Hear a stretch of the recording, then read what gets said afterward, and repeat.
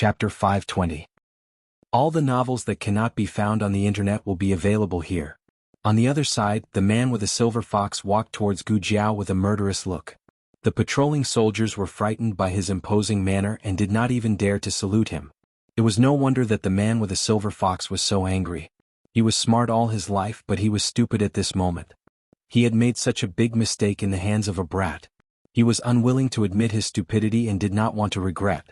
If he had not been obstinate and self-opinionated and listened to his uncle, what would have happened?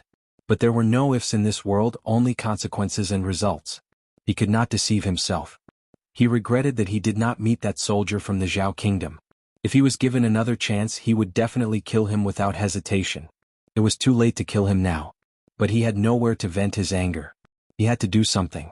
But the man with a silver fox did not expect that when he kicked open Gu Jiao's door, what awaited him was an empty room. "Where is she?" "Doctor." There was no doctor. "Sir." The soldiers who were patrolling nearby walked towards the source of the sound and cupped their fists at the man with the silver fox.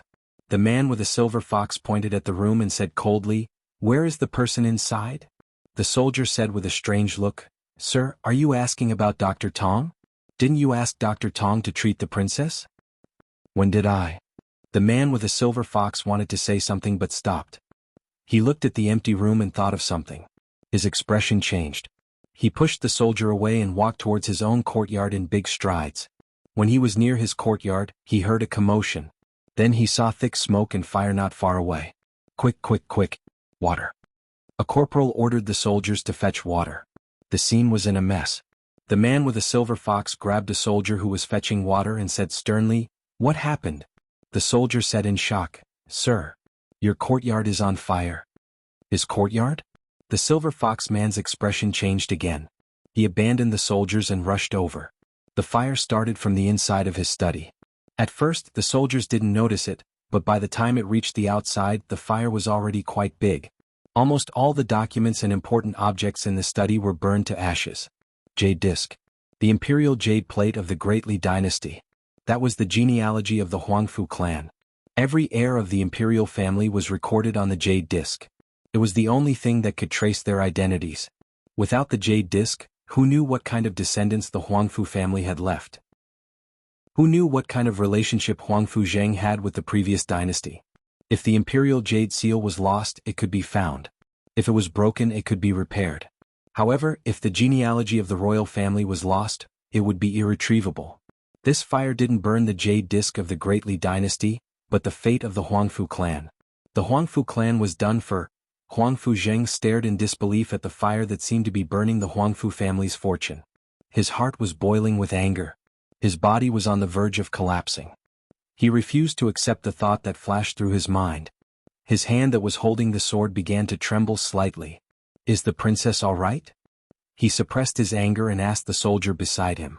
The soldier said, "The princess went out." Huangfu Zheng frowned and asked, "What do you mean?"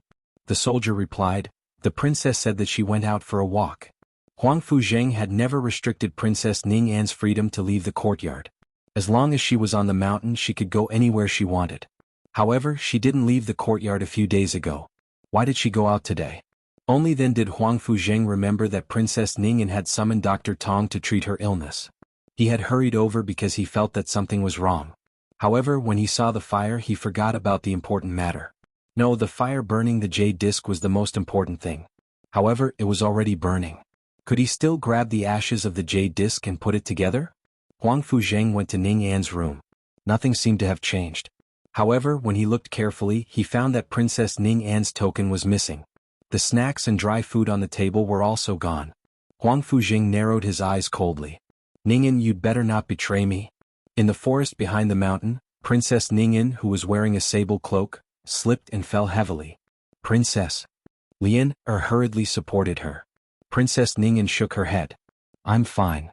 There were 4 of them, Princess Ning An, Lian, Dr. Tong and Gu Jiao. The 4 of them put on masks and braved the biting cold wind as they shuttled through the forest behind the mountain. Princess Ning An was actually not as delicate as the rumors said in the capital. At least she wasn't now. She had lived in the bitter cold of the frontier fortress for so many years, often mingling with the herdsmen. She had herded the sheep, farmed the fields and done the dirty and tiring work. Her hands were no longer the slender jade-like hands that had lived a pampered life. Her face had also lost its fair and translucent skin due to weathering and exposure to the sun. However, she still had the noble aura of a royal family. Ah! Princess Ning'an fell again. Soon Dr. Tong also fell down. There was no other way. The snow was too deep. Princess, let me carry you, Lian said. Princess Ning'an waved her hand. You can't carry me. I'm too heavy. As she spoke, she turned back to look at the path they had come from. Even though it was night, the moonlight reflected off the snow made the entire back mountain appear very bright. Their mottled footprints could be seen all over the ground. Let's go quickly. They'll catch up soon, Princess Ning'an said, panting. Gu Jiao focused and asked Princess Ning'an, where's the secret passage? Princess Ning'an raised her sore hand and pointed to the back of the forest. Through this forest there is an old well. Underneath the well is the secret passage, if I remember correctly. The last sentence made Dr. Tong's eyelids twitch. Princess, what do you mean by, if you remember correctly? Do you know the secret passage or not?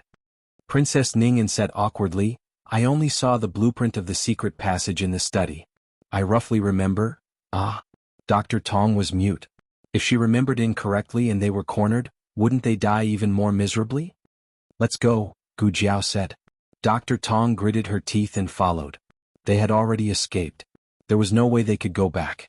Lian and Dr. Tong supported Princess Ning'an, while Gu Jiao held the red-tasseled spear and tried to keep a safe distance from them. They passed through the forest and arrived near the ancient well.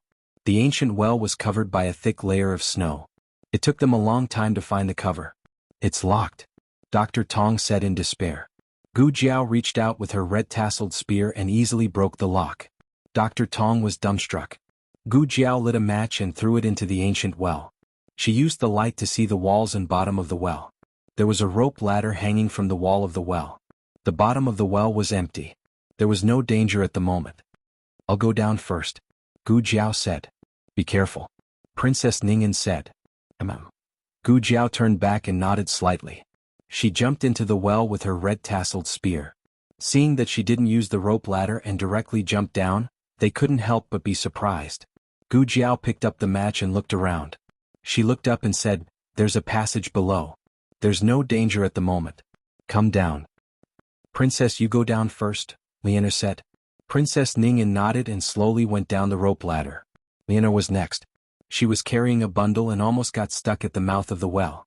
Throw the bundle down, Gu Jiao said to her. Okay. Little brother Gu, you catch it. Lian threw the bundle to Gu Jiao. Gu Jiao caught it. Lian carefully climbed down. After she steadied herself, she looked up at the mouth of the well. Dr. Tong, you should come down too.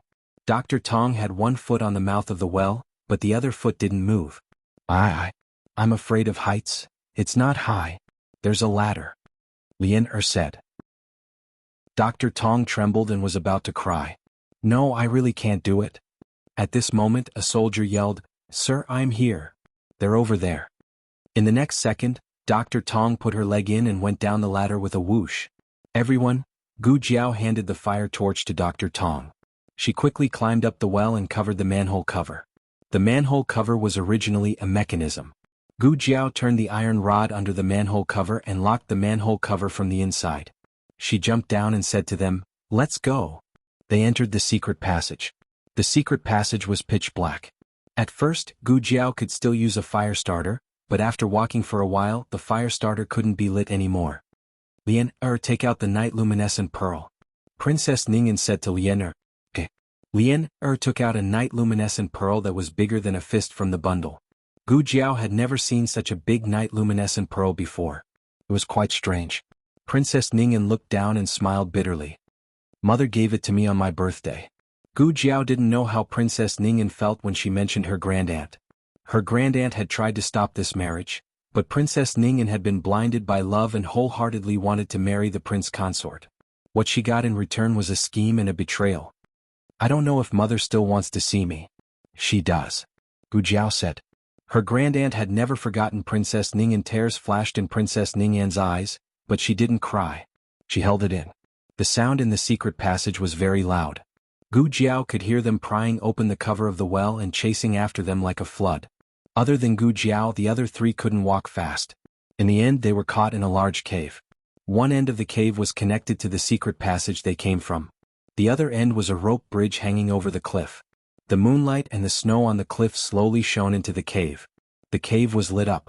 Gu Jiao threw the small basket to Dr. Tong and stood in front of the three. She looked coldly at the pursuers entering the cave. You go first. No one is allowed to leave today. Huang Fuzheng's voice came from behind the army. The soldiers in the cave immediately parted to make a path. Huang Fuzheng walked over with a cold expression. His eyes fell on Gu Jiao. He narrowed his eyes slightly. I underestimated you. You have an epidemic disease and frostbite, but you still have the strength to struggle. Epidemic disease? Lianer looked at Gu Jiao in disbelief. Dr. Tong also looked over in shock.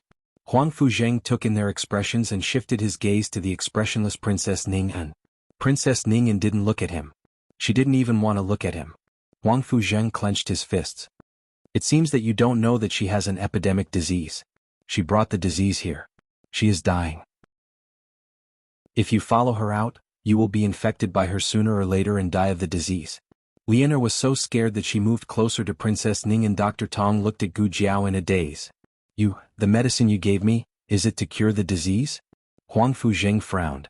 He looked at Gu Jiao who could move freely and then at Dr. Tong who didn't look sick at all. In a trance he realized something. He said excitedly, you have medicine to cure the disease.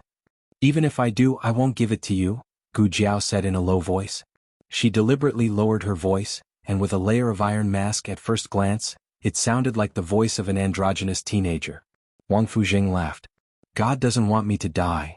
No one knew how excited Huang Fuzheng was at this moment. He thought that he was going to die, but this guy had medicine. It was a medicine that could really cure the disease. He and his uncle could be saved. Gu Jiao didn't bring anything with her. Instead, Dr. Tong carried her own medicine box and Gu Jiao's small basket. Huang Fuzheng smirked coldly. Leave this brat to me. You guys go and stop them. Yes. He looked at Princess Ning'an. Don't hurt the princess. Yes. The soldiers swarmed forward. Gu Jiao raised her red spear. Huang Fuzheng jumped up and fought with her. Huang Fuzheng snorted. Boy, I saved you. If it weren't for me, you would have frozen to death in the snow. It's fine if you don't thank me, but you repay my kindness with ingratitude. You hurt me and my uncle, and you even tried to kidnap the princess. Not kidnap, rescue. Gu Jiao swung her spear. Huang Fuzheng raised his sword to block. The two sides fought fiercely in the cave. Huang Fuzheng sneered. Boy, you are no match for me. Gu Jiao was still sick, so her strength was reduced. However, Huang Fuzheng was infected with the disease. He was not much stronger than Gu Jiao. When Gu Jiao stabbed at Huang Fuzheng again, Huang Fuzheng couldn't block it. His long sword was broken. Gu Jiao's red-tasseled spear pierced through his shoulder. Then Gu Jiao kicked him to the ground. Huang Fuzheng spat out a mouthful of blood. He didn't expect this boy to be so good at fighting. No wonder he could kill Sky Wolf. Gu Jiao's kung fu was not as good as Huang Fuzheng's. However, if Gu Jiao wanted to die, would Huang Fuzheng dare to? Gu Jiao's eyes were like a ferocious wolf. She took a few steps forward and attacked Huang Fuzheng fiercely. She was running out of energy. She had to solve this problem before that happened. Chapter 521. However, just as Gu Jiao was about to cut off Huang Fuzheng's neck, a soldier on the other side grabbed Dr. Tong and held a knife to her neck. Stop, or I'll kill him. Gu Jiao turned around and looked at him coldly. The soldier trembled under her murderous gaze. Before the soldier could threaten her, Gu Jiao's red-tasseled spear flew out and pierced the soldier's head. Dr. Tong felt a hot wave of heat shoot towards his face. He closed his eyes and froze. He didn't dare to think if it was blood or brain matter. Huang Fuzheng was shocked by the scene in front of him. He knew that the person who could kill Sirius wasn't an ordinary person, but he didn't expect her to be so decisive and ruthless. When he was threatened, he didn't hesitate at all. At that moment, Huang Fuzheng's blood was boiling. He was excited, fearful, and looked up to an expert. Huang Fuzheng looked at Gu Jiao in disbelief. Gu Jiao stepped on his chest. His ribs broke instantly and he spat out a mouthful of blood. He trembled in pain. Gu Jiao looked down at him from above, her emotionless eyes filled with coldness. Killing someone wasn't scary. What was scary was how calm she was when she did it. Huang Fuzheng felt his soul tremble. Gu Jiao only needed a little more force to step on his ribs and into his lungs. At this critical moment, Huang Fuzheng still didn't give up and looked at Princess Ning'an. Princess Ning, and turned her face away. Ning En, he said, enduring the pain. Princess Ning An's throat moved. He didn't know if she heard him or not, but she didn't turn to look at him. Wang Fuzheng suddenly smiled. My uncle has no son.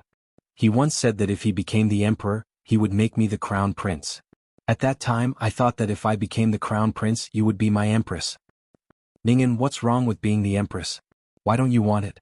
They killed your mother. They are your enemies. You would rather return to their side than be my empress. Ningen, are you done? Gu Jiao asked calmly. Wang Fuzheng coughed out a mouthful of blood. He withdrew his gaze from Princess Ningen and looked at Gu Jiao mockingly. Do you really think you can leave after killing me? Do you know how much effort I put into building this secret passage? If I don't want you to leave, none of you can leave. Including the princess? Gu Jiao asked.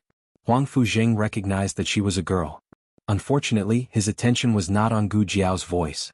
He said, yes, including her. Gu Jiao said again, you are dying but you don't let her leave. Is this how you treat her? Wang Fuzheng gritted his teeth. As long as you are willing to give me the medicine, I won't die, and Ningen won't lose her husband. Oh, you mean it's my fault? Gu Jiao tilted her head coldly and looked at him. You are the one who caused the epidemic. Wang Fuzheng's confidence was completely crushed by her words. In the end, it was all about harming oneself. Wang Fuzheng was seriously injured.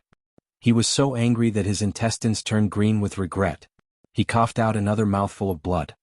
Let him die on his own. Princess Ning, and suddenly turned around, her voice trembling uncontrollably. Anyway, he has the epidemic. He can't live. Wang Fuzheng's eyes lit up when he heard Princess Ning, and pleading for him. However, the next second he heard Princess Ning and say, when we cross the bridge, cut it off. This was the only secret passage. If the bridge was broken, they would never be able to get out.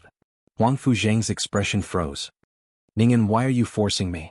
Miss Gu, let's go. Princess Ning, and walked out of the cave without looking back.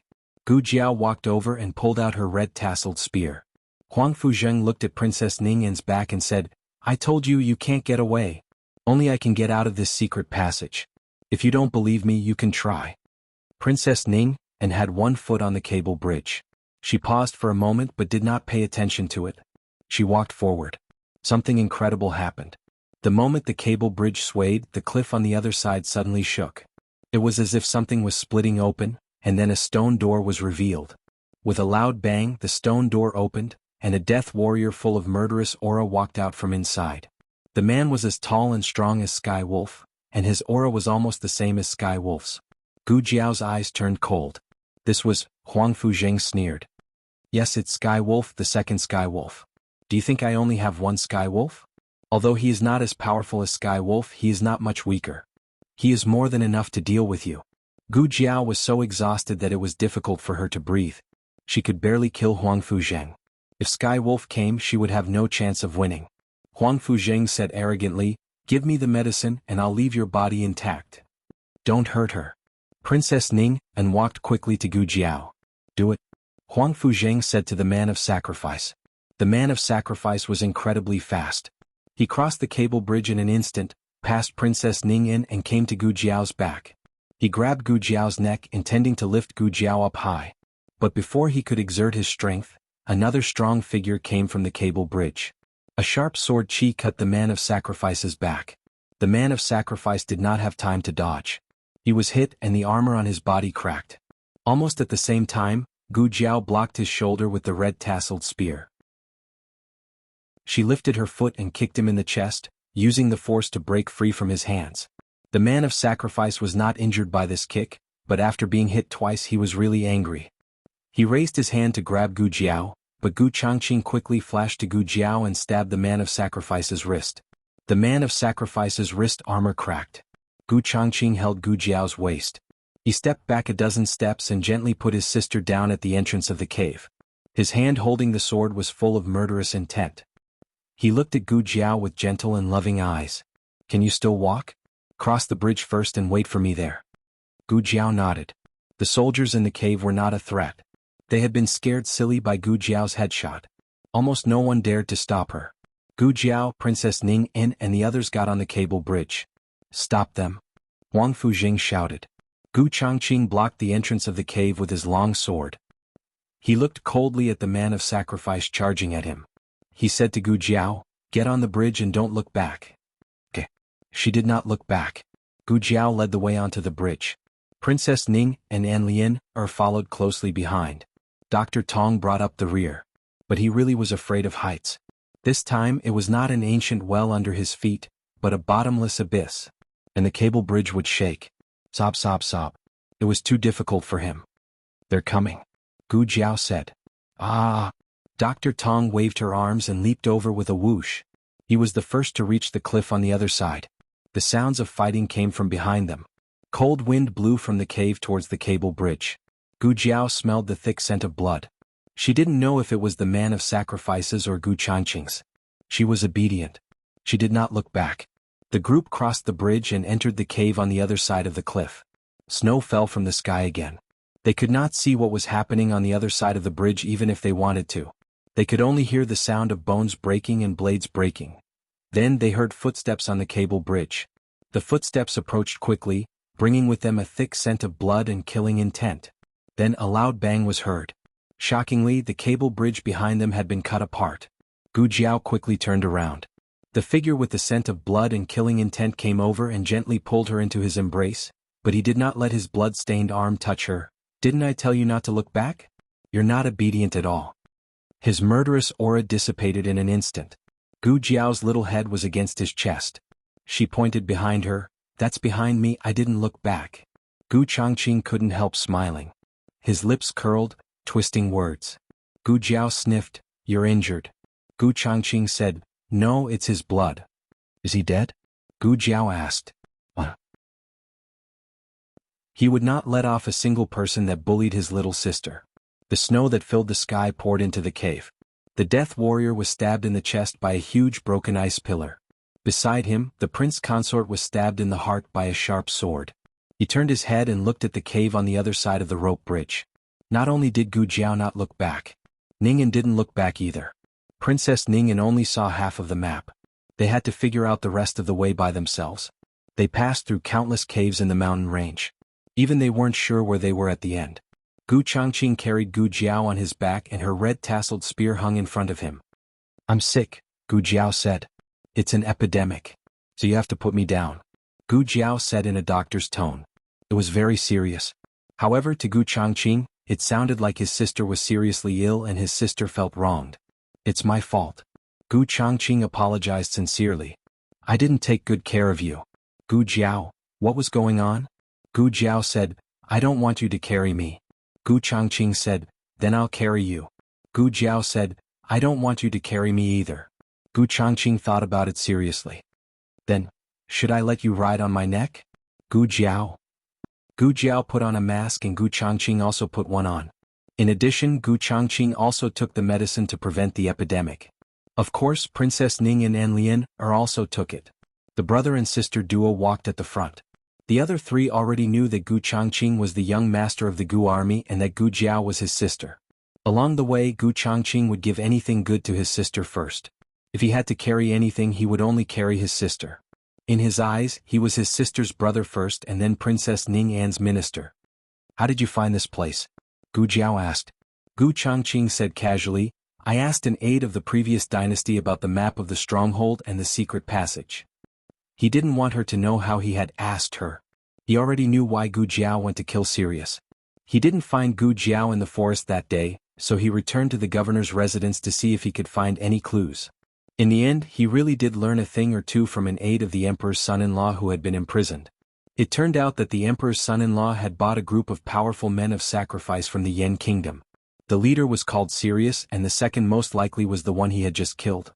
The emperor's son-in-law and Prince Yi found the plague victims to infect the Gu army, and the emperor's son-in-law bought Sirius from the Yen kingdom to deal with Gu Changqing. They wanted Gu Changqing's legs and made Gu Changqing lose everything, so that he would live the rest of his life like a ghost. Gu Jiao must have accidentally learned of the emperor's son-in-law's plan. She did it for him. When he thought of this, Gu Changqing's heart ached. He had the best younger sister in the world, so he also wanted to be her best older brother. "You're disobedient," Dr. Gu sternly said before falling asleep on Gu Changqing's shoulder. When Gu Changqing heard the even breathing on his back, his eyes flashed with tenderness. He raised the cloak in his hand and gently covered her petite body. No matter how much she suffered, he would return the pain bit by bit. The biting cold wind and snow flew over, cutting his face like knives, but none of it blew on Gu Jiao's body. She fell into a deep sleep on his warm and broad back. The power of the previous dynasty had completely collapsed. The Qin Kingdom's army in Beiyang City and Yi City only had 80,000 soldiers left. On the 27th day of the 11th month, Gu Changqing led the 60,000 Gu army to attack Beiyang City. In one night they killed 20,000 of the enemy. Prince Bo was no match for them, so he led the remaining 20,000 Qin Kingdom soldiers to abandon the city and regroup with the 40,000 Rong army in Yi City. 3 days later, Gu Changqing led the 90,000 Gu army and arrived at the city gates. At this time the 80,000 Qin Kingdom reinforcements arrived. Prince Bo was overjoyed. He planned to split up with the 80,000 reinforcements and attack the Gu army from the front and back, but he didn't expect the leader of the 80,000 reinforcements to be Yuan Tang. Yuan Tang rode on a tall horse and looked at Prince Bo and Rong Yao on the city gate tower. He showed the yellow imperial edict in his hand and said concisely, "I'm here on my father's orders to clean up the rebels. Those who surrender will be forgiven, and those who rebel will be killed." There were nearly 100,000 Gu army soldiers and 80,000 Qin Kingdom soldiers. Prince Bo and Rong Yao's 60,000 men were surrounded by enemies. There was no way they could win. Not to mention that Yuan Tang had the imperial edict, so he had a good reason to attack. The morale of the 60,000 Qin Kingdom soldiers plummeted. Yuan Tang looked at Rong Yao and smiled obediently. "Uncle, my father wants to capture Prince Bo. If you kill him you can redeem yourself." As he spoke, he seemed to be afraid that Rong Yao wouldn't believe him.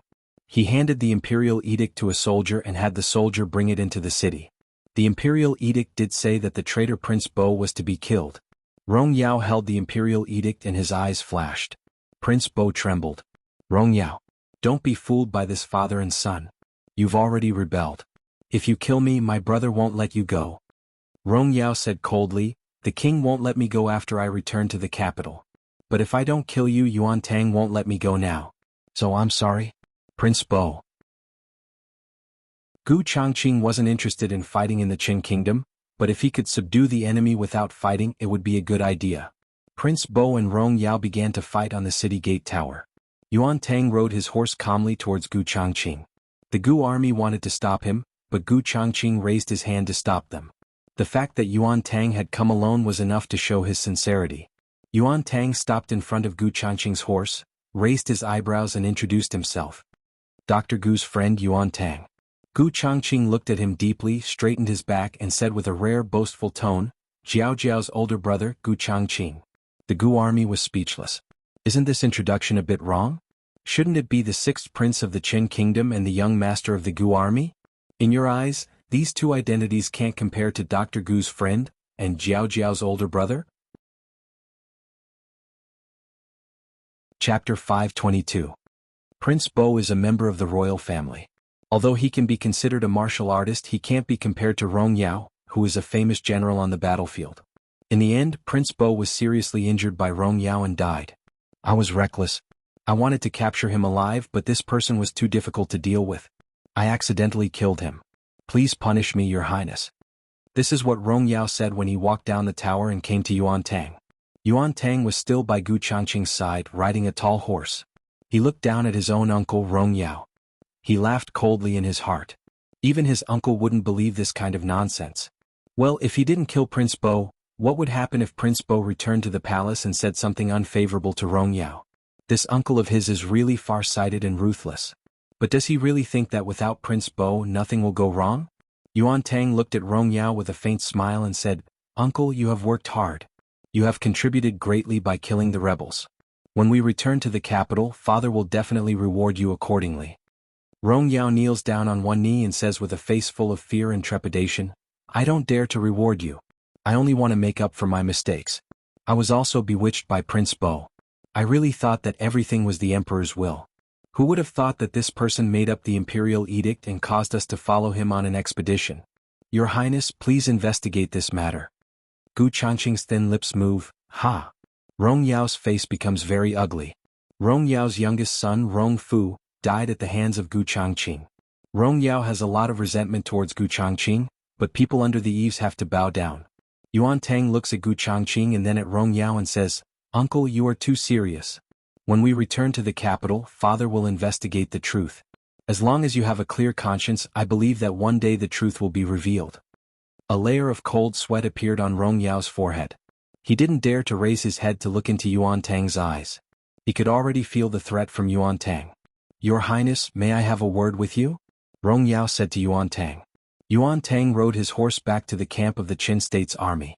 General Zhang looked at their backs and said to Gu Changqing, "General, I'm afraid that the one surnamed Rong wants to fight. The 80,000 reinforcements from the state of Qin and the 60,000 soldiers from Yi City greatly outnumbered the Gu army. If they really fought, it would definitely be a bloody battle." There was no trace of anxiety on Gu Changqing's face. He said calmly, "Yuan Tang won't agree. If Yuan Tang really wanted to start a war, they wouldn't have come alone, and they wouldn't have introduced themselves as Gu Jiao's friends." It wasn't clear what Yuan Tang said to Rong Yao, but Rong Yao was on the verge of exploding. Yuan Tang ignored him and ordered the 60,000 soldiers of the state of Qin to leave Yi City. Of course this wasn't over. The state of Qin was the one who violated the peace treaty and started the war. All the losses would be borne by the state of Qin. For the state of Qin, which had already suffered losses, this was like adding fuel to the fire. But this time Yuan Tang truly saw the cruelty of war and the terrible price it brought. If Yuan Tang was still thinking about starting a war with the state of Zhao when he was a hostage, then he no longer had such thoughts. War was a struggle for power between those in power, but the ones who paid with their lives were the innocent soldiers and civilians. Yuan Tang rode his horse to the camp of the Gu army again. He said to Gu Changqing seriously, "If you trust me, I want to escort Rong Yao back to the capital of the state of Qin.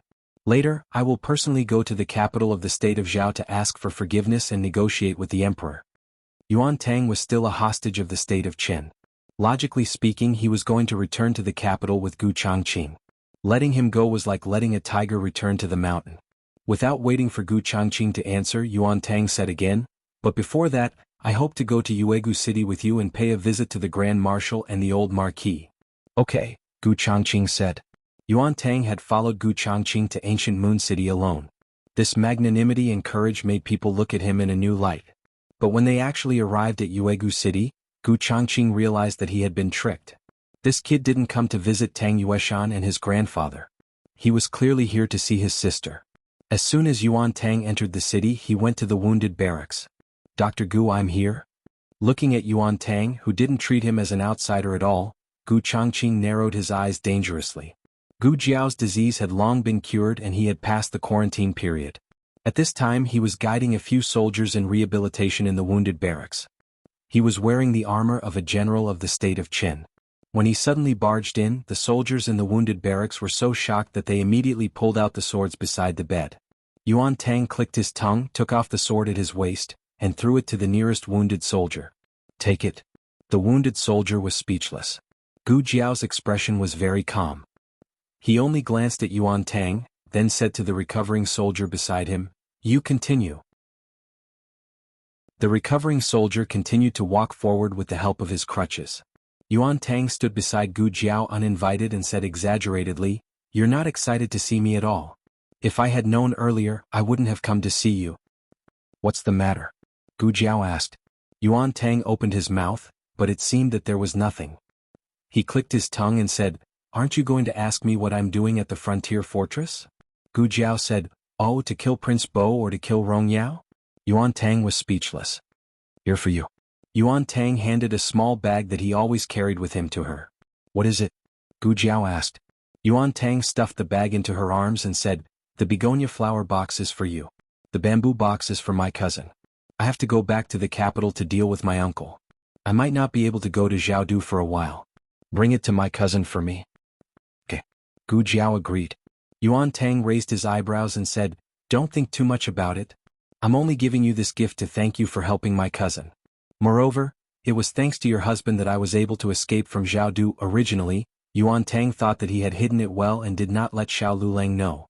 But after thinking about it carefully, Xiao Lulang was supposed to be on duty at the Yamen, but he suddenly changed his route and went out of the capital's north gate. He even stopped at the relay station for a while. Perhaps Xiao Lulang had already discovered him and deliberately sent him away. Gu Jiao did not know that there was such a thing. It was really fortunate that Xiao Heng let Yuan Tang go. Otherwise, this battle would not have ended so quickly.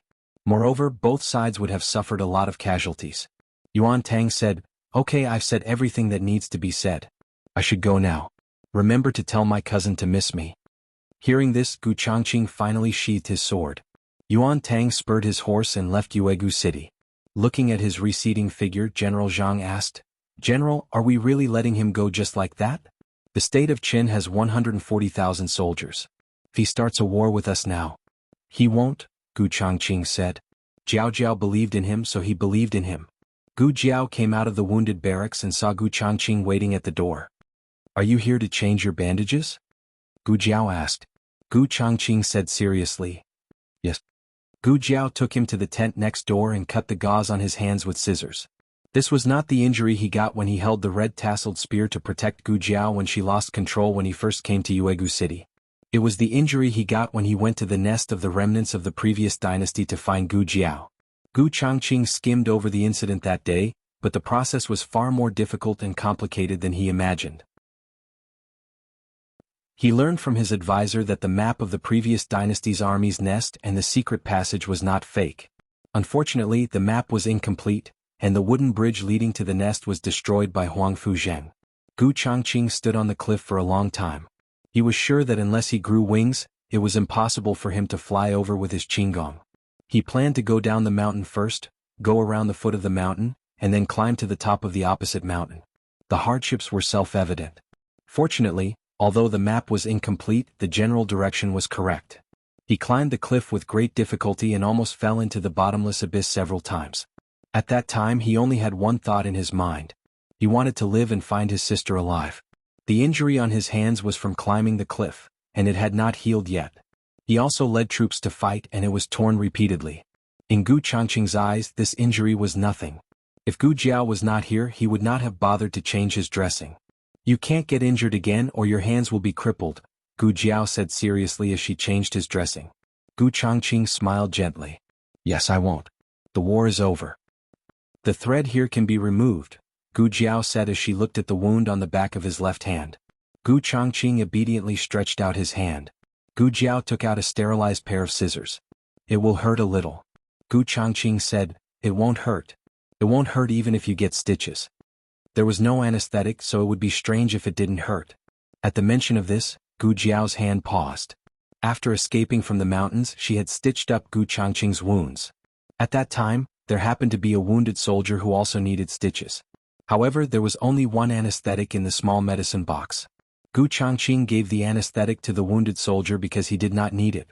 He was a martial artist, so it was inevitable for him to get injured. Occasionally, when his injuries were serious, he would need to drink a little anesthetic soup. However, no matter what kind of anesthetic soup it was ineffective on him. Gu Jiao could not help but remember when she first came to the capital. When she stitched up Gu Changqing's wounds for the first time, there was no anesthetic in the small medicine box. At that time she did not think too much about it. Now that she thought about it, perhaps the small medicine box had already determined that the patient could not tolerate anesthesia. So, all the big and small wounds on his body were stitched up without anesthesia at all? Gu Changqing stared at Gu Jiao and smiled gently. "It doesn't hurt, really?" Gu Jiao answered seriously, but her movements were much lighter. The war was over and the plague patient had recovered. Now, it was time for Gu Jiao's group to return to the capital. Tang Yueshan left behind a portion of the garrison. Gu Changqing also left behind 20,000 Gu clan soldiers to assist in the reconstruction of the three cities after the disaster. After the governors of Beiyang City and Yi City were killed, the imperial court issued edicts overnight to appoint 2 new governors. When the new governors arrived at their respective residences, the Gu clan army and the imperial court's garrison were ready to go. Princess Ning was going to return to the capital with them. It was the old marquis's task to bring Princess Ning back to the capital. Currently, the old marquis was still recovering in bed, so Gu Changqing came forward to ask Princess Ning for instructions. In the governor's residence, Gu Changqing met with Princess Ning in the study. Ever since Princess Ning came down from the mountain, she had been staying in her room. She did not go out or speak to anyone. Gu Changqing understood that the matter of the remnants of the previous dynasty had a great impact on her, so he never mentioned the war or the prince consort in front of her. Gu Changqing cupped his hands in greeting and said seriously, We'll be returning to the capital tomorrow morning. Does the princess have any other orders? Princess Ning, and stared blankly at the snowy scenery outside the window. After a while she muttered, on the way back to the capital, can we go to Ji City, to pick up someone? As she spoke, she seemed to be afraid of troubling Gu Changqing, so she added, there's no need for too many people. A few people will be enough. It won't be hard for him to pick up. Gu Changqing roughly understood who they were going to pick up. He said, I will go personally. I want to go too. In another room in the governor's residence, Gu Qingfeng, who had already taken off the splint on his arm and was back to full health, exploded. He had finally recovered from his injuries and planned to go to the battlefield to fight to his heart's content, but in the end he was told that the Qin kingdom had surrendered. He had just become a part of the Gu clan's army and had assumed the title for nothing. The main reason was that he wanted his eldest brother to witness his strength. Gu Changqing agreed. Gu Qingfeng was excited the entire night. Finally he could go on a mission with his eldest brother. Unexpectedly, when he walked out of the military camp fully armed, he saw Gu Jiao by his eldest brother's side. Gu Qingfeng's face instantly darkened. She's going too? Wasn't it just him? Why did a servant girl have the honor of fighting side by side with his eldest brother? Get on the horse. Gu Changqing patted his horse and said, if that's more like it. Gu Qingfeng curled his lips and walked towards his eldest brother's horse. He had been eyeing his eldest brother's horse for a long time. In their family, other than his grandfather's horse, his eldest brother's horse was the best. It was even better than the horse he had stolen from the prince consort. Not you. Gu Changqing blocked him mercilessly. He carried Gu Jiao by the waist and gently placed her on the horse's back. He said gently, sit tight. Gu Jiao nodded. Gu Changqing flipped over and sat on Gu Jiao's horse. Then the two of them left like a cloud of dust. Gu Qingfeng was left behind with a dumbfounded expression. Hey, have you all forgotten something? Chapter 523. The person Gu Changqing and Gu Jiao were going to pick up was the son of Princess Ning and Huang Fuzheng. He was 13 years old this year. When Princess Ning mentioned him, she didn't say much. She only said, he's not in good health.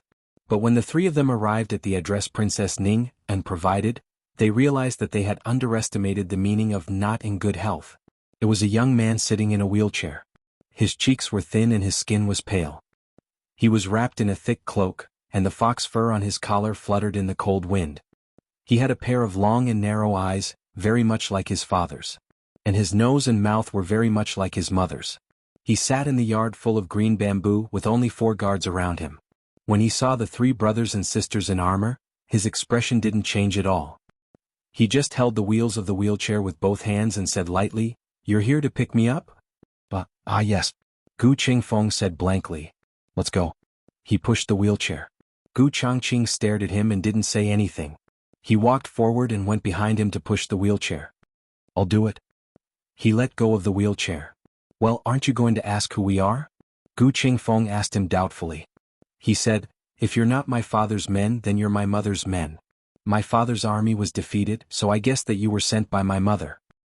"Quite smart," Gu Qingfeng muttered. To be honest, Gu Qingfeng was a little disappointed. He thought that they were here to save someone, but who would have thought that they were really here to pick him up? He wanted to fight and show his brother his kung fu, but it was a waste. Gu Changqing pushed the young man out the door. Gu Jiao stood at the door, leaning against the door frame with her arms crossed. When Gu Changqing pushed the wheelchair over, Gu Jiao glanced at his leg. It was not out of any offense or curiosity. It was purely a doctor's diagnosis of a patient.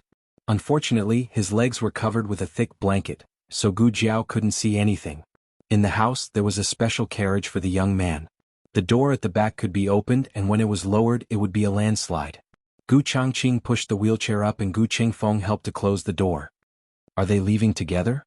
Gu Changqing looked at the 4 guards in the house. The young man said indifferently, "Does the capital lack people to serve me?" There was nothing wrong with his words, but it made people feel that he was not easy to get close to. However, Gu Changqing originally had no intention of getting close to him. On the way back to the capital, they were lord and minister.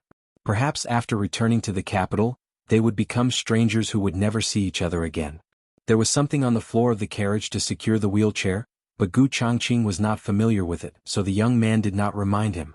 When the coachman was about to start the carriage, Gu Jiao said, "Wait." The coachman stopped. Gu Jiao lifted the curtain and got into the carriage. She pulled out a few wooden buckles hidden in the floor and stuck them on the wheels of the wheelchair. During the entire process, she did not deliberately touch the young man's legs. After doing this, she glanced at the young man, then turned and got out of the carriage. They had set off first and the army was still behind them. Gu Changqing found a relay station that they had to pass through on the way back to the capital. He asked for 2 rooms, one for Gu Jiao and one for the young man. The army would arrive at night, so Gu Changqing and Gu Qingfeng slept in a tent. After the young man entered the relay station, he fell asleep and did not come out to eat dinner. The 3 siblings made a bonfire in the courtyard and roasted some sweet potatoes and bacon. Gu Changqing brought some food to the stable to feed the horses. Gu Qingfeng and Gu Jiao sat next to the fire. Gu Qingfeng moved closer to Gu Jiao and whispered, "Hey, don't you think that kid is strange?" "How is he strange?" Gu Jiao flipped over the bacon on the fire. Gu Qingfeng swallowed and used a stick to stick a roasted sweet potato. He lowered his voice and said, "His father died, but he doesn't seem to be sad. And his personality, it always gives me a gloomy feeling. And his legs, what do you think is wrong with his legs? Is he injured or crippled?" As Gu Qingfeng spoke, he suddenly felt that something was wrong. He turned his head and saw that the young man had come out of the room at some point. He was sitting in a wheelchair with the cold wind blowing in. He was as gloomy as a ghost from the underworld. Gu Qingfeng had always been bold, but this time he could not help but feel his hair stand on end. The sweet potato in his hand dropped. Gu Jiao looked at him calmly, then looked away and continued to roast the meat. "What are you roasting?" the young man asked. "Bacon." Gu Jiao said. "I want to eat too." The young man said. Gu Jiao flipped the meat. "I'll send it in when it's done." The young man refused. "No, I want to eat here." There were steps from the house to here. He could not go down by himself. Gu Qingfeng composed himself and walked over. He carried him down the steps with his wheelchair and pushed him to the fire. "It's windy here. You can go in after a while." Gu Qingfeng kindly reminded him. The young man did not respond. Instead, he looked at Gu Jiao, who was seriously roasting meat. "Why are you wearing a mask? Are you ugly? Can't you see people?" Gu Qingfeng straightened his back. "Hey. How can you say that? Who's ugly?" The young man mocked. "If you're not ugly, why are you covering your face?" Gu Qingfeng wanted to beat him up. Gu Qingfeng's face turned cold and he snorted. "We like to. If covering your face means you don't have the face to see people, then are you sitting in a wheelchair without legs?" As soon as he finished speaking, Gu Qingfeng felt the young man's expression stiffen. Gu Qingfeng suddenly realized that he might have said something wrong. He opened his mouth to say something, but it was too late. The young man slowly pulled up the corners of his lips and smiled mockingly. Then, under Gu Qingfeng's somewhat guilty and shocked gaze, he raised his pale hand and pulled away the blanket covering his legs. A gust of cold wind blew past, blowing up his empty trousers. The military report of the victory at the frontier fortress arrived at the palace as early as the beginning of December. The emperor and the civil and military officials all breathed a sigh of relief. The remnants of the previous dynasty colluded with the pirates and the Qin army, causing the 2 borders of the Zhao kingdom to be at war at the same time. The Zhao kingdom was attacked from both sides. They also heard that the old Marquis and Princess Ning had been captured. Originally, no one had much confidence in this battle. But they did not expect the Gu army to win so quickly.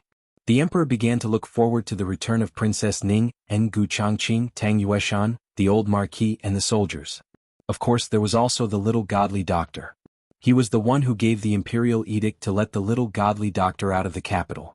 At that time, he really did not expect the little godly doctor to go to the frontier fortress. If it were not for the news from Yuegu City that there were 2 officials sent by Empress Dowager Zhuang with the token of Renshou Palace, he would still be in the dark. If he had known that she was going to such a dangerous place, he would not have given her the imperial edict to leave the city. Only the heavens knew that his imperial mother hated him to death. He had not seen her for 3 days. "Not here yet? Not here yet?" The emperor sat restlessly in the imperial study. "Soon soon. They said that they will arrive in a few days." Eunuch Wei said with a smile. The emperor looked at him with hidden bitterness. "You said that last time." Eunuch Wei smiled embarrassedly. "Isn't it because the mountain was blocked by heavy snow and they suddenly could not leave?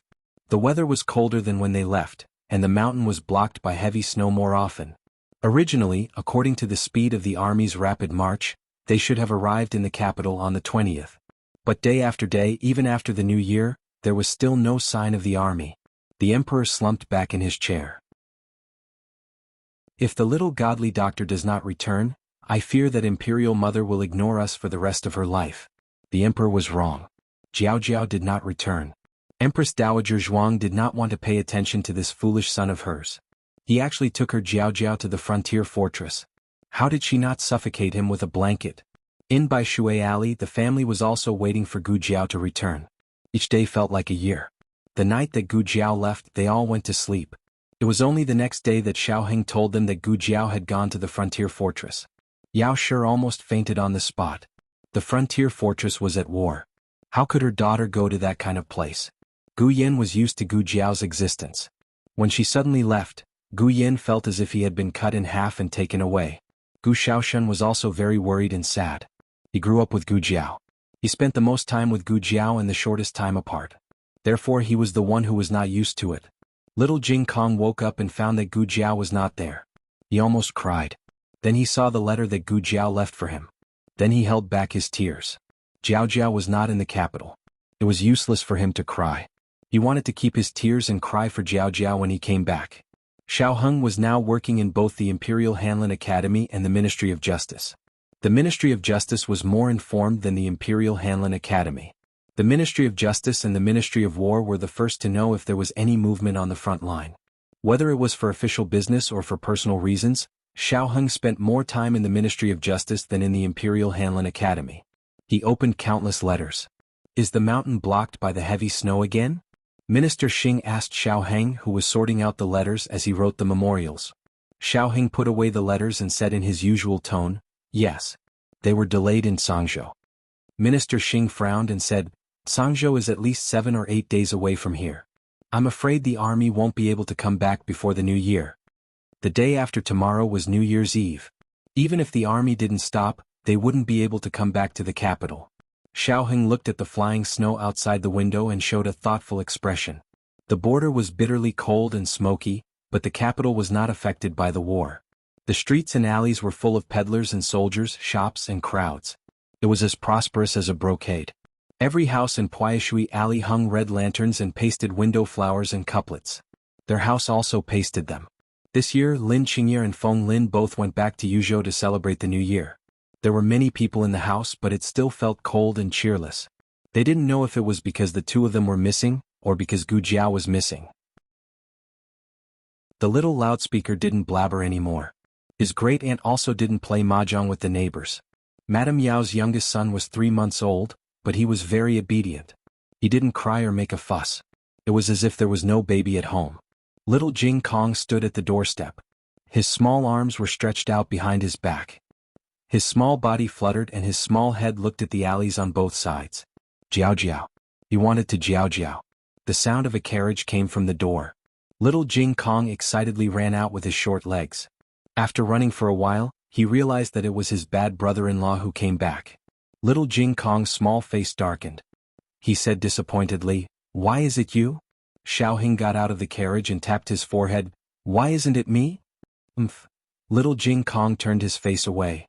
"Let's go," Xiaoheng said to him. Little Jing Kong slowly followed behind him. He looked back 3 times with every step. Xiaoheng walked in front.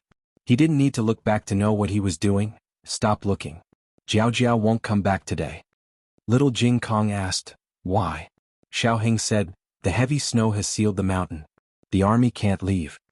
Little Jing Kong asked, "Can Jiao come back tomorrow?" Xiaoheng said, "I don't know." Little Jing Kong asked, "What about the day after tomorrow?" "The day after tomorrow is New Year's Eve. It's my birthday. Can Jiao come back in time to celebrate with me?" Xiaoheng said, "You weren't born on New Year's Eve." Little Jing Kong put his hands on his waist and stomped his feet. "The abbot said that my birthday is on New Year's Eve. That's New Year's Eve. Jiao also celebrated my birthday on New Year's Eve." Xiaoheng smiled. He didn't argue with him. Instead, he stopped and rubbed his little head that had grown some hair. "Let's go in." Early the next morning, Little Jing Kong sat on the threshold. He waited from dawn to dusk. He waited until he became a light shui, but Jiao still didn't come back. Guyen walked over and led the little guy in. After midnight it would be New Year's Eve. The army was still trapped in the snowy mountains of Zhangzhou. It was destined that they wouldn't come back this year. At night, the family sat by the fire in the central room. Suddenly, there was a knock on the door in the front yard. They were all startled. Jiao Jiao. Little Jing Kong was the first to rush out. However, it wasn't Gu Jiao Jiao who came. It was Granny Zhou.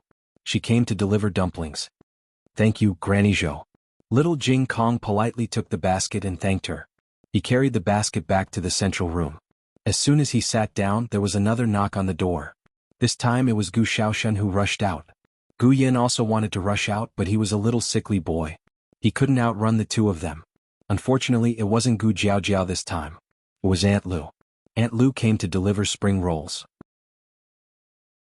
When the door was knocked on for the third time, Secret Guard A rushed out. He received a murderous look from his young master. Either he opened the door or he died. I am so cruel. Master Zhao, thank you. Secret Guard A carried the basket of duck eggs back to the central room. Everyone sighed in unison.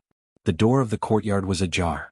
Gu Jiao Jiao didn't need to knock on the door to return to her own home. Therefore, everyone knew clearly that it wasn't Gu Jiao who came. However, they still couldn't help but look forward to it. Go to sleep, Xiaoheng said to everyone. Everyone returned to their own rooms with heavy hearts. It seemed that this New Year's Eve Jiao Jiao really couldn't come back. Xiao Lulang tidied up the central room. He wasn't sleepy for the time being, so he went to the study to read for a while. It was still the letter of credence from the Yen Kingdom. He was almost halfway through it. However, he couldn't continue reading tonight. New Year's Eve used to be the most important day in his life. It was the day he came to this world, and it was also the day he died, in that fire. Coincidentally, it was also midnight. Xiao Lulang looked at the hourglass on the wall. It was midnight again. He closed the book in his hand and went to the quiet courtyard. He looked at the swing that Gu Jiao personally made and was a little lost in thought. Dong. Something hit the door of the courtyard. Xiao Lulang came back to his senses. He frowned and walked towards the door. Senior servant Fong bolted the door before going to bed. Xiao Lulang paused for a moment and then took down the bolt. He opened the vermilion door and a biting cold wind and snow poured in. After the wind and snow filled the sky, a small figure dressed in green sat against the wall on the threshold. One of her slender legs was bent, and the hand holding the horsewhip was on her knee. Her black hair was messed up by the wind and snow, and her lips were dry and cracked. She was covered in wind and rain and looked a little embarrassed. She leaned against the corner of the wall and gasped for breath. She raised her head and looked deeply at him with her eyes that were still clear despite being covered in wind and sand. The corners of her lips curved and she said, "Happy birthday, Lord Xiao." Chapter 524. When she said this, her chest rose and fell slightly. Although she tried her best to calm her breathing, she was still out of breath. It could be seen how hard she had been running all the way here. She didn't even have the strength to stand up, which was why she bumped into the door with a loud thud. She didn't want Xiaoheng to see her in such a sorry state, so she sat on the hard threshold with a calm look. She leaned against the cold corner of the wall, but she didn't know that her tiredness was written all over her face. Even so, when she looked at him, her eyes were still shining. The wind and snow were raging between heaven and earth, and the cold wind was whistling. Xiaoheng's heart seemed to be filled with a boiling heat wave. His blood was rushing rapidly, but he held his breath. He looked at her in disbelief, and his deep eyes clearly reflected her sorry figure. The snow in Ji City sealed the mountains, and the 100,000 soldiers were unable to advance. However, she crossed the mountains alone, braved the strong wind and cold snow, and appeared in front of him on his birthday. Xiaoheng was well-read and had a belly full of classics, but at this moment he couldn't find the right words to describe his feelings. He suddenly felt a little upset and even a little painful. He didn't say anything, but the look in his eyes said it all. It was just a birthday that he didn't care about. Why did she rush back? Why didn't she wait for the wind and snow to pass? Why didn't she go with the imperial court's army? Why, what else could it be? It was just something that he didn't care about, but someone cared about it for him. Xiaoheng's heart was moved, but there was no change in his expression. He quickly took off his outer robe, squatted down, and wrapped the outer robe with his body temperature around Gu Jiao's body. Gu Jiao's body was enveloped by a huge wave of warmth, followed by his unique manly aura and delicate fragrance. She sniffed and said with a little nasal voice that was frozen, "You smell so good." Xiaoheng looked at the tip of her nose, which was red from the cold. "You're so cold. Can you still smell my fragrance?" "Yes, it smells good," Gu Jiao said with certainty. Xiao Heng was originally looking at her disheveled appearance and thinking about the risks and hardships she had faced along the way. His mood was a little complicated and heavy, but after her interruption he didn't know whether to laugh or cry. Xiao Heng brought in the red tasseled spear that she had placed beside her leg. He also untied her small basket. With one hand around her back and the other around her knees, he gently lifted her up. "I can go," Gu Jiao said. She didn't forget that he was still lame. When they were at home, she didn't even let him carry her in little Jing Kong. "I can leave too," Xiao Heng said. Gu Jiao blinked and looked at him. Xiao Heng stood up with her in his arms. She could feel the strength in his arms. Compared to when she left the capital, he was stronger and had the strength of a grown man. Gu Jiao looked at his legs again and was surprised to find that he could walk very well. Gu Jiao made a sound of surprise. "Your legs aren't lame anymore?" "No." A certain person turned back into a little lame in a second. In reality he had recovered a long time ago. After resolving the misunderstanding with Princess Xen Yang, he was able to walk freely the next day. He had originally planned on giving her a pleasant surprise on her birthday, but a certain girl had turned around and ran away. Very good. She had to pay the price. When Gu Jiao left the capital, it was autumn and she didn't wear much. Now that it was late winter, her cotton clothes didn't weigh much. Xiao Heng hugged her even tighter. The little guy at home was already 3 months old and didn't need to drink milk at night. The wet nurse didn't need to live here anymore. Yao Shi brought the little guy back to their original room and left the east room for Gu Jiao. Yu came every day to clean it and change the bedding.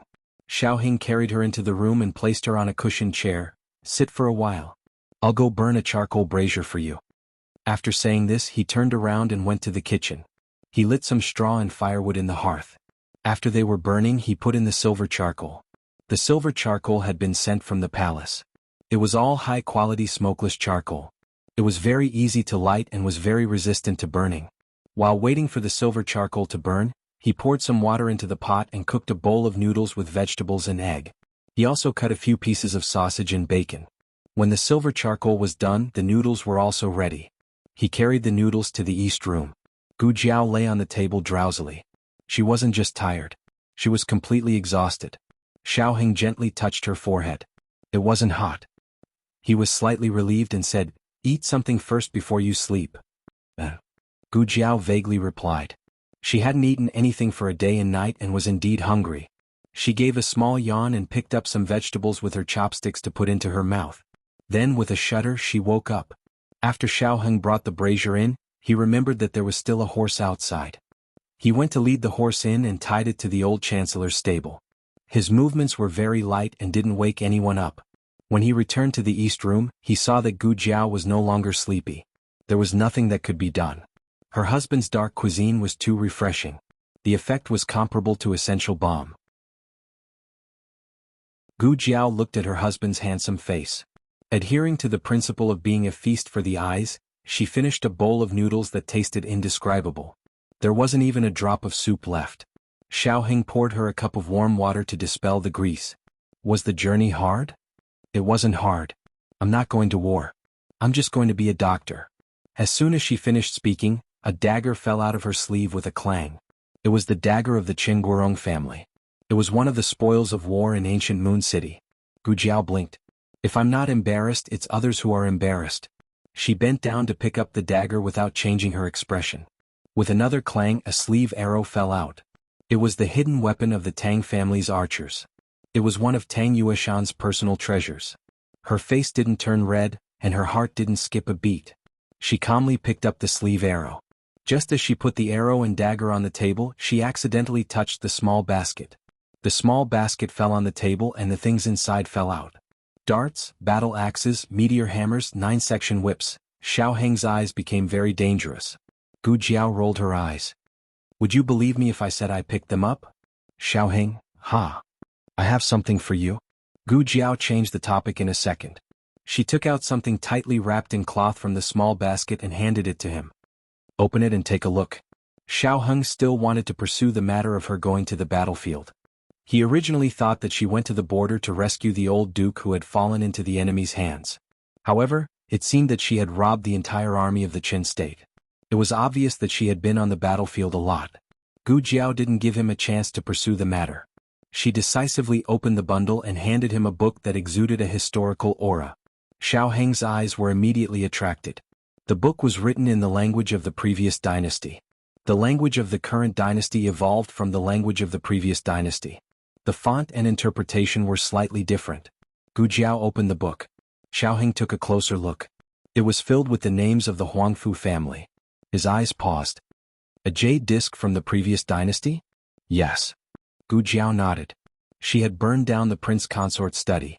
The prince consort thought that she had burned the jade disc as well, but she hadn't. She had stolen it. The Great Li dynasty had ruled for 300 years. After that, it had been secretly inherited for another 200 years. This Huangfu family genealogy recorded every member of the imperial family of the previous dynasty. It had great research and archaeological value. This kind of ancient book was as attractive to Hanlin officials as a divine weapon was to peerless experts. Xiao Heng's eyes moved slightly. How did you get it?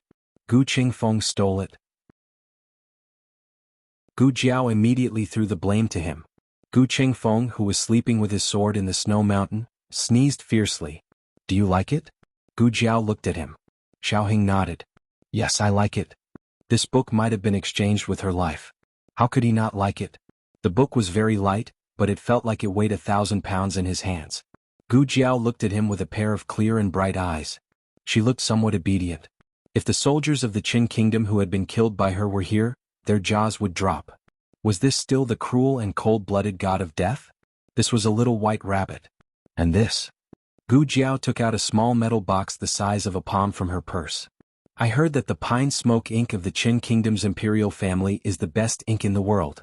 Try using it to draw. Green ink is not bad. Unfortunately, there are only 2 pieces. Prince Bo has a master who makes brushes. He made a new one for me. Gu Jiao continuously took out small gifts from the small basket on her back. He didn't know how many things she had in there. Xiao Heng stared at her deeply. Every time she took out a small gift, his eyes would deepen.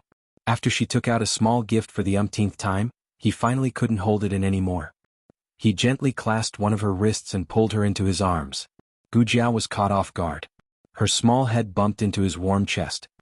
His drumming heartbeat passed through the thick material of his clothes and into her ears. Her ears were burning from the sound of his thumping. The surroundings suddenly seemed to be quiet. Only each other's breathing and heartbeat could be heard. Are you hurt? He asked in a hoarse voice. Chapter 525. If she wasn't injured, would he let me see the pentakill? Gu Jiao's eyes widened. She shook her head in his arms. No, absolutely not. Being sick doesn't count as being injured. She didn't lose a single hair. Xiao Heng felt the furry little head in his arms turn around, tickling his heart. He took a deep breath and held Gu Jiao's little shoulder to help her sit up straight. Then he looked into her eyes without blinking. You really aren't injured? Gu Jiao met his gaze calmly. I'm really not injured. She would never admit that she had almost died several times. She had even been frozen into a small ice sculpture on the ice field and had fallen seriously ill. Didn't Xiao Heng know her well? Even if she poked a hole in the sky, she would never feel guilty. But she had changed the topic too quickly. It was impossible that nothing had happened on the frontier. Xiao Heng asked directly, Where are you injured? Xiao Heng asked directly. Gu Jiao wouldn't be tricked by him. I'm not injured anywhere. If you have the ability, you can guess that I was almost frozen into a small ice sculpture. Or that I almost died from a small epidemic. How could you guess? If she hadn't experienced it herself, Gu Jiao wouldn't have guessed it herself. Gu Jiao saw that he still didn't believe her. She simply spread her arms and leaned against the back of the chair. She used her trump card. Why don't you check it? Xiao Heng looked at her deeply. Suddenly, he stood up from his chair and leaned over her. He had one hand on the armrest of the chair, and his tall body pressed down on her. His other hand held onto her soft waist, and with a trace of a man's danger, he said, Are you sure you want me to check, Jiao Jiao? That sound of Jiao Jiao made Gu Jiao's ears go limp. She stared blankly at his handsome face that was inches away from hers, feeling his scorching breath. The warmth of his palms was transmitted to her waist through the fabric of her clothes, and her originally cold waist seemed to be on fire in an instant. He didn't have much strength, but it was this kind of domineering and restrained feeling that made it hard for people to resist. Gu Jiao blinked her eyes. She suddenly reached out her hand and hugged his waist that was filled with masculine strength. He took a deep breath. Jiao Jia Jia Jiao Jiao? Gu Jiao whispered, Jiao Jiao wants it. What? he Jiao Jiao's voice. Gu Jiao hugged his waist tightly and used the strength of her arm to gently lift her body. Their breaths were almost touching. Xiao Heng's large hand that was holding her slender waist suddenly tightened. He hugged her soft body. His arm supported her back and his palm held the back of her head, not letting her feel any force. Jiao Jiao, what do you want? Why aren't you saying anything? Are you shy? Xiao Heng didn't wait for Gu Jiao's reply. He gently raised his head and saw that Gu Jiao had fallen asleep leaning on his arm and palm. Xiao Heng, Gu Jiao was indeed exhausted. There was no need to mention how difficult it was to climb the snowy mountains. After leaving the mountains, she had to travel day and night without stopping. Every time she stopped at a relay station, she would change the strongest horse. However, the horse could be changed, but the rider could not be changed. She hadn't slept well for many days. Xiao Heng slowly carried her and carefully placed her on the bed. In fact, she was so exhausted that she wouldn't wake up no matter what. Xiao Heng's movements were still gentle. Xiao Heng took off her shoes and coat, took off her hair tie and pulled the quilt over her. He tucked in every corner of the quilt and wrapped her small body tightly. Then he looked at her emotionally, bent down, and gently kissed her forehead. At dawn, little Jing Kong woke up as usual. Bad brother-in-law wasn't around. This wasn't strange as his bad brother-in-law woke up earlier than him. Today was New Year's Eve. It was a pity that Jiao Jiao didn't come back. He was so listless that he didn't even bother to wear his new clothes. He slowly put on a set of old clothes and walked out with his head drooping. He habitually walked around Gu Jiao's room first before going to wash up. He was like a soulless puppet as he slowly walked into the room. He walked around the bed, turned around and went out. He picked up a small toothbrush made of a ponytail in the backyard. As he brushed, his slow mind suddenly had an image. There was someone on the bed. Jiao Jiao. Yeah. Little Jing Kong didn't even want his small cup and toothbrush. He turned around and ran towards Gu Jiao's east room. At this time, Yao Shi, Gu Yan, and Gu Xiaoshen also came over from the east room's door. It wasn't strange for Yao Shi and Gu Xiaoshen to wake up early, but Gu Yan, who always liked to sleep in, also woke up. Probably because of the twins' reaction, Gu Yan actually woke up in the middle of the night. Then he went to Gu Jiao's side and lay down. Smelling his sister's scent and holding his sister's hand, he finally felt that the half of him that was cut off and taken away had returned to him. Little Jing Kong had just opened his mouth when Gu Yan covered his mouth. Little Jing Kong anxiously looked at Jiao Jiao, who was sleeping soundly on the bed. He grunted a few times and gave up struggling. Although he really wanted to Jiao Jiao, he couldn't make a fuss about Jiao Jiao. Let's go out first? Yao Shi whispered. Everyone nodded and reluctantly went to the central room to sit down. Nanny Fong excitedly walked in from the back door of the central room and asked in a low voice, I just heard the young master and Master Hua say that eldest miss is back? The old chancellor had been very worried about Gu Jiao, so after dawn, Xiao Heng first told Yao Shi the news of Gu Jiao's return, and then went to report to the old chancellor that she was safe. Yao Shi also couldn't hide the excitement in her heart. She nodded with a smile and said in a low voice, she's back. Nanny Fong put her hands together and said, Amit Ba, thank the heavens. Before Gu Jiao left, she left a letter for the family. In the letter she said that she was going to be a doctor. Except for Xiao Heng and Gu Yan, everyone else believed her. However, even if she was going to be a doctor, it was still very dangerous. In the land of war, even the old marquis was captured. Gu Jiao was only a girl, so protecting herself was the most worrying problem for everyone. Now that they saw that she was back safely, everyone's hanging hearts finally returned to their stomachs. Gu Jiao slept all the way until the afternoon. After running around for so long, she was in a trance when she opened her eyes. She almost thought that she had transmigrated again. Otherwise, how could she wake up in such a warm place? Then she saw 1, 2, 3 4 little heads sticking in through the crack of the door. They were little Jing Kong, Gu Xiaoshen, Gu Yan and Gu Xiaobao, who just turned 3 months old. Gu Xiaobao was held in front of Gu Yan's chest with both hands. His pair of black grape-like eyes were rolling around, and he was sucking on his fingers. The whole room was filled with the sound of his fingers sucking. Gu Jiao sat up. Little Jing Kong's eyes lit up. He pushed open the door with a bang and was the first to rush to the bed. Jiao Jiao, you're awake. Gu Yan snorted and said, Hey, Jiao Jiao didn't wake up. She's sleeping. The stinky little monk ran so fast. Little Jing Kong ignored Brother Yan. Jiao Jiao was back and he only talked to Jiao Jiao. Little Jing Kong came to the bedside and plunged into Gu Jiao's arms. He shook his little head cutely and said, Jiao Jiao, I missed you. I missed you so much. He just wanted to act cute, but as he did, he felt a lump in his throat. He felt wronged. He hadn't seen Jiao Jiao for so many days, and he felt that he had wasted his childhood. He wanted to start all over again in these 3 months. Your hair has grown long, Gu Jiao said. When he left, he still had a buzz cut. Now he had a small mushroom hairstyle. After the new year, he should be able to get a small ponytail. Yes. Little Jing Kong replied pitifully. He didn't want to talk about his hair now. Jiao Jiao, remember to bring me along the next time you go out. I want to go with you. Gu Yin walked in with Gu Xiaobao. He glanced at the little guy and said, What do you think that is? Can a child go there? Little Jing Kong stood up from Gu Jiao's arms and looked at Gu Yin with his hands on his hips. I will grow up. Gu Yin loved to bicker with the little guy.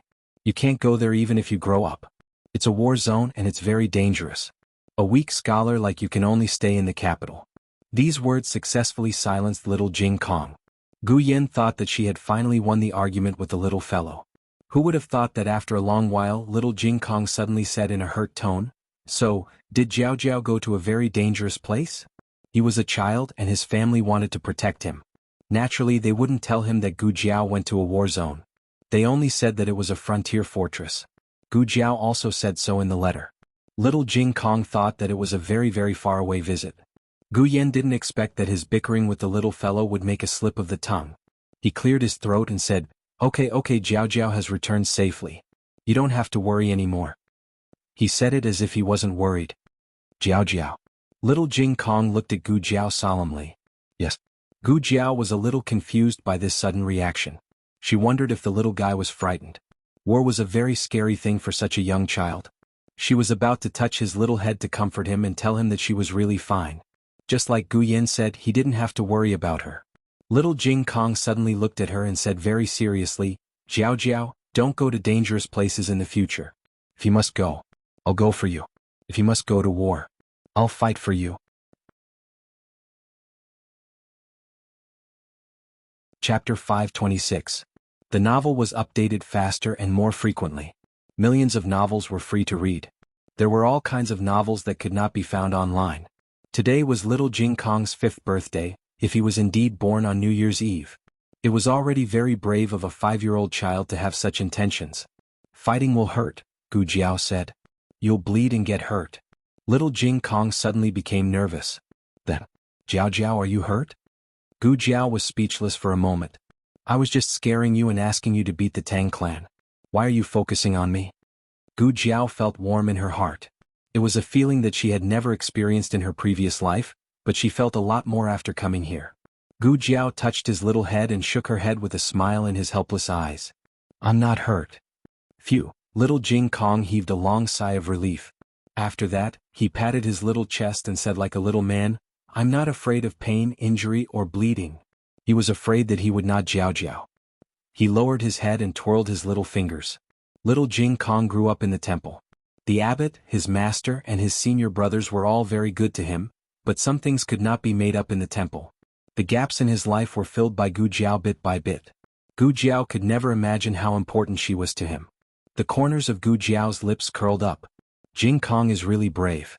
Little Jing Kong was flattered. He raised his little chin and said, Of course I'm the bravest little man in the family. Gu Yin snorted. Little brat. Little Jing Kong stayed with Gu Jiao for a while. His little heart was comforted and he happily went to the backyard to practice martial arts. Without the loudspeaker the room was quiet. Gu Yin came to the bedside and sat down. There were only 3 of them left in the house. Little Jing Kong's combat power was equivalent to that of a regiment. Even if the 3 of them worked together, they wouldn't be as troublesome as him. For a moment the atmosphere was particularly harmonious. Gu Jiao sat at the head of the bed and looked at the little munchkin in Gu Yan's hands. She made a sound of surprise and said, This is, little brother? You've grown so big? Gu Xiaobao, call her sister. Gu Yin lowered her head and said to Gu Xiaobao. Perhaps because he heard his name, Gu Xiaobao stopped sucking on his fingers. He lifted his head to look at Gu Yin then at Gu Jiao. Gu Jiao was undoubtedly a stranger to Gu Xiaobao. However, Gu Xiaobao had a good temper. He usually didn't cry or make a fuss. When the neighbors came to hug or pinch him, he would give them face. Gu Yin placed Gu Xiaobao in Gu Jiao's arms. Indeed, he didn't cry. He just opened his big round eyes and drooled as he stared unblinkingly at Gu Jiao. Gu Xiaobao was chubby and the 2 lumps of meat on his face were heavy. He looked especially like a little Fua. Gu Jiao looked at his silly and adorable appearance and couldn't help but laugh. Gu Xiaobao was already 3 months old. He could actually recognize people. For example, he liked Yao Shi the most, followed by nannies. After all, they had milk to drink. When there was no milk to drink, Gu Xiaobao would eat his fingers. However, perhaps because he had never seen Gu Jiao before, Gu Xiaobao was a little confused. He was so confused that he forgot to eat his fingers. Then, in the next second, he stuffed his favorite little finger, which even Gu Yan couldn't bear to give to him, into Gu Jiao's mouth. The 3 little men didn't occupy Gu Jiao for too long. This was because when the little monk went to the rear courtyard to practice, he deliberately shouted, "Jiao Jiao, wake up!" Thus, Yao Shi, Nanny Fang Yuye, and the old chancellor all put down their work and came over.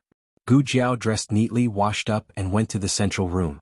Yao Shi and the old chancellor sat at the table and watched her. Nanny Fang and Yuye stood behind Yao Shi. Nanny Fang kept wiping her tears and cried even harder than Yao Shi. "Nanny, eldest miss is back," Yuye whispered.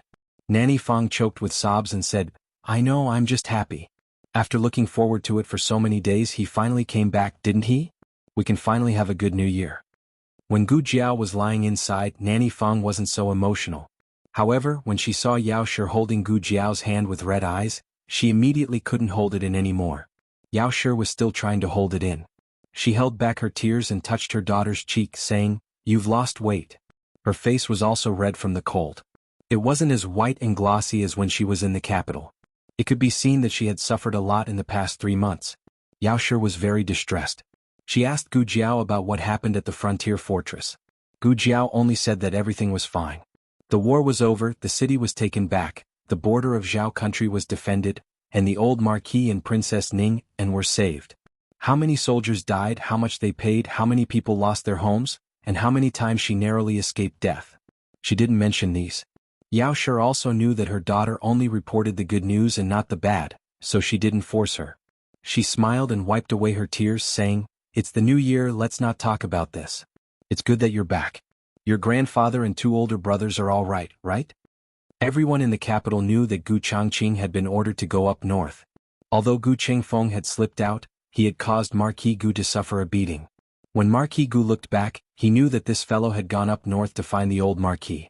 Gu Jiao nodded. "They're all well." All 3 of them were injured, but they were recovering well. Gu Chengfeng was the most resistant to beatings and was the first to recover. Gu Changqing's injury was also not a big problem. Now, only the old Marquis still needed to recuperate. After returning to the capital, he would do rehabilitation with Tang Yushan. Yao Shi looked at Gu Xiaobao, who was being shaken back and forth by Gu Yan.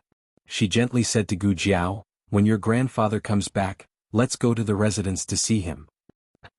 He was a sworn brother, so he had to visit him. Yao Shi and her daughter had endless things to talk about. Until Gu Xiaobao was hungry, she then carried Gu Xiaobao to feed him. The old chancellor also asked about the situation at the frontier. He was not as easy to fool as those at home. He was once exiled to the frontier for 5 years because of Zhuang Jin's, so he knew how hard it was at the frontier. "Sai, it's been hard on you." The old chancellor sighed. "You don't know how much Aheng misses you. He comes to the palace every 2 to 3 days. The officials think he can't wait to climb up the ranks. In fact, it's all to inquire about the news at the frontier." Xiaoheng just came out of the study and happened to hear the old chancellor's words. Gu Jiao also happened to look at him. He didn't know whether to advance or retreat. He cleared his throat and said, "I'm concerned about the military situation." Gu Jiao, "Oh." The old chancellor asked about the remnants of the previous dynasty. "Prince Yi and the prince consort are really dead?" Gu Jiao nodded. The prince consort was killed by Gu Changqing. Prince Yi died of illness. The power of the previous dynasty should be completely disintegrated. The old chancellor asked, "What's going on in Qin country? How did Yuan Tang escape from the capital? And surrendered to the Gu army? Their military strength is above the Gu army. There's no need for them to surrender without a fight, right? Could it be a conspiracy?" The old chancellor couldn't be blamed for being so cautious. Everything that happened in Qin country was too unbelievable. Besides, Xiaoheng didn't tell the old chancellor that he was the one who let Yuan Tang out of the capital. As for the friendship between Yuan Tang and Gu Jiao, the old chancellor didn't know anything about it. Surrender was what Zhao country called it. In fact, it was a truce between the two armies. Qin country had more military strength than the Gu army by 40,000, but the morale of Qin country was not as good as that of the Gu army. Moreover, Qin country had serious internal strife. The war caused the national treasury to be in deficit. They couldn't afford it. The old chancellor thought, what's going on with the Rong family? Their sister is the imperial concubine, but they went to help Prince Bo? Gu Jiao said, because the monarch doesn't want to make imperial concubine Rong the empress. There was a letter in the brocade box that Yuan Tang gave to Gu Jiao. It explained the reason for the Rong family's betrayal. It turned out that the monarch of Qin country thought highly of the Rong family and loved imperial concubine Rong and her son. He secretly wrote an imperial edict to make imperial concubine Jianghu the empress and make her son the crown prince. Noble consort Rong told the Rong family about this news. Noble consort Rong's original intention was that her father and brother could make a decision for her, whether by coercion or enticement, to make the king of Qin retract his decree and make her empress instead. Who would have thought that at this time Prince Bo came to the door? He came to propose marriage for his only son Rong Yao's daughter. As long as he became the king, Rong Yao's daughter would be the rightful crown princess. In addition, he also promised a lot of power and land to the Rong family. He was much more generous than the monarch of Qin country. However, the Rong family had enough of the days of being at the mercy of others. Instead of supporting others to be the emperor, they would rather be the emperor themselves. Imperial concubine Rong had a younger son who was less than 5 years old. It didn't matter if Yuan Tang died. They would support the 5-year-old ninth prince to ascend the throne. After that, they would let the ninth prince abdicate in the Rong family. That way the Rong family would be able to rule the world. Prince Bo came to the Rong family to ask a tiger for its skin. In the end, he died under Rong Yao's sword. After this incident, the monarch aged 10 years overnight and never mentioned making imperial concubine Jianghu the empress again. Yuan Tang also didn't force the monarch to make him the crown prince. Yuan Tang just told the monarch that he was determined to be the crown prince, whether the monarch gave it to him or he took it himself. The monarch was poisoned by Prince Bo and was almost dead. How could he fight against Yuan Tang, who was at the peak of his power? If nothing unexpected happened, the next time Yuan Tang went to Zhao country, he would be the crown prince of Qin country. After hearing Gu Jiao's explanation, old chancellor let out a long sigh. The royal family doesn't have any kinship, it's the same no matter which royal family it is. However, this Yuan Tang really makes people have a whole new level of respect for him. Fortunately, he wasn't an enemy. Speaking of Yuan Tang, Gu Jiao remembered the thing Yuan Tang asked her to bring to Lu Yixing. I'll go out later, Gu Jiao said. Jiao, where are you going? Little Jing Kong ran in sweating. Gu Jiao looked at him in a panic and didn't know whether to laugh or cry. Aren't you practicing martial arts? Have you been eavesdropping on our conversation? I didn't eavesdrop. You were so loud. Little Jing Kong rubbed his small hands guiltily. Well, he did eavesdrop a little. But he didn't do it on purpose and he didn't understand. He was just worried that Jiao would suddenly leave without saying goodbye. Since Gu Jiao had returned, she naturally had to enter the palace to report to her grandaunt that she was safe. She had thought about it. After reporting to her grandaunt, she would go to Lu Yixing's place to give Yuan Tang's gift to him. Jiao, can I go with you? Little Jing Kong asked cutely. Okay. Gu Jiao rubbed his mushroom head. His hair was soft and comfortable to rub. Little Jing Kong stretched his small head. Jiao, if you like, you can always rub it. It doesn't matter if you rub it until it's bald. Xiao Heng walked over with his cane and said calmly, I happen to have a memorial from the Ministry of Rights to present to His Majesty. Let's go to the palace together. The old chancellor's mouth twitched. Presenting a memorial to His Majesty on New Year's Day? Could it be any more ridiculous? Unfortunately, only the old chancellor knew about the imperial court. The rest of the family didn't. Bad brother-in-law, why do you have to go too? Little Jing Kong suddenly felt a little resentful. When the three of them arrived at the carriage, they were surprised to find that there were already 3 people sitting inside. Gu Yan, Gu Shaoshun, and Gu Xiaobao, who was 3 months old. Gu Jiao. More strange tales, more, but in the end Yaoshi stopped all the small tales. The reason was that the carriage wasn't big enough to fit so many people. But it was unfair to let any of the small tales come down, so she decided not to let any of them go. And Xiao Heng perfectly avoided the fate of being kept at home by Yao Shi because of the official excuse of the memorial. The 4 small faces expressionlessly watched the 2 of them get into the carriage. But what no one expected was that before Gu Jiao and Xiao Heng set off, Grandaunt's carriage arrived. Grandaunt hadn't received the news that Gu Jiao was back. She came to celebrate Xiao Heng and little Jing Kong's birthday. Without Gu Jiao, the two little brats must be very sad. So, she used illness as an excuse to cancel the palace banquet. It's Grandaunt. Grandaunt is here. As soon as little Jing Kong's voice was heard, Xiao Heng and Gu Jiao got off the carriage. Eunuch Qin also got off the carriage. He lifted the curtain for Empress Dowager Zhuang. Empress Dowager Zhuang bowed and walked out. Halfway, Eunuch Qin's hand shook and the curtain fell with a bang, slapping Empress Dowager Zhuang's face. Empress Dowager Zhuang? Qing. Slapping my face on New Year's Day. You and your group of little bastards don't want to live anymore. Empress Dowager Zhuang wanted to see blood today. Miss Gil. Eunuch Qin was stunned. Empress Dowager Zhuang lifted the curtain with a whoosh. She was so angry that she wanted to sacrifice Eunuch Qin and his group of little bastards to the heavens. However, the moment she saw Gu Jiao, her anger was extinguished. Qin Huai. Her gaze fell on Gu Jiao's face and she called Eunuch Qin's name. Ah, Empress Dowager. Eunuch Qin came back to his senses. Empress Dowager Zhuang gave him a slap on the forehead. Eunuch Qin? Does it hurt? Empress Dowager Zhuang asked. I don't dare to hurt, Eunuch Qin said in fear and trepidation. Empress Dowager Zhuang dusted her sleeves and sighed. Then it hurts. Very good, you're not dreaming. Eunuch Qin, Grandaunt. Gu Jiao walked over.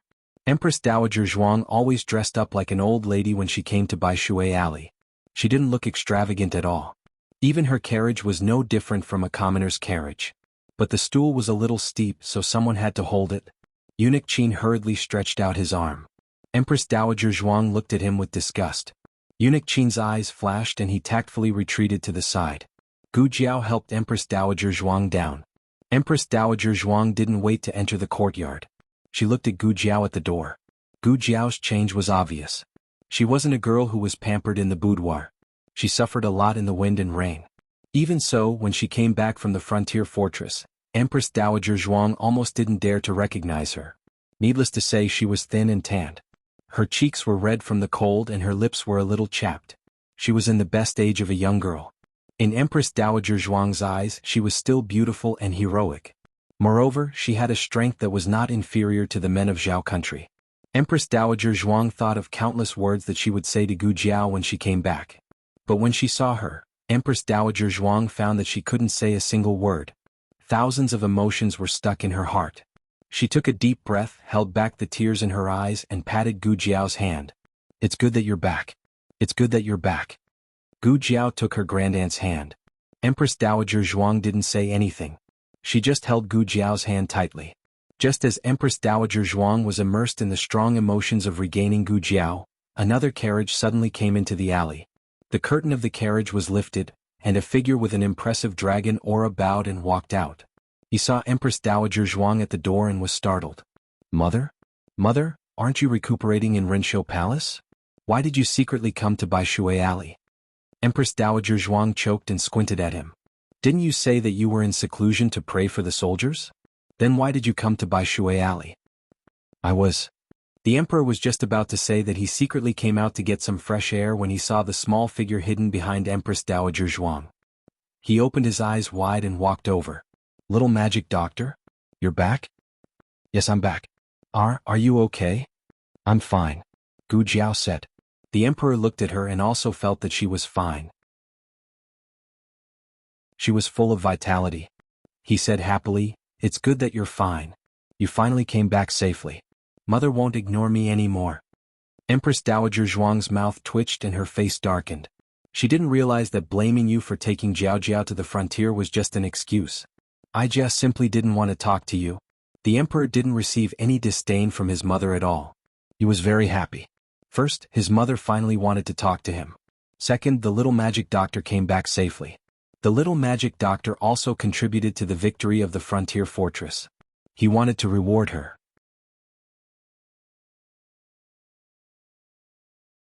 Chapter 527. Novels with content that can't be found on the internet are available here. At the palace banquet on New Year's Eve, the Emperor and Empress Dowager Zhuang left together, leaving only Empress Xiao and the Crown Prince to preside over the situation. They invited Princess Xinyang and other members of the royal family to celebrate the victory at the border and welcome the new year. This was really the first time since the beginning of the world. The emperor entered the courtyard without any psychological pressure. Wherever his mother was, he would be there. Eunuch Wei looked at his emperor with a complicated expression. Ever since His Majesty believed that he had taken the knockout drug, His Majesty had gone on the road of self-indulgence, never to return. Should he remind His Majesty that he had only taken a hair growth pill? Mother, I'm coming. The emperor immediately became Empress Dowager Zhuang's little tail. Eunuch Wei covered his eyes. Damn it, I can't look anymore. Gu Jiao originally wanted to go to the palace to tell her grandaunt that she was safe. Since her grandaunt was here, she didn't have to go through so much trouble. Gu Jiao and her grandaunt entered the central room. She didn't observe carefully before. Now that she accompanied her grandaunt to walk around the house, she found that the house had changed a lot in the 3 months that she had been away. The vegetable garden in the front yard was expanded and planted with shallots and radishes. The small fish pond opposite the vegetable garden was filled and replaced with a big fish tank. This was proposed by little Jing Kong. He said that he had a younger brother in the house and that his younger brother should have a place to play. Even though his younger brother was still so young, he still contributed his small fish pond without hesitation. Also, the passage from the backyard to the next house was no longer a passage. The wall had been completely pushed down. Now the backyard of the 2 houses was connected and became a large courtyard. Granduncle bought that house. Seeing Gu Jiao look at the connected courtyard in astonishment, Xiaoheng whispered to her. It's not cheap. Gu Jiao murmured. Xiaoheng nodded. Yes, it cost 1,000 taels. It wasn't so expensive before. But since a new top scorer appeared, Puishui Alley gained the title of Top Scorer Alley. The land price and housing prices soared. This 1,000 taels was a friendly price. Gu Jiao asked curiously, Young master, where did you get so much money? If she remembered correctly, the salary of the Imperial College's chancellor wasn't that high. Xiaoheng pursed his lips. Just selling an official position. Gu Jiao, great uncle is doing this kind of thing? The old chancellor's operation of selling his official position was like this. First, he would release the news that he wanted to buy a residence. Then, there would be people with bad intentions who would come to his door and bribe him with a huge sum of money. The old chancellor directly carried gold to the emperor's imperial study and told the emperor with righteous indignation, I, Huxian, have been honest all my life. I have pledged my loyalty to the emperor without any disloyalty. You actually want to bribe me? What wishful thinking. This humble subject swears that even if all the civil and military officials in the imperial court are bribed, this humble subject will not be bribed. The old chancellor's last words successfully made the emperor ponder deeply. The emperor had encountered a lot of things since he took over the government. Suddenly, he understood some of Empress Dowager Zhuang's decisions in the past. The emperor and Empress Dowager Zhuang were completely different in the way of using people. The emperor couldn't tolerate sand in his eyes. He needed to use people with integrity such as the old duke and the old chancellor. Only Marquis Xianping was a bit dissolute, but he never violated the law and ethics. Empress Dowager Zhuang was more open-minded. She paid attention to using people's strengths and tolerating their shortcomings. The most typical example was Tang Yueshan. Tang Yueshan was a person who liked to achieve great things. His uncle and sister-in-law were not good. If it were the emperor, he would never put him in an important position. However, after the battle at the frontier fortress, the emperor suddenly felt that Tang Yueshan was more good than bad. The emperor began to think about Empress Dowager Zhuang's way of regent and found that there were many things that he could learn from her. When the water was too clear, there would be no fish. For example, it was impossible to get rid of the system that had been passed down from their ancestors. It had shaken the interests of too many nobles and scholar officials. However, Empress Mother had used a 6-part assessment system to easily solve the problem. Although there would still be officials, it would reduce the mediocre qualifications of the officials and the length of time they would be in office. This was a perfect balance. The emperor felt that the matter of buying officials would exist no matter what. The old chancellor refused, but it was hard to guarantee that the other party wouldn't find another one. Instead of finding an unknown official, it was better to have the old chancellor agree. This way at least he would know which officials were bought. Everything would be under his control. When the court was completely stable, he would catch this group of people in one fell swoop. Therefore, with the emperor's permission, the old chancellor openly accepted bribes and bought the big house next to the top scholar's house. Empress Dowager Zhuang and the emperor sat down in the central room. Both of them had many things to say to Gu Jiao. The old chancellor quietly went to the kitchen to make brown sugar glutinous rice cake. Xiaoheng planned to help his teacher, but he was mercilessly rejected by the old chancellor. Did he not know how good his cooking skills were? Come and help put up the couplets, Yao Shi said with a smile. Okay. Xiaoheng walked out carrying a bucket of paste. He brought a few young men from the family to put up the couplets at the door. Empress Dowager Zhuang did not bring up the matter of the battlefield. Those matters could be brought up after the new year. She talked about the matters in the village. The eunuchs and guards she sent to Qingquan village saw Xuaningxiang. The matter of Zhou Er Zhuang and Headley asking to marry Xuaningxiang at the same time caused a huge commotion in the surrounding villages.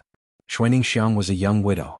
Many people in the countryside looked down on her, but there were some with bad intentions who wanted to taint her. Originally, when Gu Jiao's family and Mother Zhou were all present, those vile people could still restrain themselves. Later on, Gu Jiao's family left. Mother Zhou passed away. Gu Yan's 2 hidden guards also returned to the capital. Xuaningxiang's situation became difficult. There was once when she was sleeping in the middle of the night. A ruffian from the neighboring village actually climbed over the wall and entered her room. He pressed her down on the bed and bullied her. It was only when Guohua woke up and cried too loudly that the villagers came that the ruffian did not succeed. There was no way to hide news in the countryside. What happened in the night spread throughout the village the next day. That ruffian was called Li Dezhu.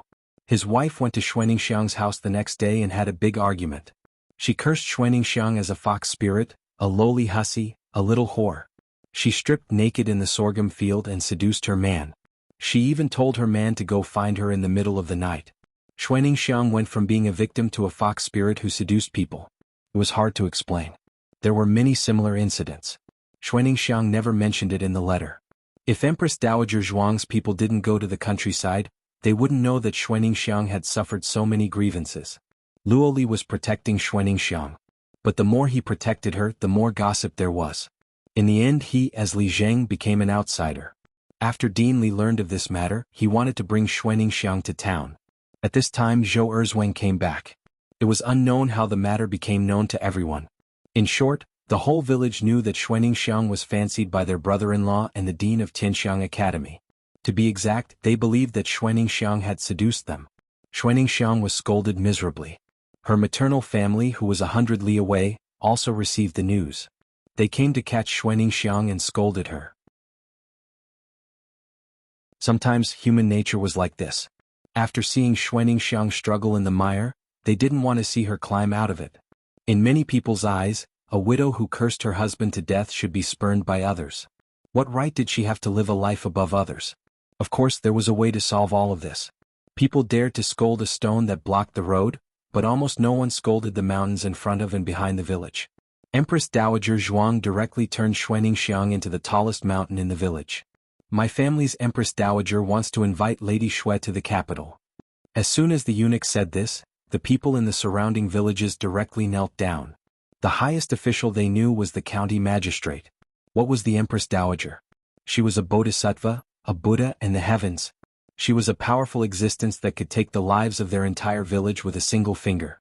No, she didn't even need to use a finger. Everyone's gaze towards Xuaningxiang changed from jealousy to fear. They couldn't afford to be jealous.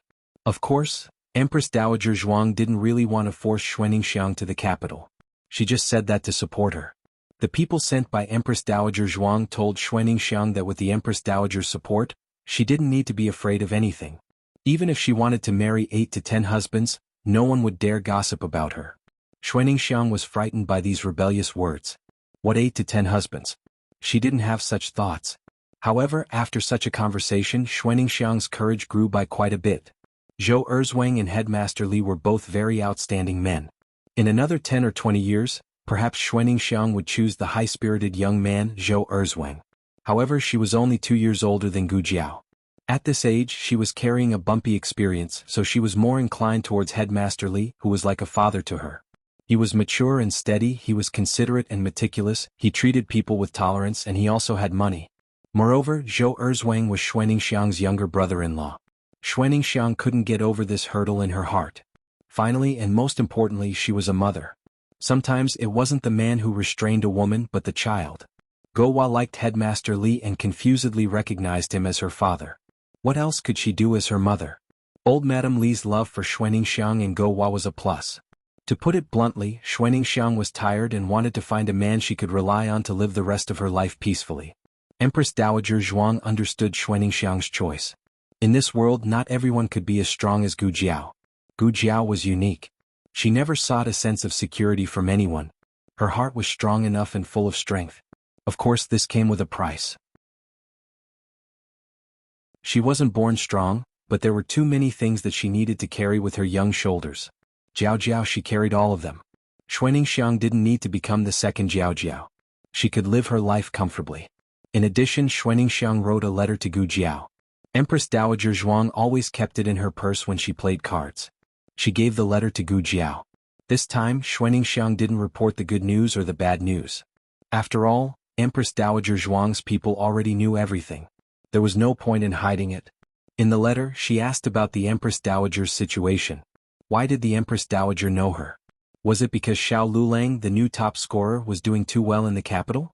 Or was it because Gu Jiao and the Marquis mentioned that the Empress Dowager's people were alarmed? Xuaningxiang thought that she didn't have that much face. Could it be that the old lady with leprosy is the Empress Dowager? I don't have that luck. Then didn't I cook for the Empress Dowager? The Empress Dowager also helped me look after my baby? Can't be. My ancestral grave doesn't emit smoke. Gu Jiao thought for a while and replied, "Do you want to go back to your ancestral grave?" Jiao Jiao. Jiao Jiao. Little Jing Kong ran over with a letter in his hand. He was originally pasting couplets. When he suddenly saw Gu Jiao reading the letter, he remembered that he also had a letter. Children were like this. Jiao Jiao, brother Ming, sent me the second letter. Do you want to show it to me? Gu Jiao asked. A letter was a very private thing. Gu Jiao wouldn't casually open little Jing Kong's letter just because he was a child. But if he wanted to share it with her, Gu Jiao would gladly accept. Yes, I want to show it to you, Jiao Jiao.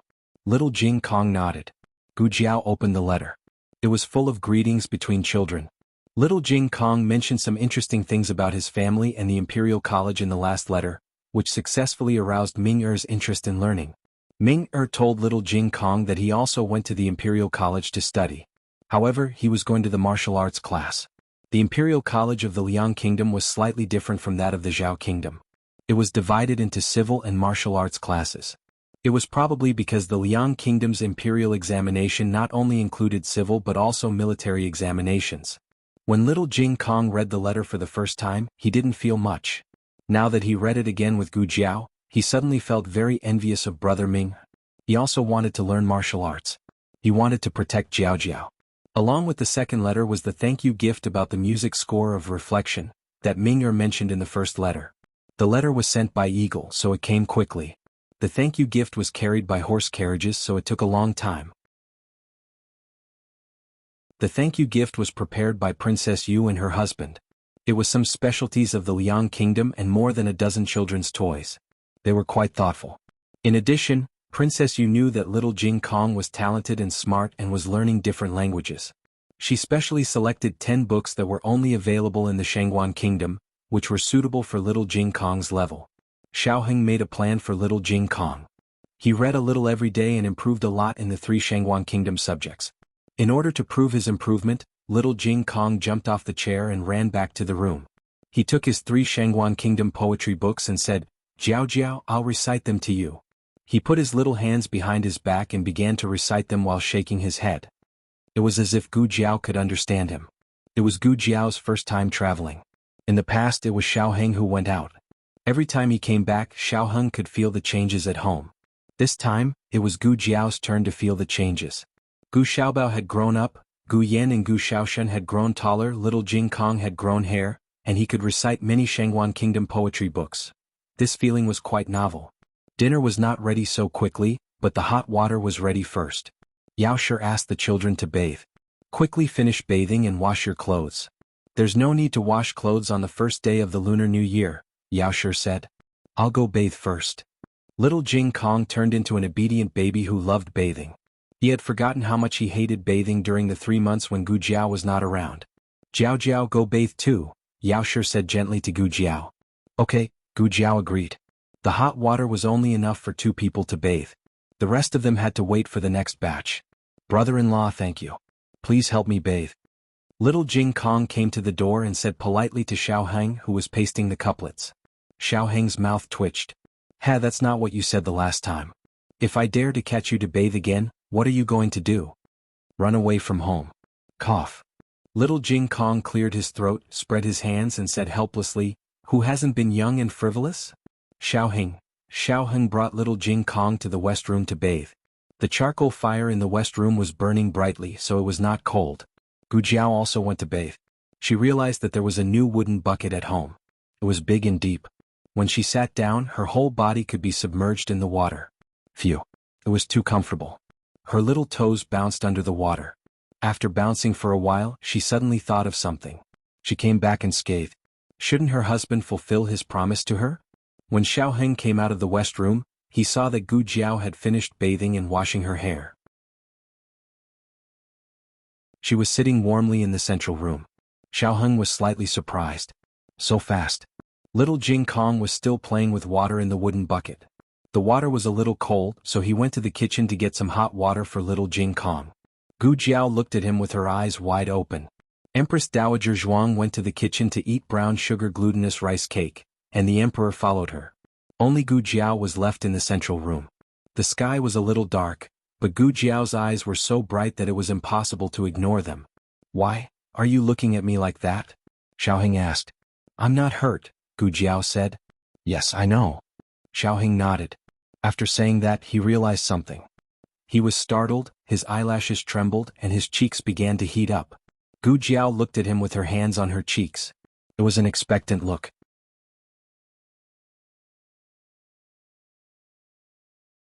Chapter 528. After taking a bath in little Jing Kong, it was Gu Yin and Gu Xiaoshuan's turn. Gu Xiaobao also let Nanny Fang carry him to take a fragrant New Year's Eve bath. Gu Jiao, she's not in a hurry. Yes, she's not in a hurry. It's done. Madame Yao walked in from the back door of the central room with a smile. Gu Jiao stood up immediately. Xiao Heng, who was pasting couplets in the eastern room, choked. Madame Yao smiled and said, the New Year's Eve dinner is ready. Let's eat first. Gu Jiao. Xiao Heng let out a sigh. This kind of thing was embarrassing. He agreed so quickly because the atmosphere was so warm. He couldn't just refuse such a small request when she was about to go to war. It was quite embarrassing when he thought about it. Moreover, he didn't expect that someone would really take this kind of thing to heart. She couldn't forget it even after thinking about it for 3 months. This was too. Xiao Heng cleared his throat and glanced at Gu Jiao from the corner of his eyes. Gu Jiao had been looking at him the whole time. She was caught red-handed by him. However, Gu Jiao didn't look away guiltily. Instead, she smiled at him. Xiao Heng, it seemed that he really couldn't be a human tonight. Although he was the one being stared at, it wasn't that he didn't want to. Therefore, strictly speaking, he took advantage of her. Xiao Heng, you're only 19 but you want to be a beast. There were many people in the house, so they had to put together 2 tables to sit down. The New Year's Eve dinner was very sumptuous.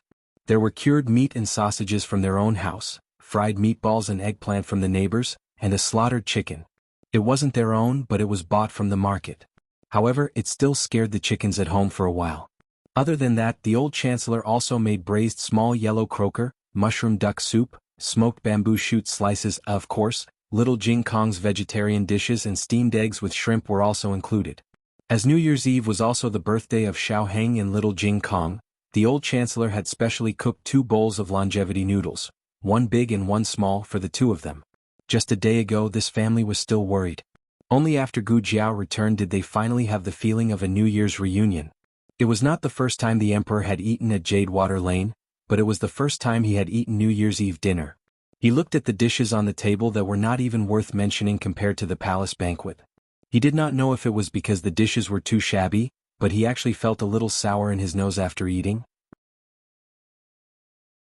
He suddenly remembered the time when his mother was in the cold palace. It was also New Year's Eve when he and Ning climbed over the wall to find his mother.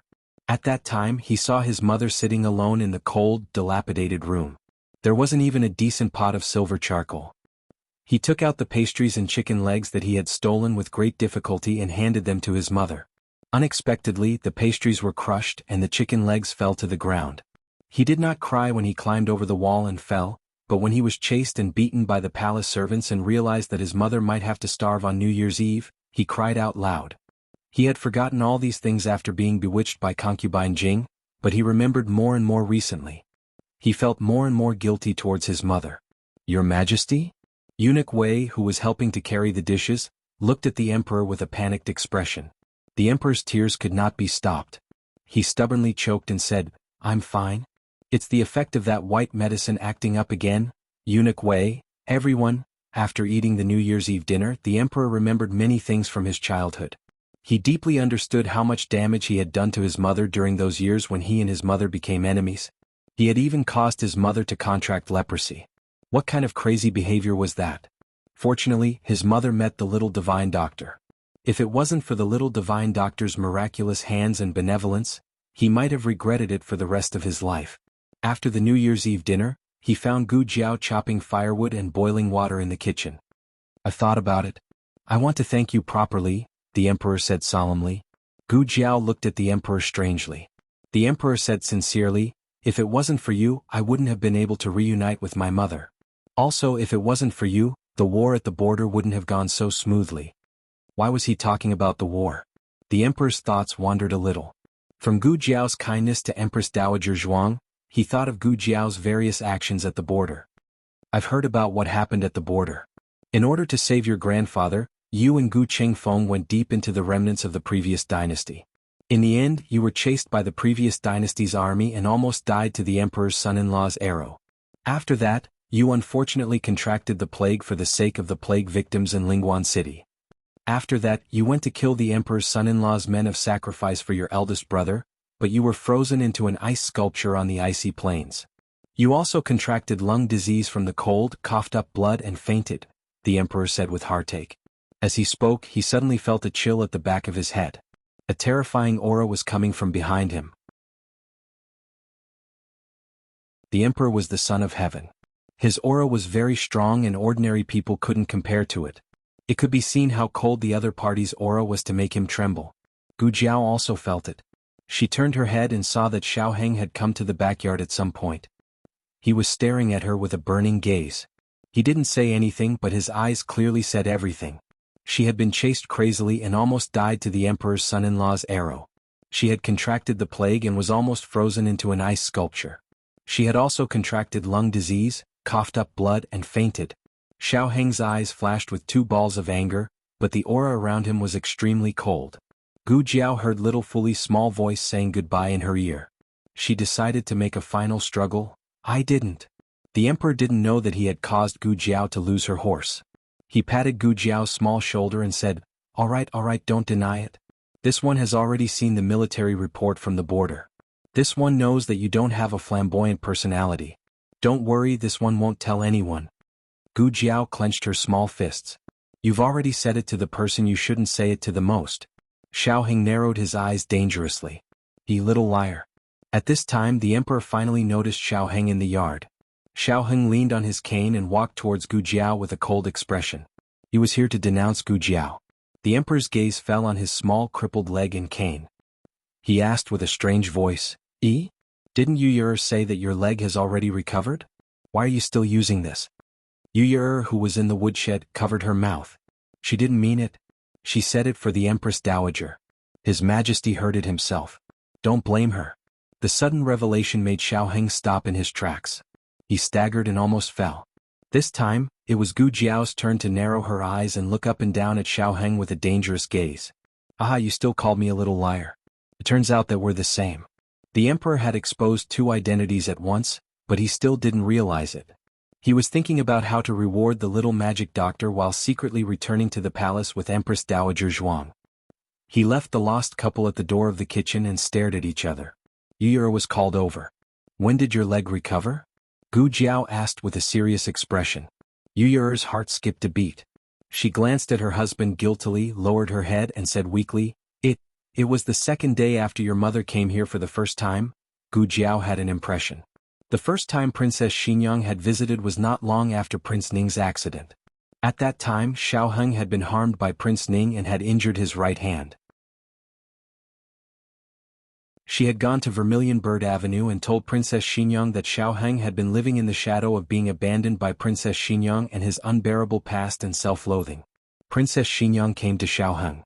With the help of his great-aunt, Xiao Heng learned that Princess Xinyang had never abandoned him. The mother and son's worries were solved. So, after his heart disease was cured, his leg was no longer crippled? But when he went to Hanlin Academy for duty the next day, it was clearly not like that. By the way, how's your hand? Does it still hurt? Can you write? It doesn't seem very good. I don't have much strength. Is my hand like my leg? Does it need? At that time, he had sighed and wanted to say something but stopped himself. He really looked like a little cripple who could no longer walk. She comforted him and told him to strengthen his rehabilitation and massage more.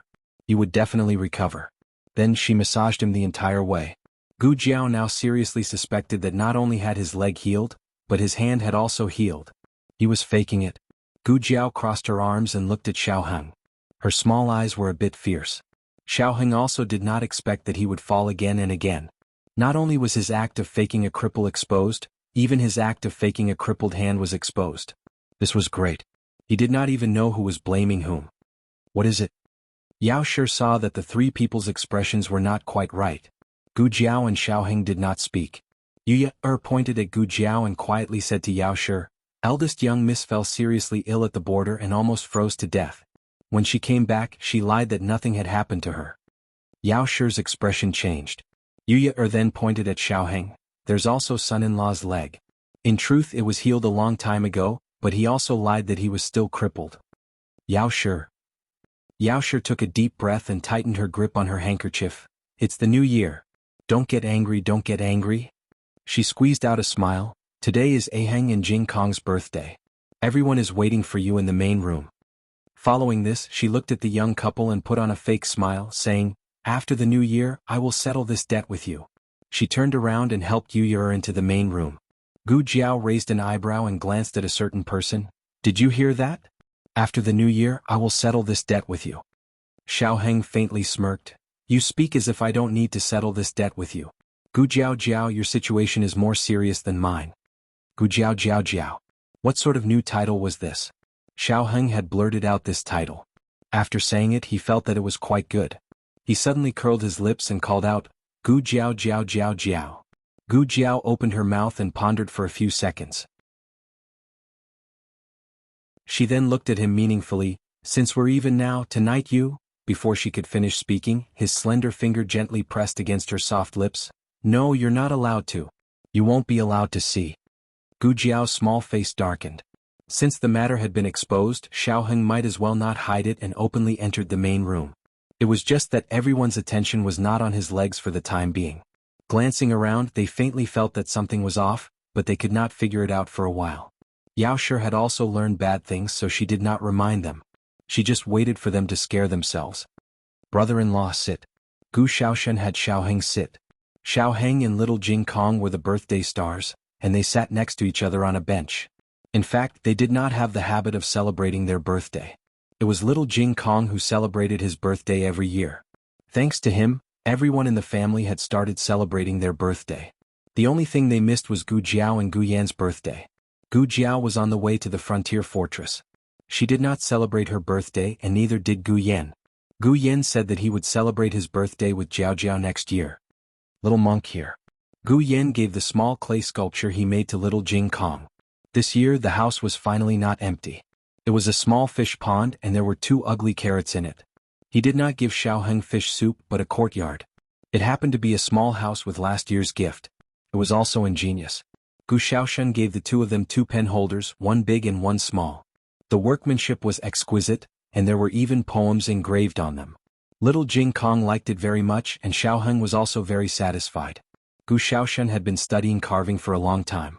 Not only did he improve his skills but he also learned a lot. Now he had more words than the scholars in the capital. As long as he was told that these words needed to be engraved, he could immediately memorize them. Normal people memorized words according to the strokes, but Gu Xiaoshen memorized words as a pattern. Although the method was different, it achieved the same effect. In comparison, Gu Yan's knowledge was really too terrible to look at. This did not mean that Gu Yan was stupid. On the contrary, he was the smartest person in the family besides Xiaoheng. Nothing could be hidden from him. For example, the chastity mark on Gu Jiao's face. Yao Shi did not tell him and he did not eavesdrop that night, but he could guess it. Another example was Gu Jiao's small eyes that fell on Xiaoheng from time to time. Gu Yan could not guess what Gu Jiao was thinking. It could not be helped. The twins were so powerful. Empress Dowager Zhuang left gifts for the two of them before she left. She gave little Jing Kong a string of colored glass Buddha beads. This was the first batch of colored glass that Zhao successfully produced after the Liang state passed the colored glass technology to the Zhao state. The color and luster were very good. Of course little Jing Kong liked it very much. Empress Dowager Zhuang gave Xiaoheng a colored glass inkstone. The old chancellor gave the two of them books, and Yao Shi made 2 sets of clothes by herself. Gu Jiao also prepared a gift. She gave little Jing Kong a rattle drum from the frontier fortress. After the victory, the 4-year-old child from Yueqing City gave the only rattle drum to her. You are right. The army did not leave. This is your reward. This was the most sincere intention that a child could have during the war. Little Jing Kong soon found a problem. Why didn't brother-in-law give me a gift? Your sister gave me a gift. Xiaoheng looked at Gu Jiao meaningfully. She was the best gift for his birthday. I want to see it. Little Jing Kong said. Since it was the little guy's birthday, Xiaoheng did not discourage him. He only picked a brush from the pile of gifts. Here. A brush. Little Jing Kong shook his little rattle drum. My gift is still the best. Jiao Jiao likes me the most. They went to the backyard to light firecrackers. Brother-in-law. Gu Yan suddenly came to Xiaoheng and said mysteriously, Come here. I have something good to show you. Xiaoheng followed Gu Yan to the central room. At this moment, everyone was watching little Jing Kong and Gu Xiaoshan light firecrackers in the backyard. The central room was deserted except for Gu Yan and Xiaoheng. Gu Yan sneakily took out a small porcelain bottle from his arms. It's freezing. It's freezing. What is this? Xiaoheng asked, puzzled. Wine. Gu Yan raised his eyebrows and said, It's not ordinary wine. It's a double brew, pear blossom brew and osmanthus brew. It took me a lot of effort to get it from my son-in-law. Why did you get it? Xiaoheng asked. Gu Yan said without changing his expression, I want to drink it. Brother-in-law, let's drink it together. Once you're drunk, Jiao Jiao will be able to do whatever she wants. Gu Yan was going all out for Jiao Jiao. You can't drink. Xiaoheng firmly objected. Gu Yan had a heart condition and he was too young. He definitely couldn't drink alcohol. Gu Yan looked at him pleadingly. 1 cup is fine.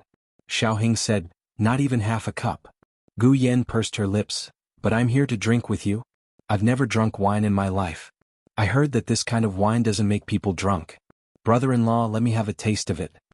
Xiaoheng, no. Gu Yan lowered his head, feeling wronged. To be honest, it was hard for people to resist him like this, but Xiaoheng was sober. He wouldn't condone Gu Yan drinking. As if he could see Xiaoheng's unwavering determination, Gu Yan took a step back. Then, brother-in-law, why don't you try it for me and tell me what it tastes like? Okay. It was the new year, so Xiaoheng couldn't spoil the child's mood. When Gu Yan saw that he agreed, his eyes lit up again. He was as happy as a child. He personally took the wine glass and filled Xiaoheng's glass to the brim. He knew that his brother-in-law had a good tolerance for alcohol, but this kind of wine wasn't an ordinary double brew. He stole it from his son-in-law. 1 cup was enough to make him drunk. Get drunk. Brother-in-law. Xiaoheng took the glass. Just as he was about to drink, little Jing Kong and Gu Xiaoshan unexpectedly rushed in. Little Jing Kong bumped into Xiaoheng on the spot. Xiaoheng's hand trembled and spilled the entire glass of wine. Gu Yan clenched his little fists. Xiao. Brother-in-law, I'm sorry. Little Jing Kong apologized and made a face at Gu Xiaoshan. Ha! Come and catch me. After he said that, he ran out. Gu Xiaoshan chased after him. Gu Yan suppressed his anger and poured a second glass for his brother-in-law. He said with a smile, It's okay, there's more. Xiaoheng took the second glass. In the end, the 2 troublemakers ran back. This time it was Gu Xiaoshan. He directly knocked over Xiaoheng's glass. The glass fell to the ground with a bang. Gu Xiaoshan. Broken and safe? Gu Yan was furious. Broken your head. The wine was almost gone. Gu Yan was about to die from anger because of these 2 guys. They were really bad at everything, but they were number 1 at causing trouble. I'm fine. Xiaoheng said, Let me do it. You guys go out first. Don't prick your feet. As he spoke, he took a broom and came over to clean up the mess on the floor. It was also at this moment that Gu Xiaoshan noticed that Xiaoheng's walking was different from usual. He didn't limp. A brother-in-law? Gu Xiaoshan looked at Xiaoheng's right foot. Brother-in-law, what brother-in-law? Hurry up and light the firecrackers. Gu Yen pushed Gu Xiaoshen out of the living room. Gu Xiaoshen, I just saw. Okay, you saw it? I know. Don't delay my business. Jing Kong. Xiaoshen is here. Gu Yen decisively waved at little Jing Kong. Little Jing Kong grabbed a firecracker and pounced on Gu Xiaoshen. The two childish guys played together again. Gu Yen returned to the living room. Wasn't it just brother-in-law's foot? It was healed long ago. Idiot, you only noticed it now. Brother-in-law, let me help you. Gu Yen eagerly snatched the broom from him and cleaned up the mess on the floor. Then he shoveled it out with the bucket. When he returned to the living room excitedly, he didn't see his brother-in-law. Instead, his sister was sitting at the table with a flushed face. He walked over in a daze and asked Gu Jiao, Sister, where is brother-in-law?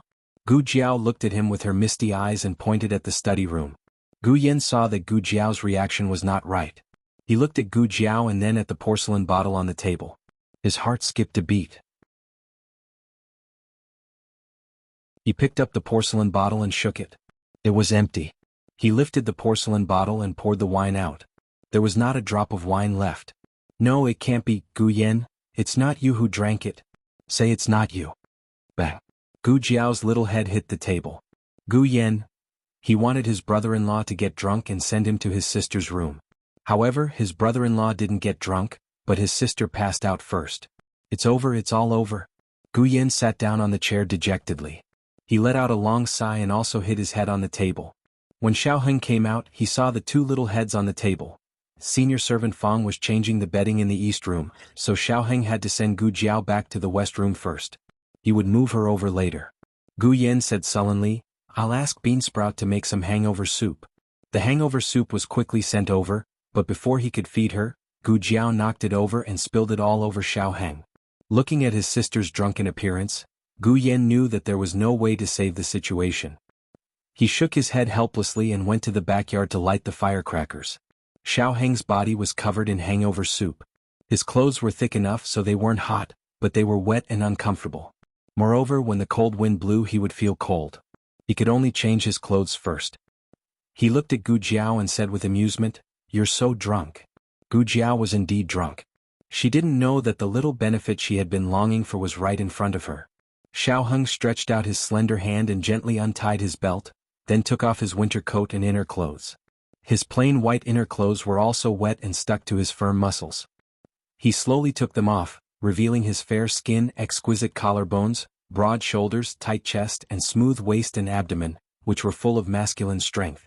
Gu Jiao suddenly woke up. She opened her eyes in a daze. Looking at a certain someone's firm muscles and attractive body, she couldn't help but whistle in her heart. Wow.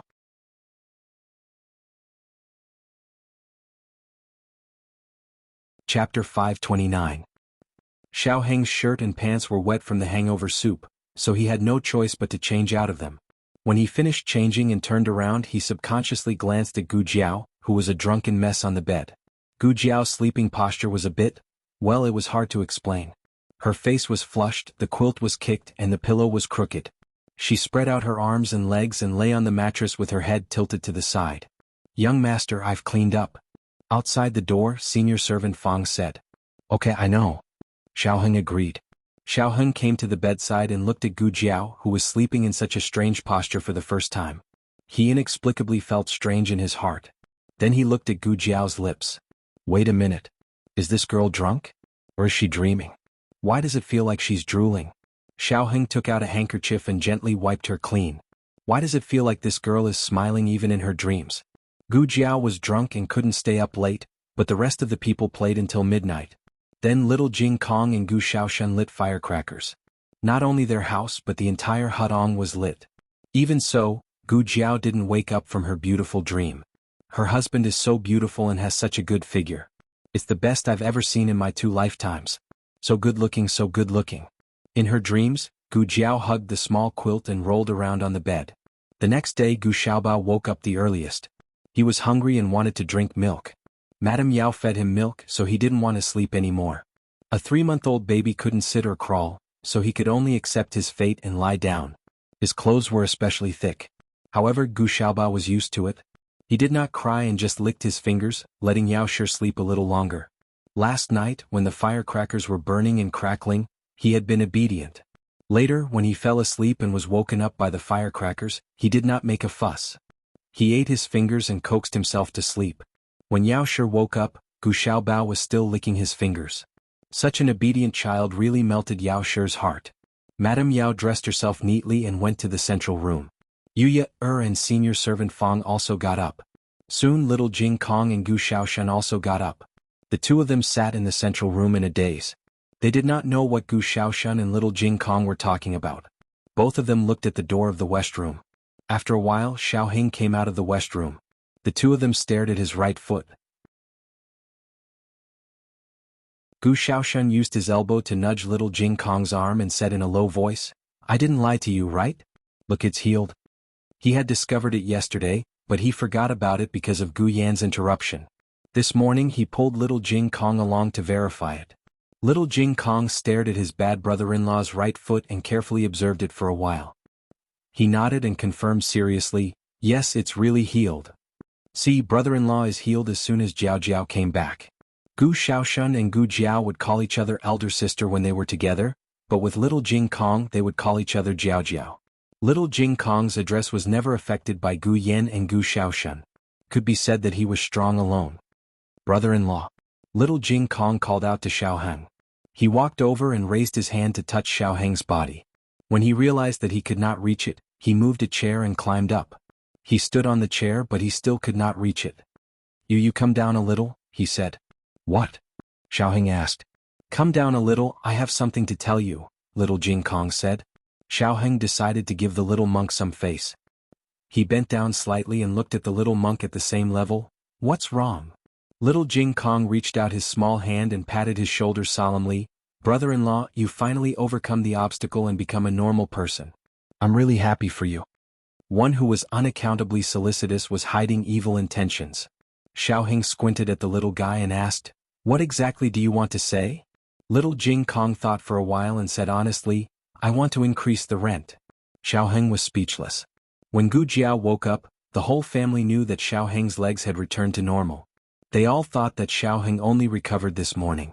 Madame Yao and Yu did not say anything. After all, it was a happy occasion. Madame Yao also calmed down after thinking for a whole night.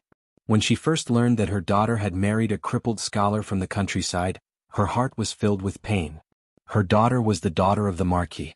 If she had raised her daughter since she was a child, she would not have married a crippled and poor boy. She had once had such thoughts as well. The reason why she accepted it was because she had never raised her daughter, so she had no right to criticize her daughter's choice. Secondly, she liked Xiaoheng's character. She comforted herself that her daughter might not have a better life after marrying a better man. As long as her daughter was happy, she had no regrets. However, this son-in-law of hers gave her a big surprise.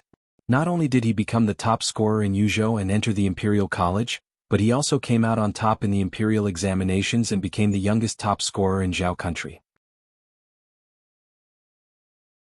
His only regret was his legs, but now even this regret had disappeared. How could Madame Yao be ruthless enough to find Xiaoheng to settle accounts? As for her daughter hiding the fact that she had escaped death several times at the frontier fortress, she was more distressed than harshly scolding her. The young couple did not know that their crisis had quietly passed. Gu Jiao came out of the east room and found little Jing Kong sitting alone on the threshold of the front yard. He was small and his mushroom hair was neat and tidy. At first glance, he looked like a lonely mushroom growing in the snow. Gu Jiao walked over and bent down to look at him. "Jing Kong, what are you doing here?" Little Jing Kong turned around and looked at Gu Jiao. "I'm waiting for Shifu." When he said this, Gu Jiao remembered that little Jing Kong's Shifu would celebrate his birthday with him every year. He also came last year, but he did not meet with the others.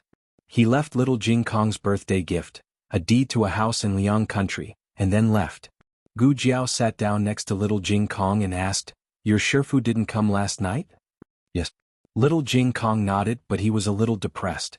Gu Jiao rubbed his little head and said, "It snowed heavily in Zhao country this year. Your Shifu is old, so it might not be convenient for him to go out, or he might have been delayed on the road." Because little Jing Kong always called his Shifu, Gu Jiao's impression of him was that he was a little old man with a white beard and a hunchback. In this kind of weather, even a strong man would have a hard time traveling, let alone an old man. Little Jing Kong thought about it seriously and felt that it was not impossible. Compared to him, his Shifu was indeed quite old.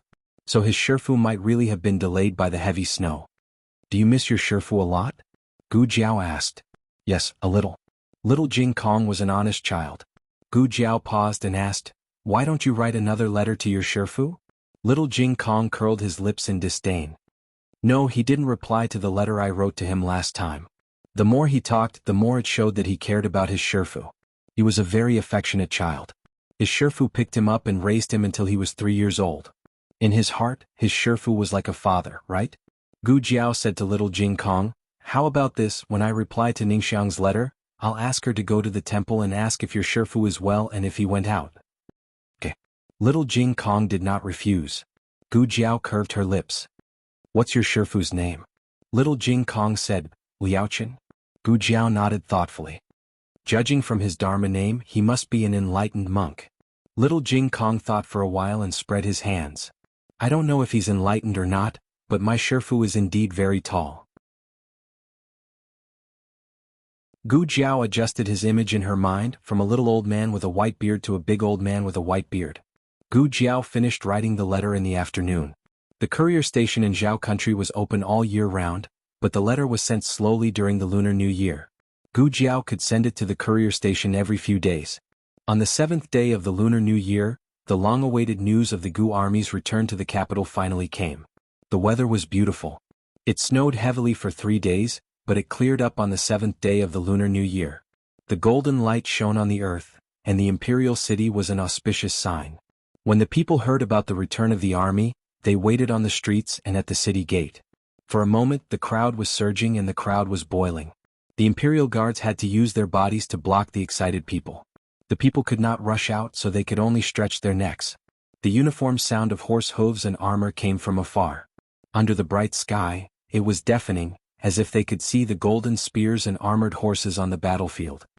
It's the Gu army. The Gu army is back. A tall and strong man shouted loudly. The crowd became restless. The people who were not satisfied with being stopped by the roadside pushed each other forward. The imperial guards used a lot of strength and gritted their teeth to prevent the people from rushing out. Although the war did not spread to the capital, the people still got a lot of news from the frontier fortress through the official reports of the imperial court.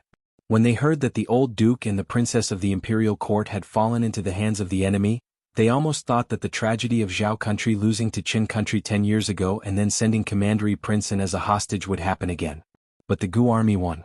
Not only did they win against the remnants of the previous dynasty and the army of Qin country, but they also protected the princess of Zhao country. They took back the lost cities as quickly as possible and annihilated the invading enemy forces at the smallest cost. They were the soldiers of Zhao country, the heroes of Zhao country. Tang Yueshan's leg injury had basically recovered. He took the lead and walked in the front. Before leaving the capital, he still had some fat on his belly, but after the war it was gone. He lost a lot of weight, but he was very energetic.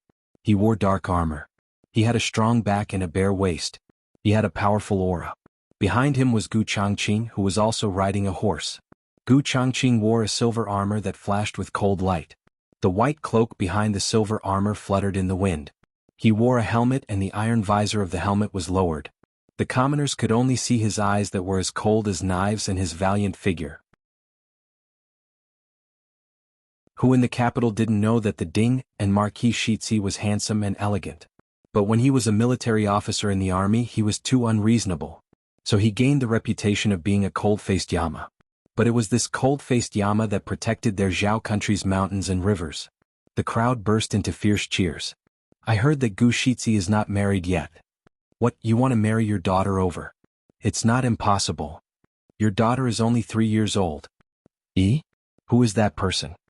A young man pointed at the young man wearing silver armor behind Gu Changqing. When did the Gu family army have such a young general? To be able to walk behind Gu Changqing, it was reasonable to say that his position in the Gu family army was not low. But when the Gu family army left the city, they also came to see. The two commanders on the left and right as well as the generals were much older than Gu Changqing. This young man was clearly younger than Gu Changqing. Between his eyebrows was a bit immature. The people guessed for a while but couldn't guess who he was.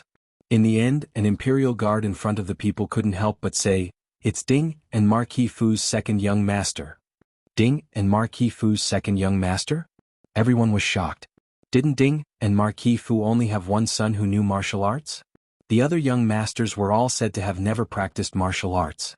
Even the youngest fourth young master was a sickly invalid. Ah, that person looks like Gu Qingfeng. At this time, a student from Qinghe Academy recognized his classmate. Coincidentally, Gu Qinglin was standing right next to him.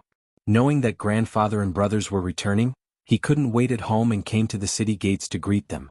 He knew that second brother had also gone to the frontier, but he didn't think that second brother would go to war. He thought that second brother was worried about grandfather and ran over. He wouldn't be able to help at all. Heavens! Qinglin, that person? It can't really be your second brother, right? That student from Qinghe Academy pulled on Gu Qinglin's sleeve. He didn't dare believe his eyes. The other person's killing intent and heroic spirit was too shocking. It was completely different from his impression of Gu Qingfeng. No, it can't be Gu Qingfeng. It must be his eyes that were playing tricks on him. Gu Qingfeng wasn't that powerful. His classmate couldn't recognize him, but Gu Qinglin wouldn't make a mistake. That young soldier who had the qualifications to walk with his eldest brother and receive the praises of the people was clearly his second brother. Gu Qinglin's heart received 10,000 blows. So his eldest brother and second brother were this powerful. Only he was a good-for-nothing.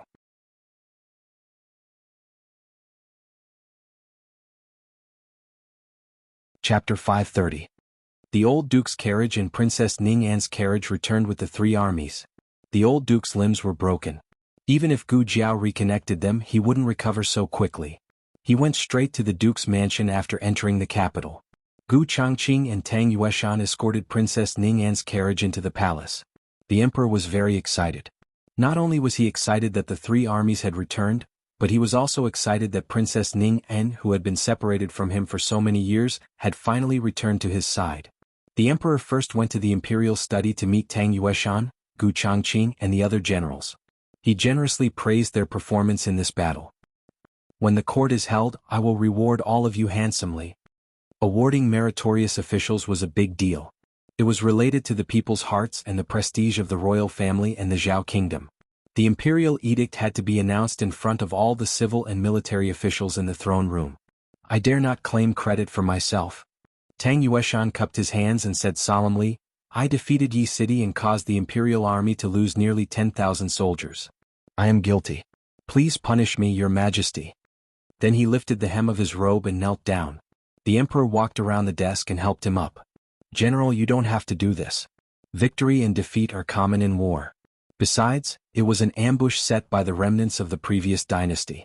When we left the capital, no one expected the Qin kingdom's army to invade the northern border of the Zhao kingdom. If Marquis Xianping were here, this might have been over. But Marquis Xianping was thick-skinned and shameless. Tang Yueshan couldn't get over it. He couldn't accept his own defeat. He felt ashamed. The emperor had a headache. How could he punish him? Tang Yueshan did lose in Yi City, but it was 10,000 soldiers against 80,000 soldiers of the Qin kingdom. Who could win? The emperor wanted to scold Tang Yueshan. You are too conceited. Why do you think you can win against 80,000 soldiers? Do you think you are the Yan kingdom's war god, Xinyuanli? Even Marquis Xianping didn't dare to boast like that. However, the emperor could only think about these things in his heart. It was not appropriate for him to say it out loud. For the past few days, he had been pondering his mother's way of using people. He had figured out a lot of things. For example, Tang Yueshan's conceit seemed to him that he was not without merit. Tang Yueshan's conceit came with his actions, not his words. He would work hard for it and he would be stricter with himself. Tang Yueshan was the reason why the archers of the Tang family were so famous in the Six Kingdoms, even on par with the archers of the Yan kingdom. There's no need to punish me. You've just made a great contribution. If I punish you now, wouldn't it chill the hearts of the soldiers and the people of the world? Tang Yueshan said bitterly, I'm ashamed to accept it. Please punish him, your majesty. Grand Marshal Tang, please don't make things difficult for his majesty, said Gu Changqing indifferently. You're a meritorious minister, so his majesty punishing you is not a wise ruler. If you really blame yourself, why don't you go and receive your punishment yourself? I think Jiao Jiao's acupuncture punishment is pretty good. Tang Yueshan immediately shut his mouth. After leaving the palace, the two of them mounted their own horses. Gu Changqing was about to leave when Tang Yueshan stopped him. You'd better clean up your mother's mess. Gu Changqing frowned and looked at him. Tang Yueshan said, Your mother is a member of the Ling family. If she's a spy, haven't you considered the possibility that the Lings are spies as well?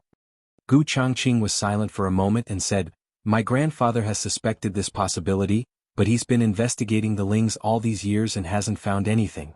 All he knows is that my mother went missing when she was very young and was found a year later. Tang Yueshan asked suspiciously, you mean the Ling family's daughter had been replaced by someone else at that time? Someone with a similar appearance, your mother? Gu Changqing nodded. Based on the evidence my grandfather has, this is the most reasonable possibility. Tang Yueshan pulled the reins. I advise you to keep a close eye on the Lings. It's better to be safe than sorry. Now that I know your secret, I'm half your accomplice. Don't drag me down with you. Gu Changqing said calmly, if that day comes, just pretend you don't know. Tang Yueshan laughed. Who can guarantee that you won't expose me? Gu Changqing did not bother with him anymore and left on his horse. Tang Yueshan shook his head. Young man, you have a bad temper. At this moment, a few palace servants were carrying shopping bags back to the palace and accidentally bumped into Tang Yueshan's horse. The horse neighed in fright. Tang Yueshan flew into a rage. Are you blind? Do you have a death wish?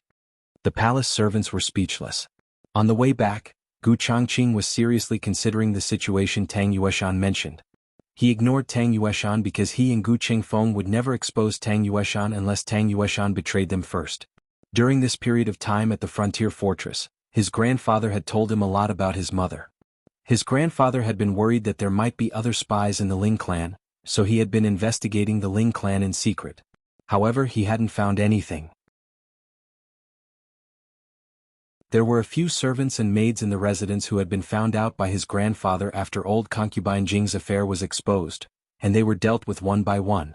In his opinion, the possibility of the Ling clan being suspicious was slim. However, it was better to be safe than sorry. Tang Yueshan was right. It was never a bad thing to be cautious. After returning home, Gu Changqing ordered a few secret guards to keep an eye on the Ling clan. Then he went to pay his respects to old Madame Gu and Marquis Gu. On the other hand, the emperor went to Rinshou Palace immediately after meeting Tang Yueshan and Gu Changqing. He saw Princess Ning In, whom he hadn't seen for many years, in the warm room of Rinshou Palace. Princess Ning, and was still wearing the clothes of the frontier fortress. She had just met Empress Dowager Zhuang, and her eyes were red with tears. It had been 20 years. She was no longer that charming girl. She was now a married woman. Time and the sandstorms of the frontier fortress had left traces on her face. Her face was haggard and her figure was thin. The emperor almost didn't dare to recognize her. Where was Ning In, who was as beautiful as a peach? Where was his innocent and carefree sister? Where was the little girl who held his arm and always complained that he didn't have time to accompany her? She was gone. Gone. The hardships she had suffered in the frontier fortress were all written on her face. Not to mention that she was a princess of the royal family, people would think that she was a woman of the common people. The emperor's heart ached as if it was pricked by a needle. Empress Dowager Zhuang, who was always calm, couldn't help but tear up. Your Majesty. Princess Ning, and sobbed and knelt down to salute the emperor. The emperor held her and didn't let her kneel. Get up. Princess Ning, and shook her head with tears in her eyes and insisted on kneeling down. I should kneel. Ning, and is guilty. Ning, and was blind. I married the wrong person. I led the wolf into the house. I brought war and disaster to the people of the Zhao kingdom and the frontier fortress. It's all Ning En's fault. Ning En deserves to die. Big drops of tears fell from her eyes, splashing on her wrinkled dress and splashing on the polished floor. The emperor held her shoulders tightly, his throat swollen and painful. Don't say it. Don't say it, Princess Ning, and couldn't hide her self-blame. Ning En has to say it. Mother and your Majesty tried to stop Ning En again and again. Ning En was stubborn. Ning En didn't listen to Mother and your Majesty. Ning En deserved death. The emperor looked at Ning En's tears and felt like a knife was being twisted in his heart. You are my sister. I won't allow you to say such things. What happened back then is already in the past. You were also used by others. It wasn't your fault. You mustn't blame yourself. Imperial Mother and I have never vented our anger on you. Don't belittle yourself. Quickly get up. The emperor pulled Princess Ning En up by force. Princess Ning En was sobbing. The emperor looked at the 12 or 13-year-old boy sitting in the wheelchair. His eyes moved slightly and he asked, "This is?" Princess Ning En turned her head and said to the boy, "Xian, quickly greet your uncle." Compared to Princess Ning'an's breakdown, Huang Fuxian was much calmer. He didn't shed a single tear, nor was there a trace of sadness or excitement at the reunion. He just stared straight at the emperor, as if he didn't know that such a direct gaze was very rude. "Uncle," he called coldly. This greeting was neither warm nor respectful. Whether it was as an uncle or as the ruler of a country, the emperor couldn't possibly be satisfied with this greeting. However, the emperor had always been endlessly tolerant of Princess Ning'an, so he didn't care about Huang Fuxian's rudeness.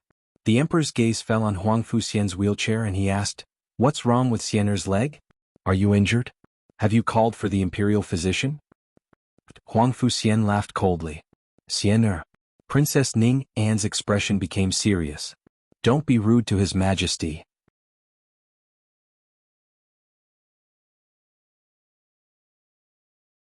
Chapter 531. "No matter," the emperor said without care, "Xiener is still young. He wouldn't argue with a child. Otherwise he would have been angered to death by his own little fatty many times over. Not to mention," the emperor's gaze fell on Huang Fuxian's legs. "His body wasn't well, so it was inevitable for him to be angry." "Lianer, take Xiener out to bask in the sun," Princess Ning'an said to Lianer. "Yes," Lianer respectfully responded. She cautiously went behind Huang Fuxian and pushed his wheelchair out. "Your Majesty," Princess Ning'an explained, "Xiener has been spoiled by me. Please forgive him." "Do you still call me your Majesty?" The emperor stared at her. Princess Ning'an smiled bitterly and changed her words, "Imperial brother." Eunuch Qin walked over and reported with a smile, "Empress Dowager, Princess Ning'an and the young master's chambers have been prepared." "Imperial mother?" Princess Ning'an looked at Empress Dowager Zhuang in astonishment.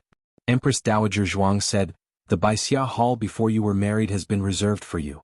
You and Xiener can live there for the time being." Princess Ning'an's eyes moved. She lowered her eyes and asked, "Can I still live in the palace?"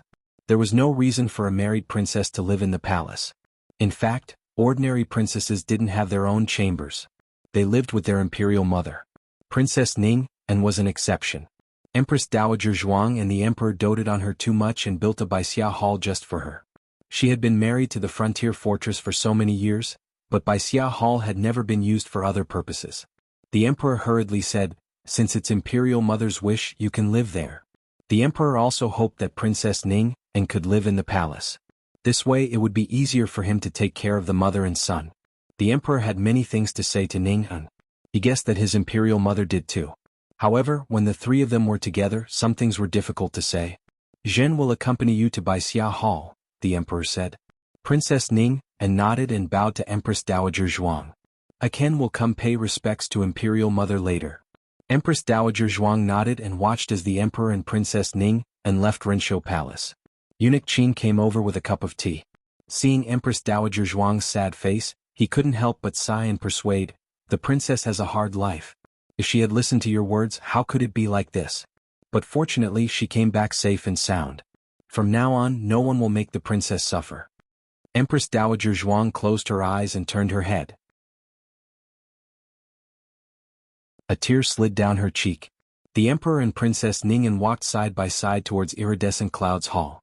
Lianer pushed Huang Fuxian and followed behind at a distance. Princess Ning'an turned to look at the indifferent Huang Fuxian and sighed helplessly. The emperor sensed her gaze and asked softly, "What happened to Xiener's leg? Were you injured in the war?" Princess Ning'an shook her head with difficulty and said, "It was when I was young. When Xiener was 5 years old, the frontier fortress encountered a great snowstorm." The emperor nodded thoughtfully. "I have an impression of this. The court also sent disaster relief funds to the frontier fortress. Jing, concubine Jing had personally made clothes for Princess Ning'an to keep out the cold and asked the imperial envoy to bring them to the frontier fortress." The emperor didn't want to mention this name now. He hated her to the core, but she was Ning'an's birth mother. It was very awkward. Princess Ning'an smiled faintly. "Yes, mother gave me clothes to keep out the cold. What does this have to do with Xiener's leg? At that time, his father and I went to help the disaster victims. He slipped out of the princess manor alone. The child was naughty and couldn't stop for a moment. The guards couldn't keep an eye on him and successfully lost him. We found him after a day and a night. He fell down from the mountain and lay in the cold snow. His legs were frozen to death. To save his life, the doctor had to amputate his legs. Princess Ningyan tried to appear calm as she said this, but her breathing and clenched fingers still revealed her emotions. The emperor's heart clenched. He couldn't say whether he cared more about Huang Fuxian or Princess Ningyan, whose son had suffered such a fate. He took Princess Ningyan's hand like he did when he was young.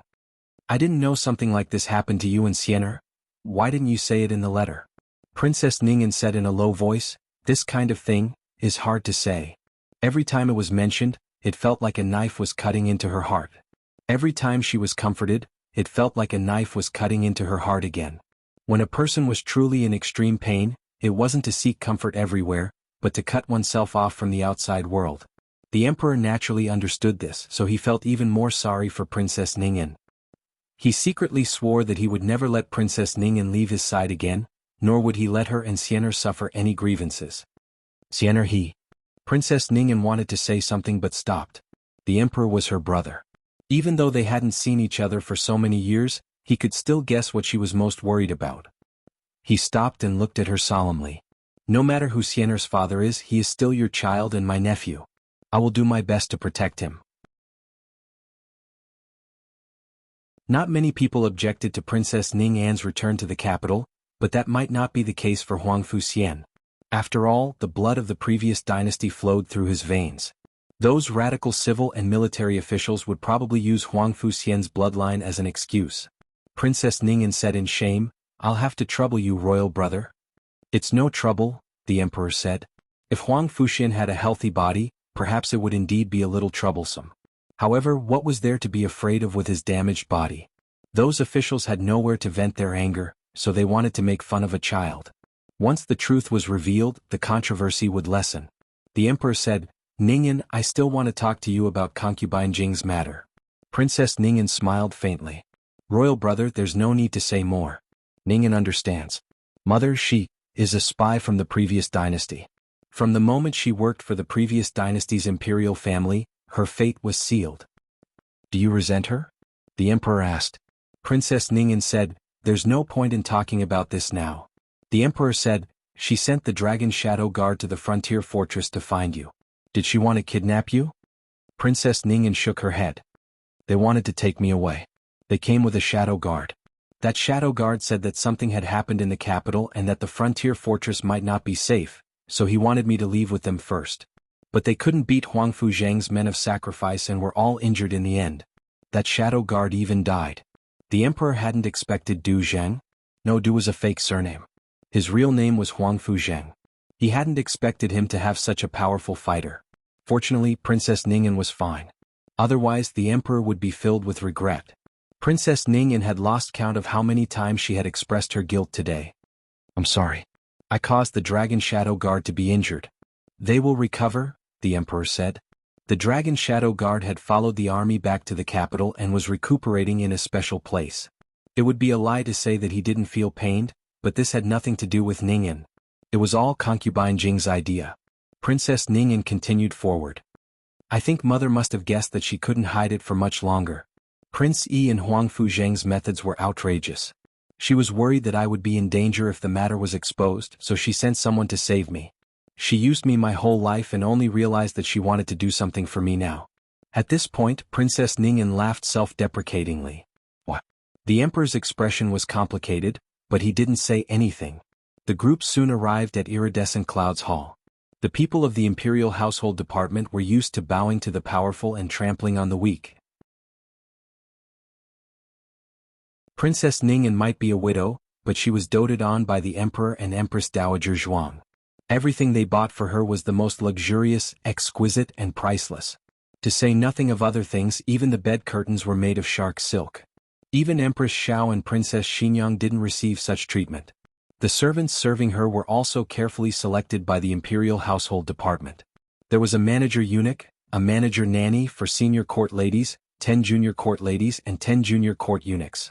This was no longer a standard that a princess could enjoy. Imperial brother. A complicated look flashed through Princess Ningyan's eyes. She sighed. "I don't need such expensive things and I don't need so many people." The emperor's face darkened. "You are my most beloved sister. If I say you need it, then you need it." Princess Ningyan wanted to say something but stopped. The emperor held her shoulder and stared fixedly at her weather-beaten face. he said with heartache and self-blame. I didn't protect you well back then and caused you to suffer for so many years. I will make it up to you in the future. You don't have to worry about anything. Just leave everything to me. No one will dare to criticize you. If there is, I will cut off their heads. Princess Ningyan wanted to say something, but before she could refuse, a child's chattering came from outside Iridescent Cloud's hall. A trace of confusion appeared on Princess Ningyan's face. The emperor smiled and said, "It's little Qi and his little classmate." Little Jing Kong had just entered the palace. He was a child, so he didn't know who had come to the palace. He had come purely for the rent increase. That day he had asked his brother-in-law for a rent increase, but his brother-in-law had said that his request was unreasonable. So he wanted to ask his great-aunt how to reasonably increase the rent. Unfortunately, his great-aunt's mood seemed to be a little down. He was an understanding child, so he decided to temporarily put aside the matter of the rent increase. He tried his best to act cute for a long time, but in the end he was thrown out by his great-aunt with an expressionless face. It was too noisy. Then he went to find Qin Shuyu. Qin Shuyu had recently raised a puppy. The two chased the puppy everywhere. The puppy probably smelled the emperor's scent and ran to Iridescent Cloud's hall. When Qin Shuyu and little Jing Kong arrived outside Iridescent Cloud's hall, they happened to see Huang Fuxian sunbathing at the entrance. They had never seen a wheelchair before, so they were quite curious. Little Jing Kong walked over, looked at Huang Fuxian's wheelchair and said, "Wow! What kind of chair is this? And it has wheels." Compared to the strange chair, Qin Shuyu's attention was more on the person. He asked in confusion, "Who are you? How come I've never seen you before?" The palace was Qin Shuyu's home. He might not know all the maids and eunuchs, but he should know this person who obviously had some background. Huang Fuxian sneered at the little kid and the little bean in front of him. "Who are you?" Qin Shuyu introduced himself seriously. "I'm Qin Shuyu and he's my classmate, Jing Kong." Huang Fuxian looked Qin Shuyu up and down, then looked at little Jing Kong with a sneer. He said sarcastically, "You're already so old but you still go to school with such a young child. Are the princes of the Zhao kingdom so stupid?" Qin Shuyu's hair stood on end. "Who are you calling stupid? I'm not stupid. I'm in the prodigy class of the Imperial College." Huang Fuxian sneered, "You stuffed it in, right?" Qin Shuyu's face turned red. Little Jing Kong was completely attracted by the big wheels of the wheelchair, so he didn't pay attention to their conversation. He squatted down, tilted his head and carefully looked at the big wheels in front of him. Qin Shuyu put his hands on his hips and stomped his feet. This was little Jing Kong's habit. After spending so much time with little Jing Kong, he unconsciously picked up some of the little Jing Kong's style. He said angrily, "How dare you talk to me like that? Do you know who I am? I'm the 7th prince of the Zhao kingdom. If you continue to be so rude, I'll get someone to beat you up." Huang Fuxian wasn't scared by his words. Instead, he coldly reached out his hand and pushed Qin Shuyu to the ground. Unfortunately, little Jing Kong was squatting on the ground looking at the wheels. When Qin Shuyu fell, he was knocked down as well. Little Jing Kong cried out in pain. His little foot was squashed by Qin Shuyu's butt. When the emperor and Princess Ningyan walked over, they saw the two children fall to the ground. Eunuch Wei also came out. He quickly walked forward and pulled up Qin Shuyu, who was on top, and little Jing Kong, who was on the bottom. "Are you okay? Are you hurt anywhere?" he asked worriedly. Little Jing Kong's right foot hurt a little. Qin Shuyu had a lot of meat, so he didn't hurt, but he was very angry. He turned around and was about to pounce on Huang Fuxian. "Stop!" the emperor shouted. Eunuch Wei immediately held Qin Shuyu. Qin Shuyu immediately complained and pointed at Huang Fuxian. "Father, he pushed me." The emperor looked at Huang Fuxian in the wheelchair. Huang Fuxian slowly leaned against the back of the wheelchair and raised his eyebrows. "I didn't push you. You fell down yourself." Qin Shuyu widened his eyes. "Nonsense. I wouldn't fall down myself. It was you who pushed me. Jing Kong, you saw it, didn't you?" "Ha!" Little Jing Kong was confused when he was suddenly called out. He was too focused on studying the big wheel and didn't see anything. At this moment, Lian came back with a bouquet of flowers. She didn't know what happened and handed the peony flowers to him. "Young master, here are the flowers you wanted." These flowers were planted by Princess Xinyang in the imperial garden, and each flower was worth 100 gold coins. Lian casually plucked out 5 flowers. Huang Fuxian took them and said in disdain, "There are so few of them. Didn't I tell you to pick all of them?" Leonor wiped the sweat from her forehead and said, "The others haven't grown yet. Only these 5 flowers look the best. I don't like them." After saying this, Huang Fuxian threw away the 5 peonies that Princess Xingyang had painstakingly cultivated without a second thought. The emperor could already imagine Princess Xingyang's expression when she found out that her flowers were gone. Xian. Princess Ning'an's face darkened. The emperor's throat was dry. He weakly took in a cold breath, coughed and said calmly, "It's okay. It's just a few flowers. Xian likes peonies. I'll ask the greenhouse to send a few more to Iridescent Clouds Hall." As he spoke, he turned to Qin Shuyu and said in a low voice, "Why aren't you here to greet your aunt and cousin?" Qin Shuyu asked, "Who's my aunt? Who's my cousin?" Princess Ning An walked towards him and patted his head. "I'm your Aunt Ning An. He's your cousin." As she spoke, she pointed at Huang Fuxian behind her. Qin Shuyu pushed her hand away. "He's not my cousin." The emperor's eyes darkened. "How dare you?" Qin Shuyu angrily pointed at Huang Fuxian. "He pushed me." Huang Fuxian said calmly, "I didn't push you." Qin Shuyu was furious. "You pushed me. You pushed me. You pushed me." Princess Ning An looked at Huang Fuxian and asked seriously, "Did you push His Highness or not?" Huang Fuxian looked straight into Princess Ning An's eyes and said, "No. I didn't." "You did." Qin Shuyu was about to explode. "Enough." The emperor stopped Qin Shuyu and said to Eunuch Wei, "Send His Highness back to Chengkuan Palace and Jing Kong back to Rinshou Palace." Eunuch Wei bit the bullet and said, "Yes. Let's go, His Highness. Jing Kong." Eunuch Wei gently led the 2 of them forward. The moment he turned around, Qin Shuyu wiped the tears from the corners of his eyes. "I'm not lying. He pushed me. Father, why don't you believe me?" Little Jing Kong held Qin Shuyu's chubby hand comfortingly and looked back at the young man in the wheelchair. At this moment the young man also looked over. Little Jing Kong saw the young man give him a malicious and provocative smile. "Fuck off." The young man sneered and said silently.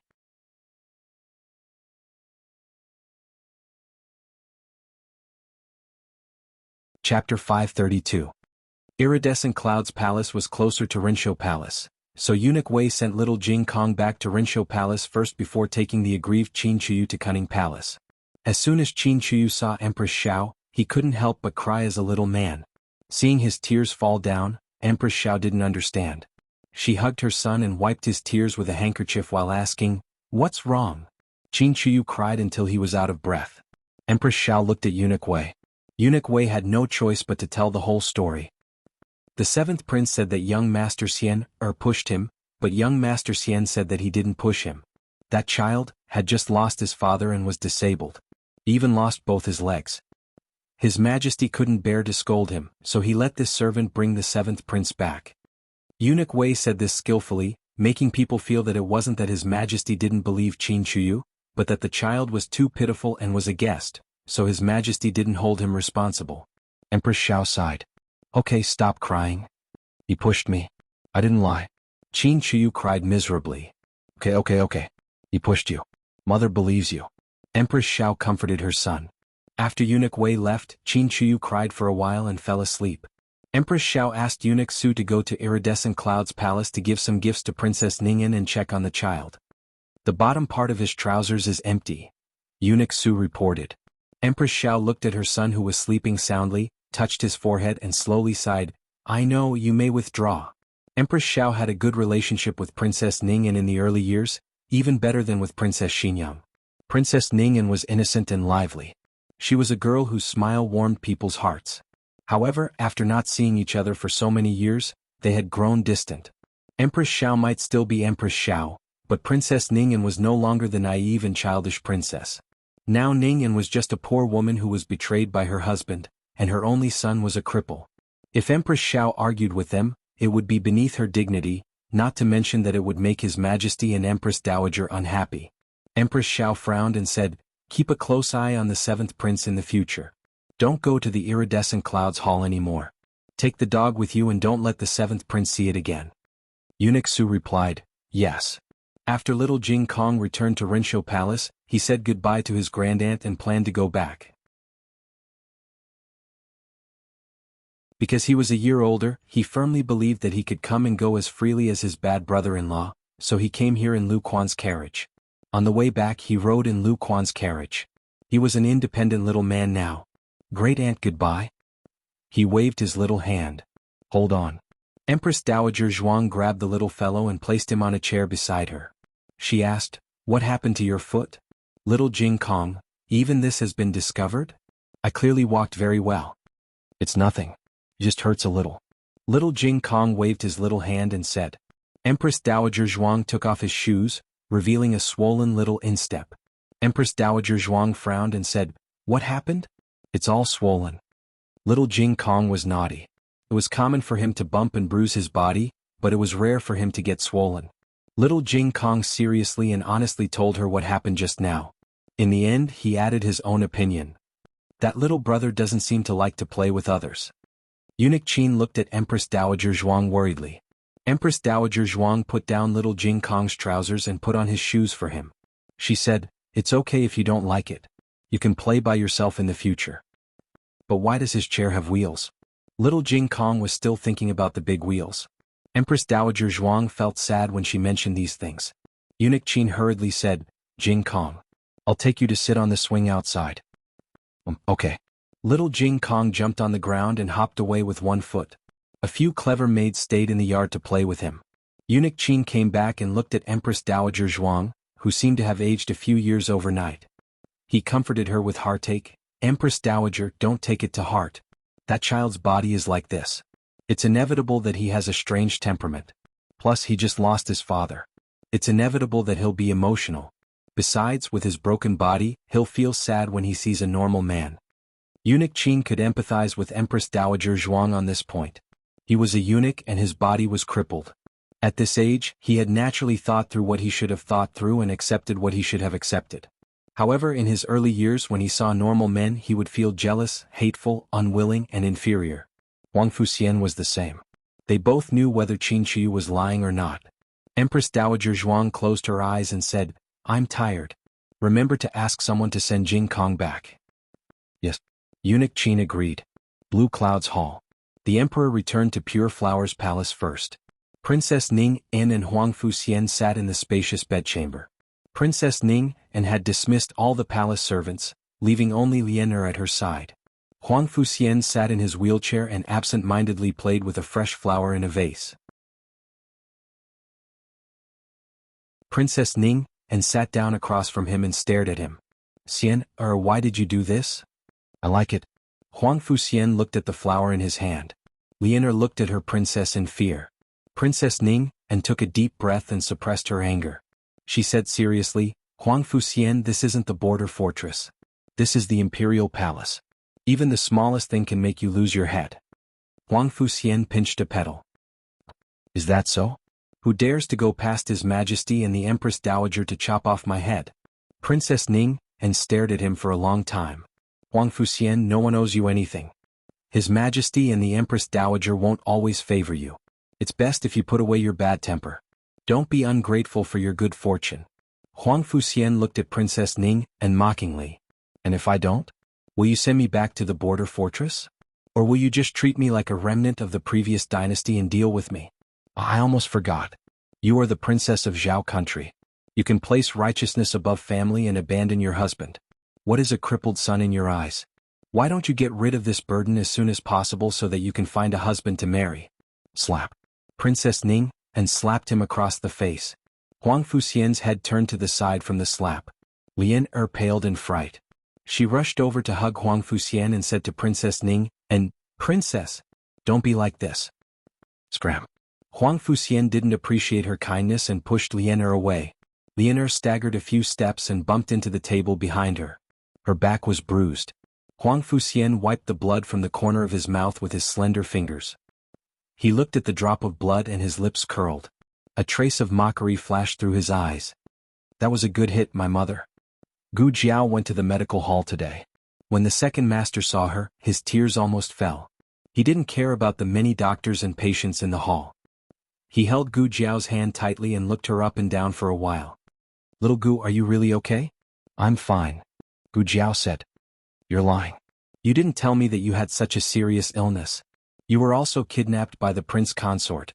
The people from the medical hall also went to the border fortress so they could bring back some news about Gu Jiao. For example, after Gu Jiao came back from Lingguan City, she isolated herself for 7 days. Dr. Song knew that she had contracted an epidemic. Dr. Song would not hide it from the second master. But Dr. Song didn't know that she was kidnapped by the prince consort. She didn't say anything. Gu Changqing also didn't say anything. She didn't say anything because she was too lazy to say anything. Gu Changqing didn't say anything because he was considering her reputation. Gu Changqing only reported everything truthfully in a letter to the emperor. Other than her and Gu Changqing, only Princess Ningyan and her servant, and Dr. Tong knew about this matter. Gu Jiao's gaze crossed the medicine table and fell on a certain person who was filling medicine for a patient. Probably feeling Gu Jiao's gaze, Dr. Tong turned around and smiled brightly at Gu Jiao. He waved his hand and said, "Dr. Gu." Dr. Tong was one of the people who saved Princess Ningyan. This time he came to the capital because the emperor wanted to reward him in person. But he didn't live in the Imperial Courier Station. He came to the medical hall to do odd jobs for free. Dr. Gu. After he finished filling the medicine for the patient, he walked over with a smile. "You left the army that day. I was worried about you." Gu Jiao faintly replied, "It's been hard on you." She was referring to the fact that he didn't receive a monthly salary for doing odd jobs. Dr. Tong hurriedly waved his hand. "It's not hard at all." He glanced behind Gu Jiao. Gu Jiao knew what he was looking at and said, "It's in the basket." Dr. Tong's eyes lit up. Gu Jiao said again, "I won't let you touch it." Dr. Tong was speechless. There weren't many patients who came to see the doctor during the new year, and there weren't any difficult diseases that Gu Jiao needed to deal with. Gu Jiao went to Lu Yixing's house in the afternoon. She didn't go on New Year's Eve. She went on the first day of the new year, but Lu Yixing wasn't there. Anu and the old mama were also not there. Gu Jiao knocked on the door of the Lu family again. Surprisingly, there was still no response. No one? Did they go out again, or has no one been here these days? Gu Jiao quietly listened to the noise inside. Lu Yixing had a special identity, and too many people in the capital wanted to bully him. Gu Jiao wasn't sure if something had happened to him. She grabbed the trunk with her left hand and pulled it over the wall. The yard was covered with snow and there were no strange footprints. The gate of the courtyard was bolted from the inside and was not locked from the outside. However, if one went through the central room to the back door, one would find that the back door was locked from the outside. So they really went out. There was a little dust in the room, but there were no traces of fighting. Gu Jiao basically ruled out the possibility that Lu Yixing was kidnapped. Gu Jiao thought for a while, took out a small notebook and left a note for him, asking him to find her in the clinic when he came back. She had something for him. After Gu Jiao left Lu Yixing's house, she went to the Qinghuan Chess Club. She wasn't going to play chess but wanted to see the old beggar nearby. She left in a hurry and didn't say goodbye to the old beggar. She didn't know how he was doing recently. She looked around the street where the old beggar used to be, but didn't meet the old beggar. Suddenly, a scholar came out from the Qinghuan Chess Club across the street. She stopped him and said, "Brother, have you seen the old beggar playing chess across the street?" Gu Jiao was used to dressing as a man in the frontier fortress, so she also dressed as a man today. After being with Gu Qingfeng for 3 months, she had learned some skills in falsetto. It wasn't very pleasant to hear, but her juvenile voice could still fool the layman. The scholar was quite knowledgeable and wasn't scared by the young man's face. He said kindly, "Oh, you mean that person? He left." Left? Gu Jiao was slightly stunned. "Yes, I haven't seen him for more than 2 months. If he didn't leave, what did he mean?" It's also possible." The scholar covered his mouth. He probably realized that he shouldn't say anything inauspicious during the new year, so he skipped the last few words and said directly, "He's old and it's snowing so heavily in the capital this year. You know." "Yes." Gu Jiao understood. The weather was cold and the ground was frozen.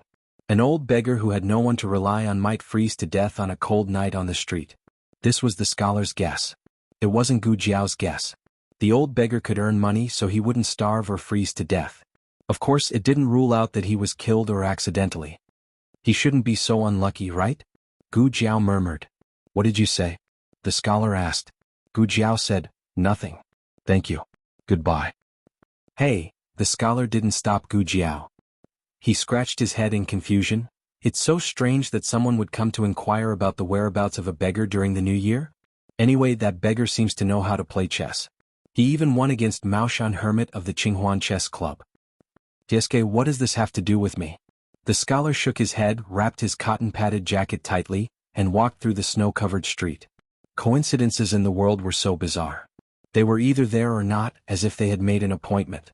Gu Jiao walked unhurriedly on the quiet street. The capital was the most prosperous place in the whole Zhao country. However, the streets were still deserted during the new year. Gu Jiao only saw 1 or 2 carriages pass by after a long time. Gu Jiao didn't care and kept walking forward.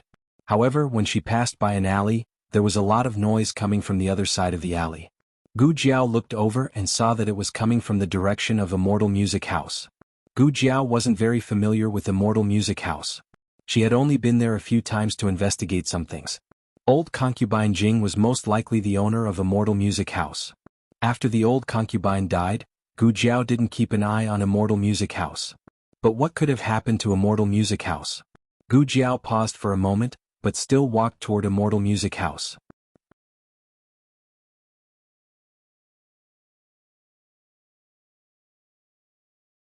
Chapter 533. The outside of Immortal Music House was crowded with onlookers. To be able to attract so many people during the new year, it could be seen that something big had happened inside. Nearby, there were several carriages from the government. Looking at the insignia, there were some from the capital governor and some from the Ministry of Justice. To be able to alarm the 2 big government offices, Gu Jiao's evaluation of this matter was 1 level higher. Hey, this old man, what happened to the Immortal Music residents? A young man who came to join in the fun around the same time as Gu Jiao politely asked the middle-aged man beside him. The middle-aged man stretched his neck to look inside Immortal Music House. Seeing nothing, he sighed disappointedly and turned to the young man. I heard that someone died. Someone died? The young man was shocked. During the new year, this word was too unlucky. The young man took a long time to utter a complete sentence. Who died? The young man asked. After saying the first time, the second time didn't seem so difficult. Gu Jiao originally didn't pay much attention to their conversation until she heard the middle-aged man say, Immortal Music House's top courtesan. If she remembered correctly, Immortal Music House's top courtesan seemed to be Mo Chenxue. Gu Jiao and Mo Chenxue had only met a few times. The first time, Mo Chenxue told her where the emperor's assassin was. The second time, Mo Chenxue told her that the owner of Immortal Music House was a woman. After that, when she went to Immortal Music House, she was told that Mo Chenxue had been ordered to leave. After that, she was no longer in the capital. Did something really happen to Mo Chenxue? She had only left for 3 months, but the capital had a feeling that things had changed. Gu Jiao went to the side door of Immortal Music House and easily jumped in. The walls of Immortal Music House were higher than ordinary walls. If it was 3 months ago, she would have to use a bit of effort. Now it was as easy as blowing off dust. It seemed that the 3 months of fighting at the border weren't in vain. Especially the battle with Sirius, it stimulated a lot of her potential. She was sure that she had recovered more than 30% of her strength. Gu Jiao walked through a corridor hung with red lanterns and followed the sound to the back door of the lobby.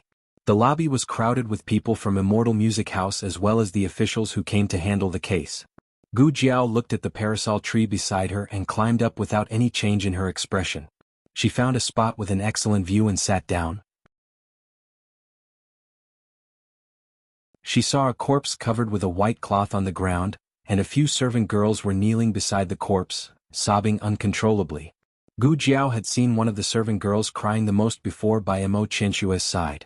Gu Jiao couldn't remember her name, but she was sure that she was Mo Chenxue's confidant.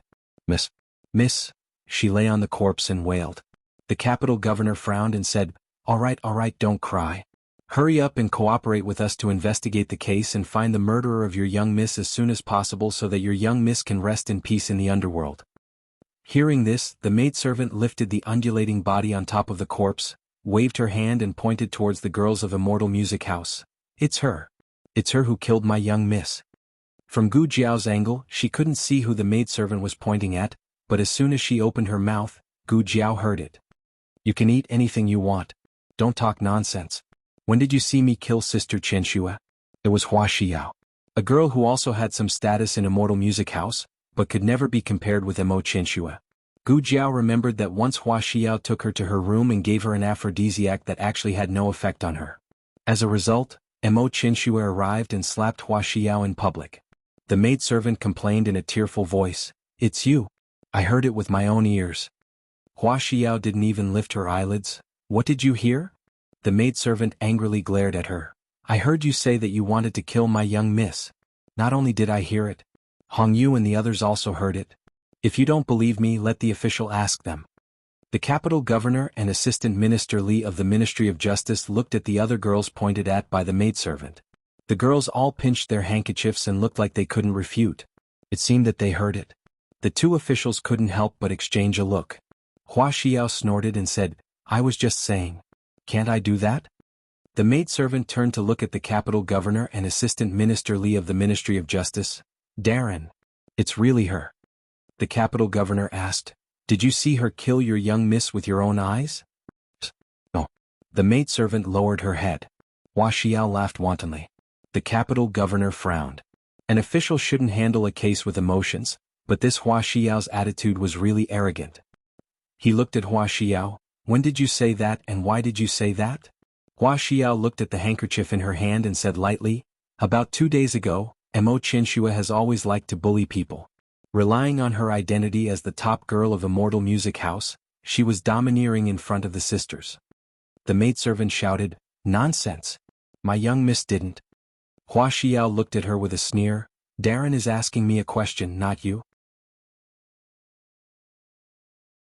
The maidservant was so angry that her face and neck turned red. Hua Xiao continued, Mo Chenxua took a fancy to my rouge and asked me to give it to her. I didn't give it to her, so she snatched it. I warned her that the owner of the house was no longer here. Did she still think that someone would support her? As a result, she hurt me. If you don't believe me, you can take a look. Hua Xiao said as she lifted up her left sleeve, revealing her white wrist and arm. There were a few bruises on it. The officials didn't look at indecent things. The examination of injuries should be done by a special coroner and doctor. But the coroner hadn't arrived yet. Assistant Minister Li of the Ministry of Justice and the capital governor pretended to be calm and quickly withdrew their gaze. The capital governor cleared his throat and waved his hand. Okay. Hua Xiao slowly put down her sleeves. She beat me like this, so I said 2 ruthless words saying that sooner or later I will kill her one day. But Darren, before I had time to do it, she died. The maidservant couldn't listen anymore. You are still quibbling. You have always been at odds with my young miss. Not only did you kill my young miss, but you also smeared her reputation. My young miss doesn't like your rouge. Hua Xiao said fearlessly, If you don't believe me, you can go and find it. Is there a box of Yulon Pavilion rouge in your young miss's makeup box? I went to Yulon Pavilion to buy it myself. The owner of Yulon Pavilion knows which color I bought. You can take the rouge and ask if it's the one I bought. Don't say that your young miss bought it herself. You know better than me whether she bought it or not. The owner of Yulon Pavilion also knows it. The maidservant couldn't refute at once. She stammered, But except for you who would hate my family enough to destroy her body? Hua Xiao shook the handkerchief in her hand and said sarcastically, Then how do I know who your young miss has offended outside? The maidservant was so angry that she almost rushed up and tore her apart.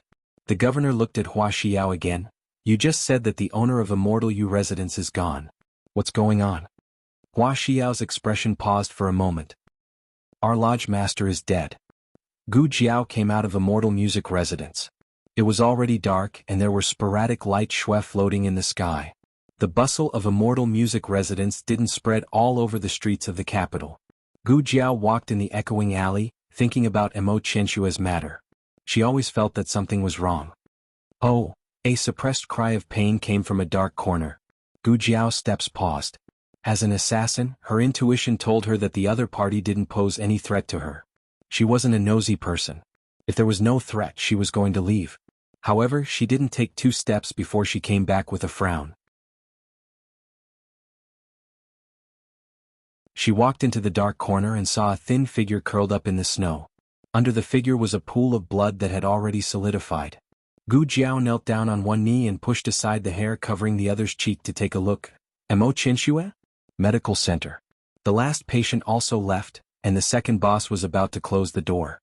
But at this moment, a small figure in green strode in carrying a woman covered in blood. The second boss was almost hit. He hurriedly dodged and looked at the person who came.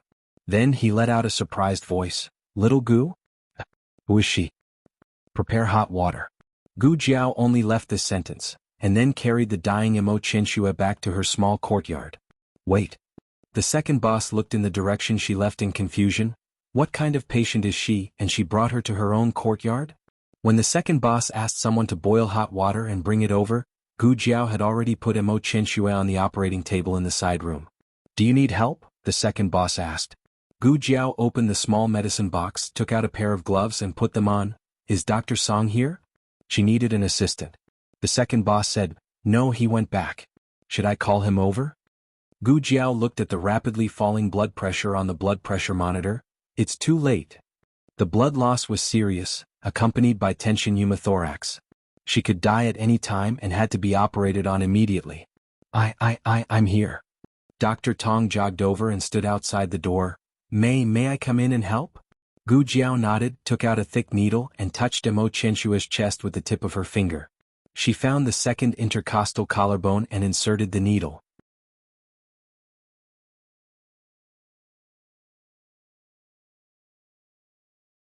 Chapter 534. There are all kinds of novels that you can't find online. Dr. Tong was shocked. He knew that Gu Shijio had done this for people, but she didn't do it raw. She didn't even have any drugs. However, in the next second, a stream of gas leaked out from the other end of the needle. Dr. Tong saw the patient's swollen chest slowly collapse. It wasn't appropriate to call it a collapse, but a return to normal. Then, the patient's breathing, which had been very difficult, became smooth. Dr. Tong couldn't believe it. Sure, Yi had seen this kind of disease when he was practicing medicine at the frontier. Some were caused by injuries and some were caused by spontaneous causes. The doctors at the frontier were all helpless and could only watch the patient die. So, a single injection was enough? It's not a needle, it's a puncture to release the gas in the chest cavity. Gu Jiao had just finished when Mo Qianxue suddenly coughed. She was injured all over and a small cough could be fatal. As expected, Gu Jiao heard a small crack. Her ribs were broken. Or rather, they were already broken. However, this cough affected the broken ribs and made the situation worse. Her chest swelled again and her blood pressure continued to drop rapidly. Dr. Tong had seen Gu Jiao use a blood pressure monitor in the casualty barracks, and he knew that this was a very dangerous sign. He was stunned. What happened? Suddenly, acute pneumothorax. Gu Jiao took out a negative pressure water bottle from the small medicine box, poured in saline, and inserted a drainage tube. Lower the bottle 2 feet, she said to Dr. Tong. Okay. Dr. Tong put the bottle 2 feet below the bed and found a stool that was just right.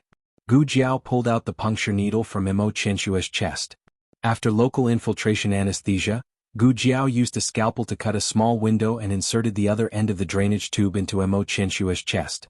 If the drainage process didn't go well, Mo Qianxue would have to perform a thoracotomy. She had lost too much blood, and another major surgery would likely kill her. The water bottle didn't move for a full 30 seconds. Just as Gu Jiao took out the anesthetic and prepared to perform the thoracotomy, the water bottle finally began to bubble. Gu Jiao's expression was as calm as ever, but Dr. Tong still felt the change in her aura. Is this enough? Dr. Tong asked in a low voice. It's a good sign. Gu Jiao looked at the wound on Mo Qianxue's thigh and said, prepare for the suture operation now. Dr. Tong put on the patient's chest. In addition to her broken ribs and blood pneumothorax, Mo Qianxue also had 2 fatal wounds. One was a broken artery in her thigh, and the other was a knife wound on her abdomen. She had lost too much blood. Gu Jiao didn't know how she was still alive. She needed a blood transfusion, but after testing the blood type of everyone in the clinic, only Gu Jiao's blood matched hers. I'll leave the final suture to you, Gu Jiao said to Dr. Tong. Dr. Tong nodded solemnly. Gu Jiao sat on the chair next to Mo Qianxue, installed a white filter on the 4 tube, and transfused her blood into Mo Qianxue's body. Dr. Tong didn't know how much blood Gu Jiao had given to the patient. He just watched as Gu Jiao's ruddy face turned pale little by little. But he couldn't be impatient. If he was impatient, he would make mistakes, and if he made a mistake, Dr. Gu would have to give more blood. Dr. Tong forced himself to calm down. If it was Dr. Gu, how would she do it? Thinking of this, his trembling hands gradually calmed down. When the last wound was sutured, Gu Jiao had already fallen asleep on the back of the chair. The white snow outside the room reflected a large amount of light, making it hard to tell if it was dawn. Dr. Tong was soaked and exhausted, but he didn't rest immediately. He strictly followed Gu Jiao's instructions after every operation and dealt with all the medical supplies. In fact, Gu Jiao had never taught him anything. He observed everything on his own. He was very attentive and Gu Jiao trusted him. Otherwise, Gu Jiao wouldn't have fallen asleep. When Dr. Tong could finally breathe a sigh of relief, Mo Qinxue slowly woke up on the operating table. Mo Qinxue only woke up for a very short moment. She saw a young man wearing a mask and strange clothes sitting on the chair next to her. Their arms were connected to something, and the young man's blood flowed into her body. Dr. Tong didn't notice that Mo Qinxue had woken up. When he closed the small medicine box and turned to check on Mo Qinxue, she had already fallen asleep again. Dr. Tong took Mo Qinshue's blood pressure. She was in good condition. He stopped the blood transfusion. He called Gu Jiao twice. Dr. Gu, Dr. Gu. Unfortunately, Gu Jiao didn't respond. She was probably exhausted or weak from blood loss. Dr. Tong couldn't bear to disturb her any longer, so he found a blanket and covered her. Next he moved Mo Qinxue to the bed. Although he was a man, he was weak, so he had to call for help. As soon as he opened the door, he saw a tall and slender figure standing in the corridor. He was very tall and wore a light green cloak. The light from the snow reflected on his face, revealing his jade-like exquisite appearance. Dr. Tong had never seen such a handsome man before. He was stunned. The man spoke first. "Is the operation done?" His voice was slightly magnetic, cool and low. It was a voice that matched his appearance.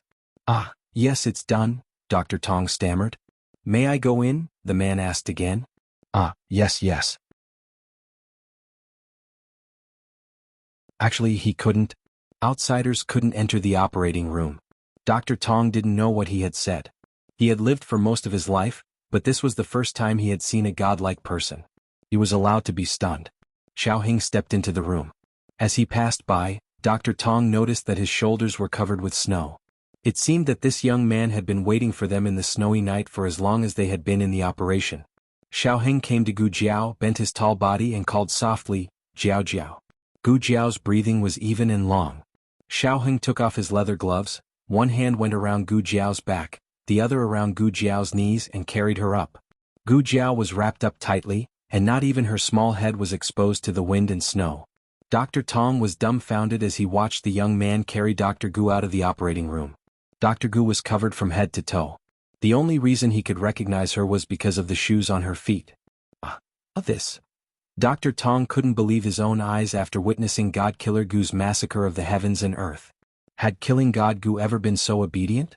Although he was asleep, his aura was not the same as usual.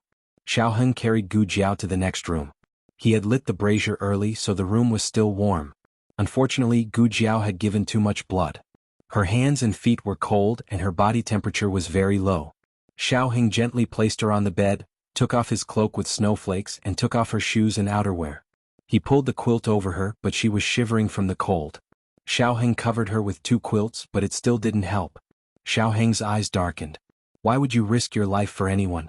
Have you ever thought about your own life?" She was like this. If someone treated her well, she would treat them very well. Xiaoheng wasn't like that. When he was young, there were too many people who treated him well. He was used to it. He wouldn't let them down, but he wouldn't be too grateful either. Had she not been treated well when she was young? So much so that if someone treated her well, she would repay them many times over? Xiaoheng's heart suddenly hurt.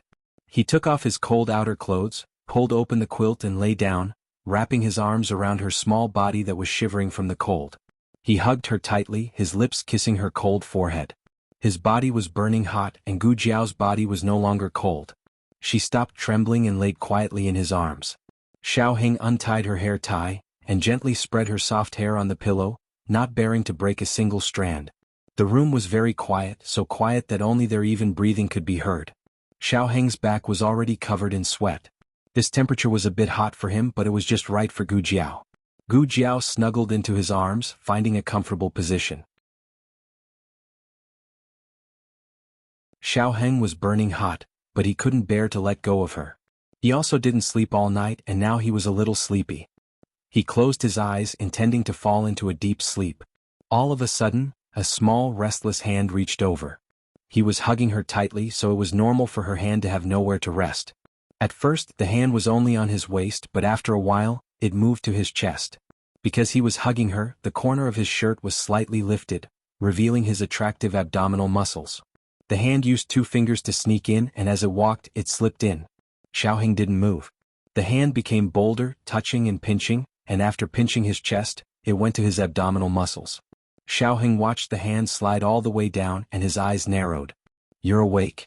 Gu Jiao closed her eyes. "I'm not." Xiaoheng.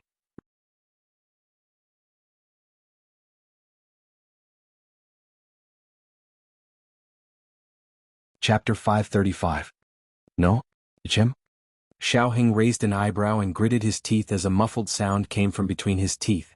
However, the person who had been caught didn't seem to have a guilty conscience. Her cold fingertips continued to move downwards. Xiaoheng was so angry that he laughed. Who was the person with the thickest skin in the world?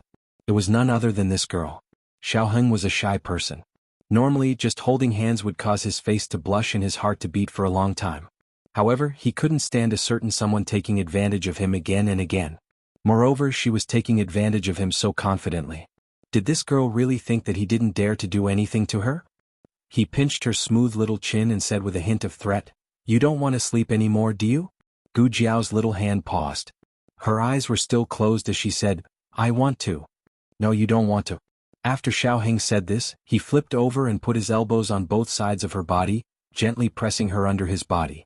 She was the one who teased him first, so she couldn't blame him for not letting her sleep properly. He lowered his head and covered her soft lips. From the moment she rushed back in the snow and appeared in front of him to say, "Happy birthday, official Xiao," to him, he had wanted to do this. He tried hard to restrain himself. This girl didn't know how hard it was for him to restrain himself, but she easily broke through all of his restraints. After resting at home for a few days, his lips that had been cracked by the wind and snow were moist and soft again. His breathing was disorderly and his heart almost jumped out of his chest. He briefly let go of her before the last bit of him collapsed. "Your face is red," Gu Jiao said. "Don't talk." He buried his head in her neck. "Your ears are also red," Gu Jiao said again. "Gu Jiao Jiao." His voice was hoarse. Gu Jiao tilted her head slightly and whispered into his red ears, "Your voice isn't even your own." Xiaoheng's breathing stagnated. "Gu Jiao Jiao Jiao." "Yes," Gu Jiao replied obediently. This answer melted Xiaoheng's heart. The flames of shame and anger were instantly extinguished by a basin of ice water. He didn't know whether to laugh or cry as he looked at the person beneath him. A certain someone was still sitting there with his eyes closed. Xiaoheng moved his elbow inwards and hugged her even tighter. Then the corners of his lips curled up. He laughed and said, "Aren't you still asleep? Why can you still see? Try being stubborn again." Xiaoheng saw that under her tightly shut eyelids, her eyeballs were moving. Xiaoheng couldn't help but laugh. He pressed his forehead against hers and whispered in an extremely bewitching voice, "You can't speak him?" His voice was so pleasant that Gu Jiao's ears melted. Gu Jiao paused for a moment. "You're really delicious." "Xiaoheng, how did the topic change so quickly?" "Alright, come, let's talk about a few coins today." Xiaoheng looked at a certain someone who refused to open her eyes. He was amused. "Is that so? I didn't even get to eat, how can I be delicious?" "I ate." Gu Jiao blindly raised her hand and touched his cheek. Then she touched his lips. Xiaoheng was convinced that she could still close her eyes and act like she hadn't woken up even in this state. In ancient times there were thieves who covered their ears to steal a bell. Today there was Gu Jiao who played with her eyes closed. Xiaoheng wanted to laugh. He whispered in her ear, "Gu Jiao Jiao Jiao Jiao, this isn't eating." He spoke quickly and regretted it as soon as he finished speaking. His words were a bit too rash. As if he was afraid that she would feel awkward when she realized what he said, he quickly changed the topic. "How old is the girl over there?" Since he knew that she wasn't the real Gu Jiao's mother, and she also admitted that she wasn't Gu Jiao's mother, there was no need for him to pretend that he didn't know anything. Although there were indeed many things that he didn't know. For example, her origin, and why she became Gu Jiao's mother.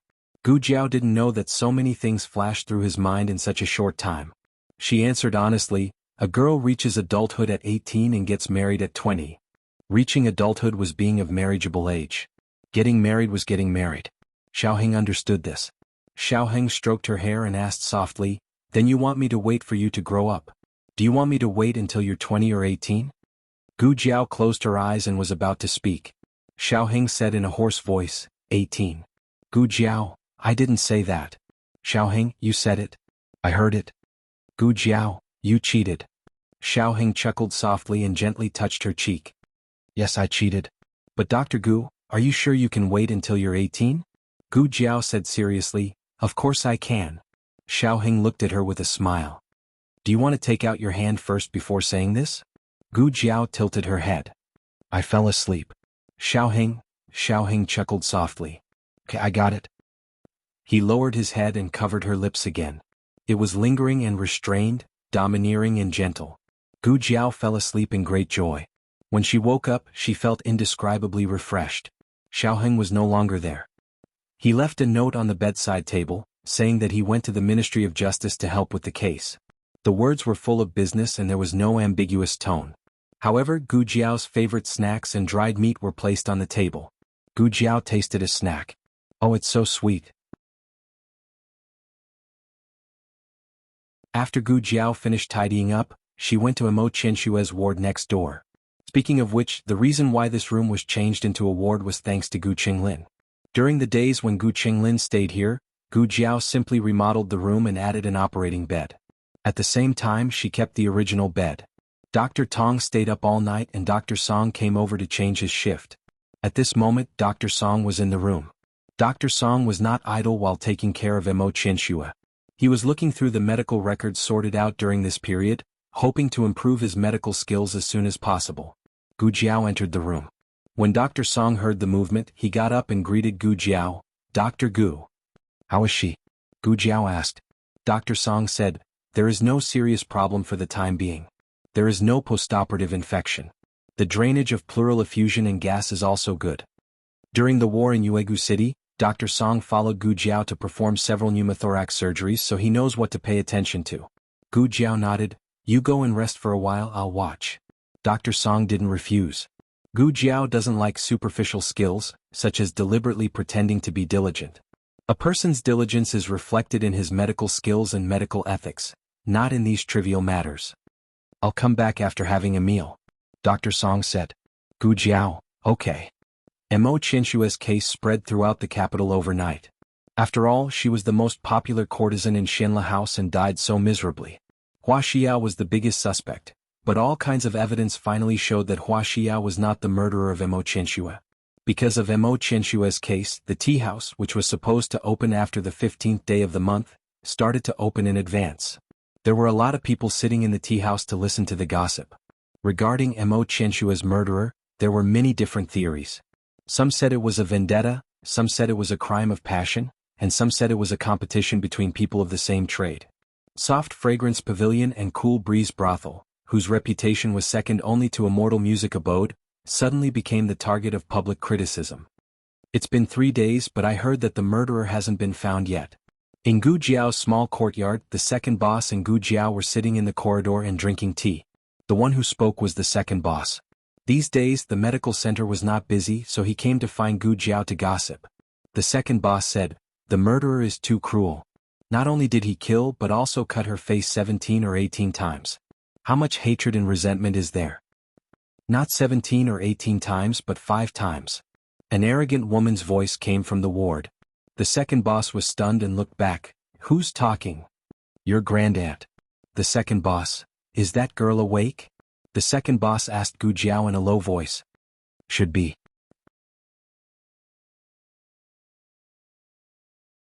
Gu Jiao put down the teacup, got up and opened the door of the ward. The drainage tube on Imo Qianshue's body had been taken off, and she was neatly dressed. Of course they were all Gu Jiao's clothes. Gu Jiao was taller than her, but the loose clothes were just right for her to wear as a hospital gown. How do you feel? Gu Jiao came to the bed, picked up the stethoscope and listened to her heart and lungs. Imo Qianshue blocked her hand, looked her up and down and said angrily, It was you, wasn't it? This question came out of nowhere. Gu Jiao seemed to understand.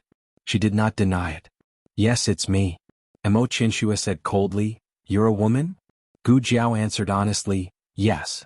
Imo Qianshue's tone became colder. You're not a mute? Gu Jiao continued to answer honestly, Yes, I'm not. Imo Qianshue gritted her teeth. Liar. Gu Jiao. Gu Jiao pushed away Imo Qianshue's hand.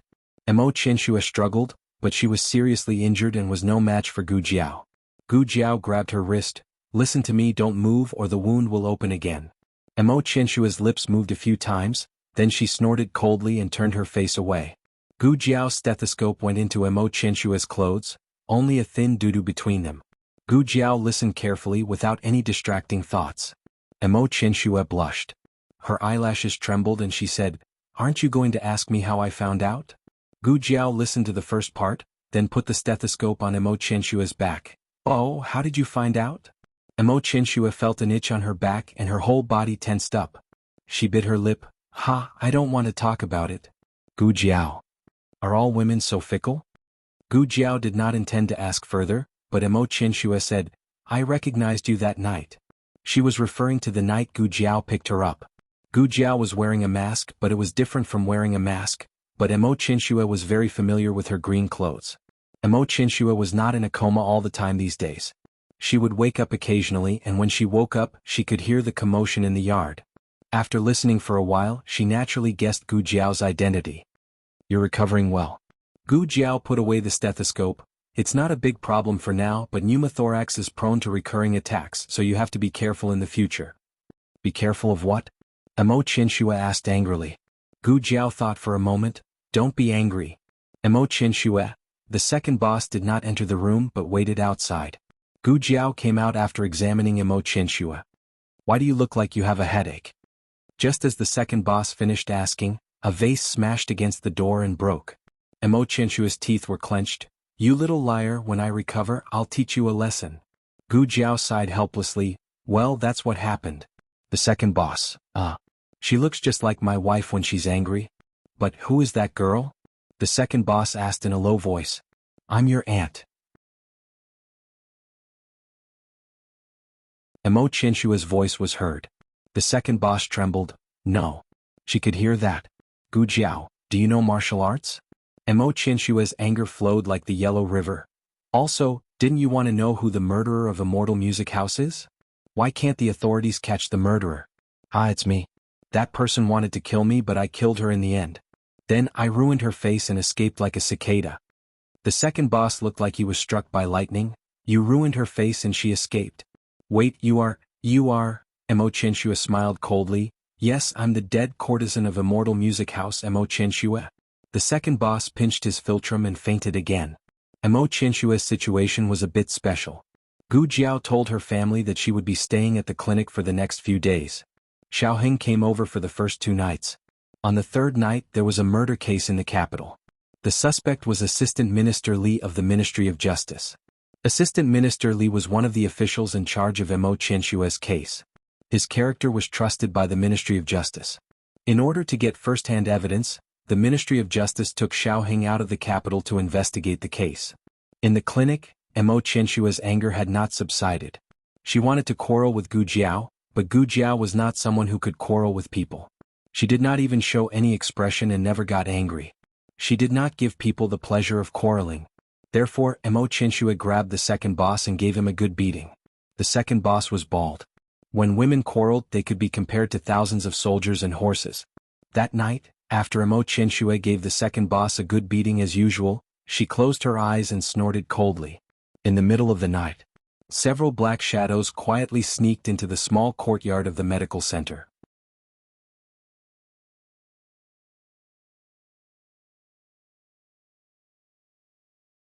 Chapter 536. There were no patients left in the clinic, except for Emo Qinshu. The doctors and staff on duty were all asleep, and Emo Qinshu was no exception. The entire clinic was quiet and only the sound of the wind could be heard. The sound of the wind perfectly concealed the movements of the men in black. Of course, their original movements were very light, which was enough to show the depth of their skills.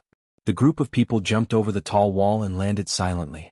Only when their clothes rubbed against each other did they make a small noise, but that was all. A gust of wind was enough to cover it up. When they reached the stairs, the leader stopped and raised his hand to signal for everyone to stop. The others all stopped. The leader went to the corridor first and listened to every room with vigilance. Finally, he settled on the room on the east side. He took out a dagger and inserted it into the gap of the door, intending to pry open the latch. However, he found that there was no latch behind the door. Emo Qinshu was a patient, and the doctor had to check on her at any time. Naturally, she wouldn't lock the door. The black-clothed man put away the dagger and gently pushed open the door. He gave a look to the black-clothed men behind him. Everyone understood and rushed towards the room. Emo Chinchua was sleeping.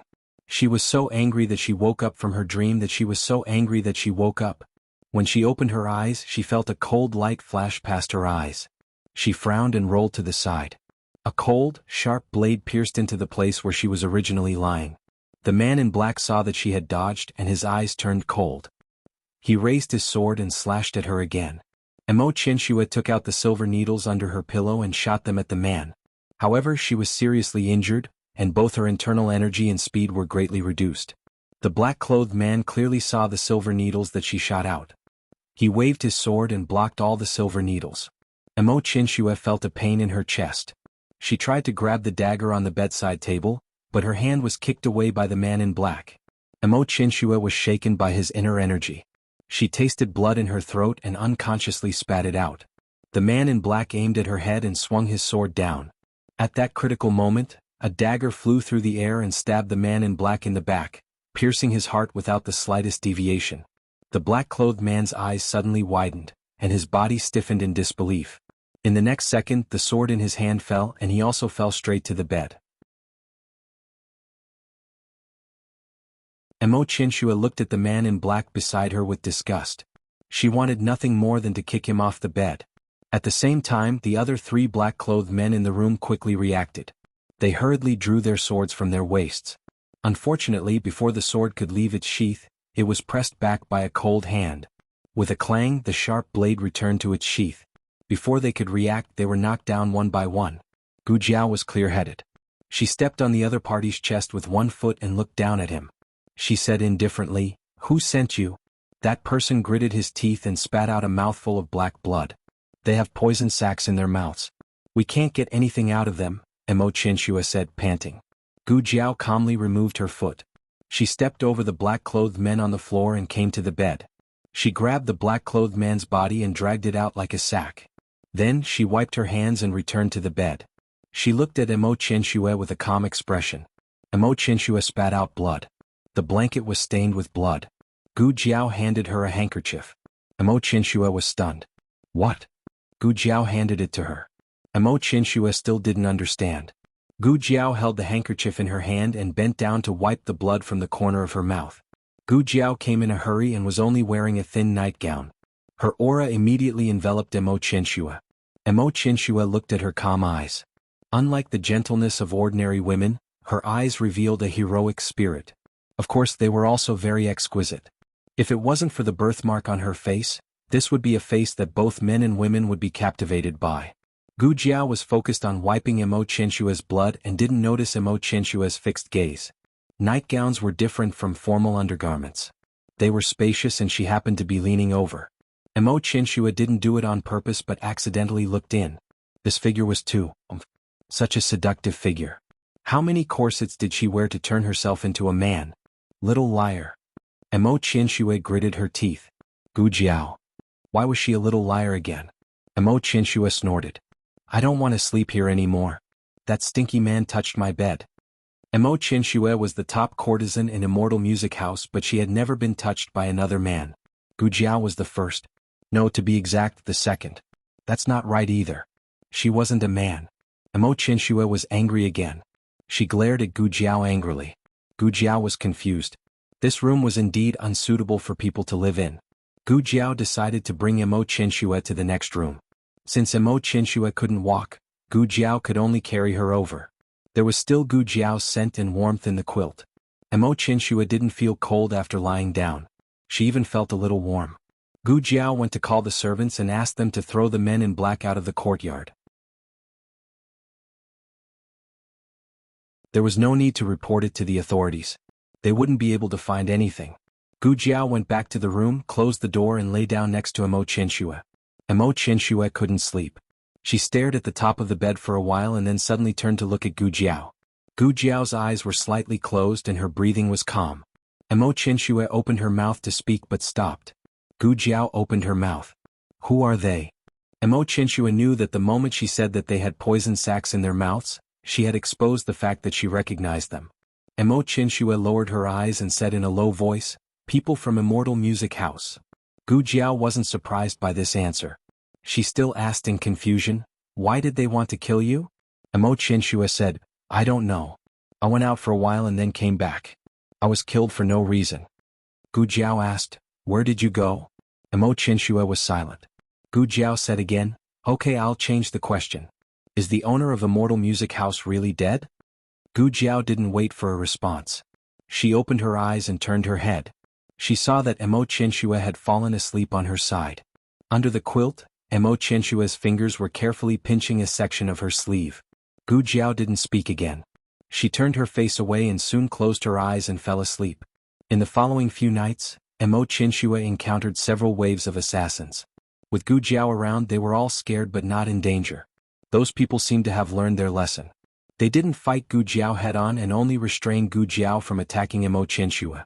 Gu Jiao dealt with the first two waves of assassins with ease. However, by the third wave, Gu Jiao could clearly feel that the opponent's strength was not on the same level as the previous assassins. 3 men in black, all of them were men of sacrifice. Are they also from Immortal Music House? Gu Jiao asked while holding Emo Chinshue in her arms to avoid the ambush. Emo Chinshue shook her head. I don't know. I don't know them. She really didn't know them and had never seen them before. Emo Chinshua's expression was complicated as she watched Gu Jiao fight with the 3 men of sacrifice. These 3 men of sacrifice were slightly weaker than the Dragon Shadow Guards. With Gu Jiao's current strength, she could deal with them. However, the prerequisite was that they had to fight Gu Jiao properly. However, their target was Emo Chinshue.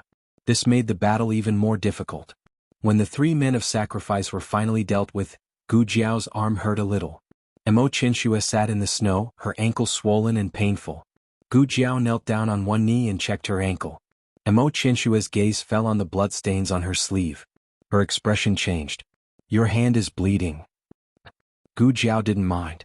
She lifted Emo Chinshue's swollen ankle. It's not dislocated. It's just sprained. It'll heal in a few days. As soon as she finished speaking, a cold arrow shot out from the darkness.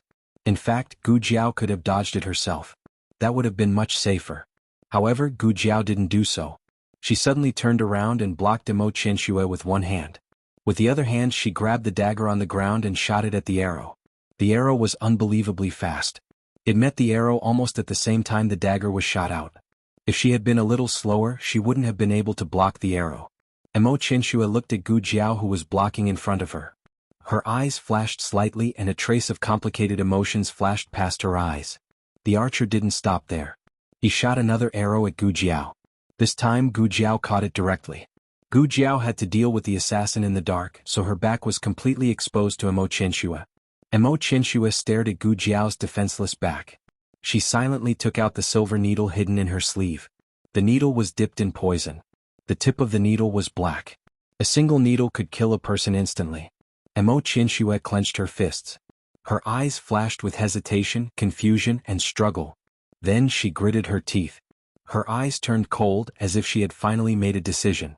She suddenly shot all the silver needles in her hand in the direction of Gu Jiao. The silver needles carried all her internal energy. They brushed past Gu Jiao's neck.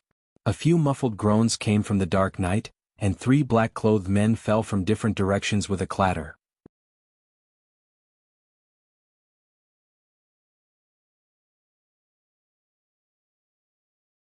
Chapter 537. The novel will be updated faster. Gu Jiao thought there was only 1 man in black. Who would have thought there were 2 more hiding in the dark? Emo Chinshue was already severely injured, and this attack with all her strength had almost drained her of all her energy. The moment the 3 men in black fell from above, she couldn't hold on any longer. She spat out a mouthful of blood and fainted. Gu Jiao bent down and carried Emo Chinshue back to the room. The clinic's manservant would clean up the place. Emo Chinshue was covered in snow. The wound on her leg was slightly torn. Blood seeped out and dyed her nightgown red. Gu Jiao took off her clothes and stuffed them under the blanket. Then she opened the closet door and found a clean set of nightgown for her to change into. In a daze, Emo Chinshue felt someone touch her body. Her face turned pale and she grabbed the other person's hand. It's me, Gu Jiao said. Emo Chinshue let go of her hand. She leaned her head against Gu Jiao's chest and fell into a deep sleep. In fact, several groups of people had already come to the clinic. However, Gu Jiao clearly felt that Emo Chinshue's mood had changed. Maybe it was because tonight was especially serious. In the latter half of the night, Emo Chinshue even had nightmares. She was afraid. Her face was pale and her body trembled slightly. It was as if she had fallen into an endless nightmare. Emo Qianxue, Emo Qianxue. Gu Jiao tried to wake her up. Emo Qianxue opened her eyes and looked at Gu Jiao in fear. She did not know if she was still in a dream. She did not respond and only held Gu Jiao's hand tightly, like a drowning person holding onto the last piece of driftwood. Are you so scared? Gu Jiao murmured. She didn't pull her hand back. Gu Jiao took the time to go back to Clearwater Alley. Little Jing Kong hadn't seen Gu Jiao for a few days. He felt wronged and teared up. Jiao Jiao. He rushed over and hugged Gu Jiao. Although he was 5 years old, he looked just 1 year younger than his peers. Gu Jiao easily lifted him up. Little Jing Kong sat in Gu Jiao's arms and shook his little head. Jiao Jiao, is the medical center done? Little Jing Kong asked. Not yet. Gu Jiao entered the room and greeted Yao Shi. Yao Shi had just finished bathing Gu Xiaobao. You're back. There's no need to go to the clinic, right? Yao Shi warmly asked. We still have to go over tonight, Gu Jiao said. Little Jing Kong thought for a while and got down from Gu Jiao's arms. He moved a chair for Gu Jiao and said, Jiao Jiao is tired. Jiao Jiao, take a seat. Gu Xiaobao, wow. Yao Shi heard her son's voice and laughed. Did Xiaobao speak? Does Xiaobao want sister to sit down? Gu Xiaobao widened his big round eyes and looked at Gu Jiao. Gu Jiao walked over and poked Gu Xiaobao's face. Gu Xiaobao chuckled. A 3-month-old child could laugh, but Gu Xiaobao was a baby who did not cry, make a fuss, or like to laugh. Other than a chuckle on the day he turned 3 months old, he did not make a sound after that. Gu Jiao found it amusing and gently poked his chubby little face again. Gu Xiaobao laughed again. Gu Jiao poked him again and Gu Xiaobao laughed again. Little Jing Kong clapped his hands excitedly and jumped up and down. Younger brother is laughing. Younger brother is laughing. At this moment, Marquis Gu came over from the newly renovated residence. It snowed heavily a few days ago and the finishing work was delayed.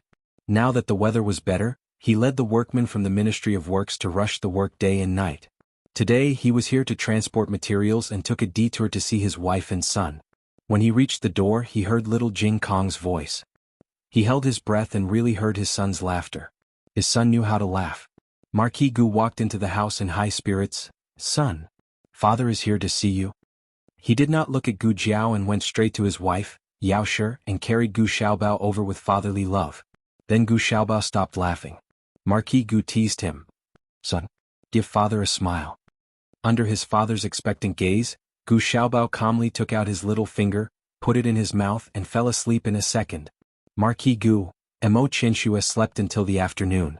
Midway, Dr. Tong came to check on her. He took her pulse and checked on her wound. Everything was fine. Because of the accident at Xianle House, the tea house reopened early. There were more people on the streets and more headaches, fevers and drunkenness. Today, a wave of drunkards and injured patients came to the clinic. There were not many doctors and they could not take care of them all. However, this had nothing to do with Emo Qianxue. She did not need any additional treatment and only needed to quietly recuperate in the room. A maid brought food over. Emo Qianxue ate a little. Her leg was injured and her ribs were broken. She could not walk and could only lie on the bed in boredom. She sat on the bed and clutched the handkerchief in her hand. She snorted, "Where did the little liar go?" Suddenly a figure flashed through the door. Emo Qianxue's eyes flashed with vigilance. Who is it? The unlatched door was gently pushed open from the outside. First, an exquisite embroidered fan reached in from the crack of the door. Then the owner of the fan walked in with light steps. It was a pair of brand new pink lotus embroidered shoes. They were made of real gold and were extremely expensive. In the whole capital, only the courtesans of Xianle House could afford to wear such shoes. The vigilance in Emo Qianxue's eyes dissipated and was replaced by a faint disgust. What are you doing here? Emo Qianxue asked coldly.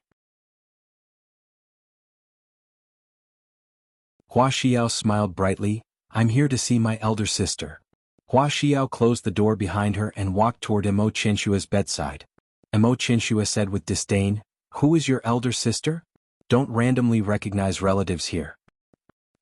Hua Xiao covered half of her face with the fan and laughed. We are all girls in the brothel. Who is more noble than who? Don't make it sound like your elder sister is a daughter of a good family. Emo Qianxue impatiently said, If you have something to say it quickly. Hua Xiao laughed. I haven't seen you for a few days but you are still so vulgar. Does that little Gongzi also know your character? Is it hard for you to pretend in front of him? Ah, I forgot, he is not a little Gongzi but a little girl. Elder sister, your infatuation has been misplaced. Mo Qinshua looked at her coldly. Hua Xiao, do you have nothing to do, so you came to tell me this? Hua Xiao removed the round fan in front of her face, revealing an innocent look. Of course not, I came to remind elder sister, don't forget your identity, don't be a traitor of Immortal Music House. Mo Qinshua turned her face and said lightly, I didn't. Hua Xiao sneered and took out 3 silver needles from her arms. So you didn't kill those 3 people? These silver needles are made by imitating the Tang sect's Tang flower needle. In the capital, except for you, it seems that no one else uses this kind of silver needle. Mo Qinshua's hand holding the handkerchief tightened and said without changing her expression, I don't need to explain to you what I do. Hua Xiao threw the 3 silver needles on Mo Qinshua's quilt. Young master asked me to come. Mo Qinshua's eyes moved slightly and she said seriously, I killed those 3 people in order to gain her trust. Hua Xiao sat down on the edge of Mo Qinshua's bed and looked into Mo Qinshua's eyes with a smile. She doesn't trust you enough? Mo Qinshua blinked lightly and looked up to meet Hua Xiao's eyes. Not enough, I didn't have a chance. Hua Xiao smiled, stood up and went to the wardrobe. She opened the door and brushed Gu Jiao's clothes with her fingertips.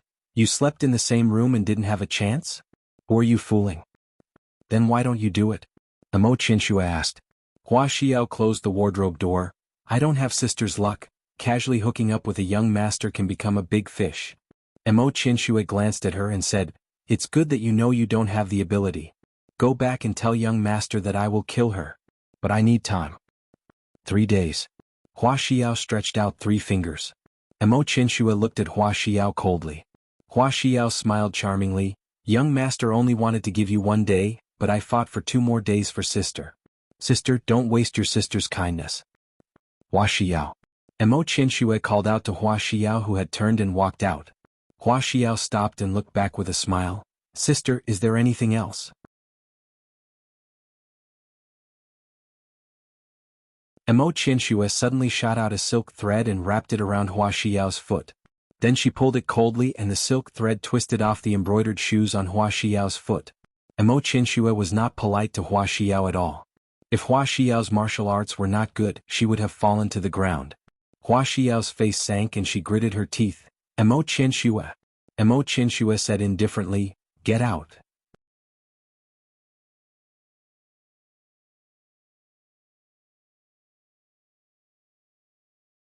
Chapter 538. Clearwater Alley. Being ignored by his son, Marquis Gu felt a little embarrassed. He cleared his throat and placed his sleeping son back into Yao Shi's arms.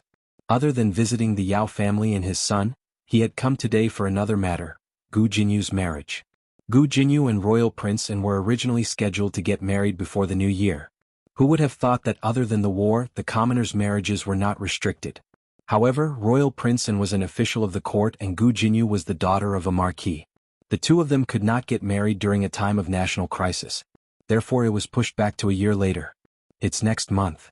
Marquis Gu said to Yao Shi, Jinyu is your daughter. How can a daughter get married without her mother by her side? Why don't you follow me back to my residence for a few days and wait for Jinyu to get married? The conflict between Yao Shi and the Marquis Fu mainly came from the fact that everyone in the Marquis Fu did not welcome her. Old Madame Gu was the leader, followed by Gu Changqing and the other 2. As for the servants, they did not need to care too much. Anyway, they did not dare to cause trouble in front of Yao Shi. Now that all sorts of misunderstandings had been resolved, the Gu brothers no longer had any resentment towards Yao Shi.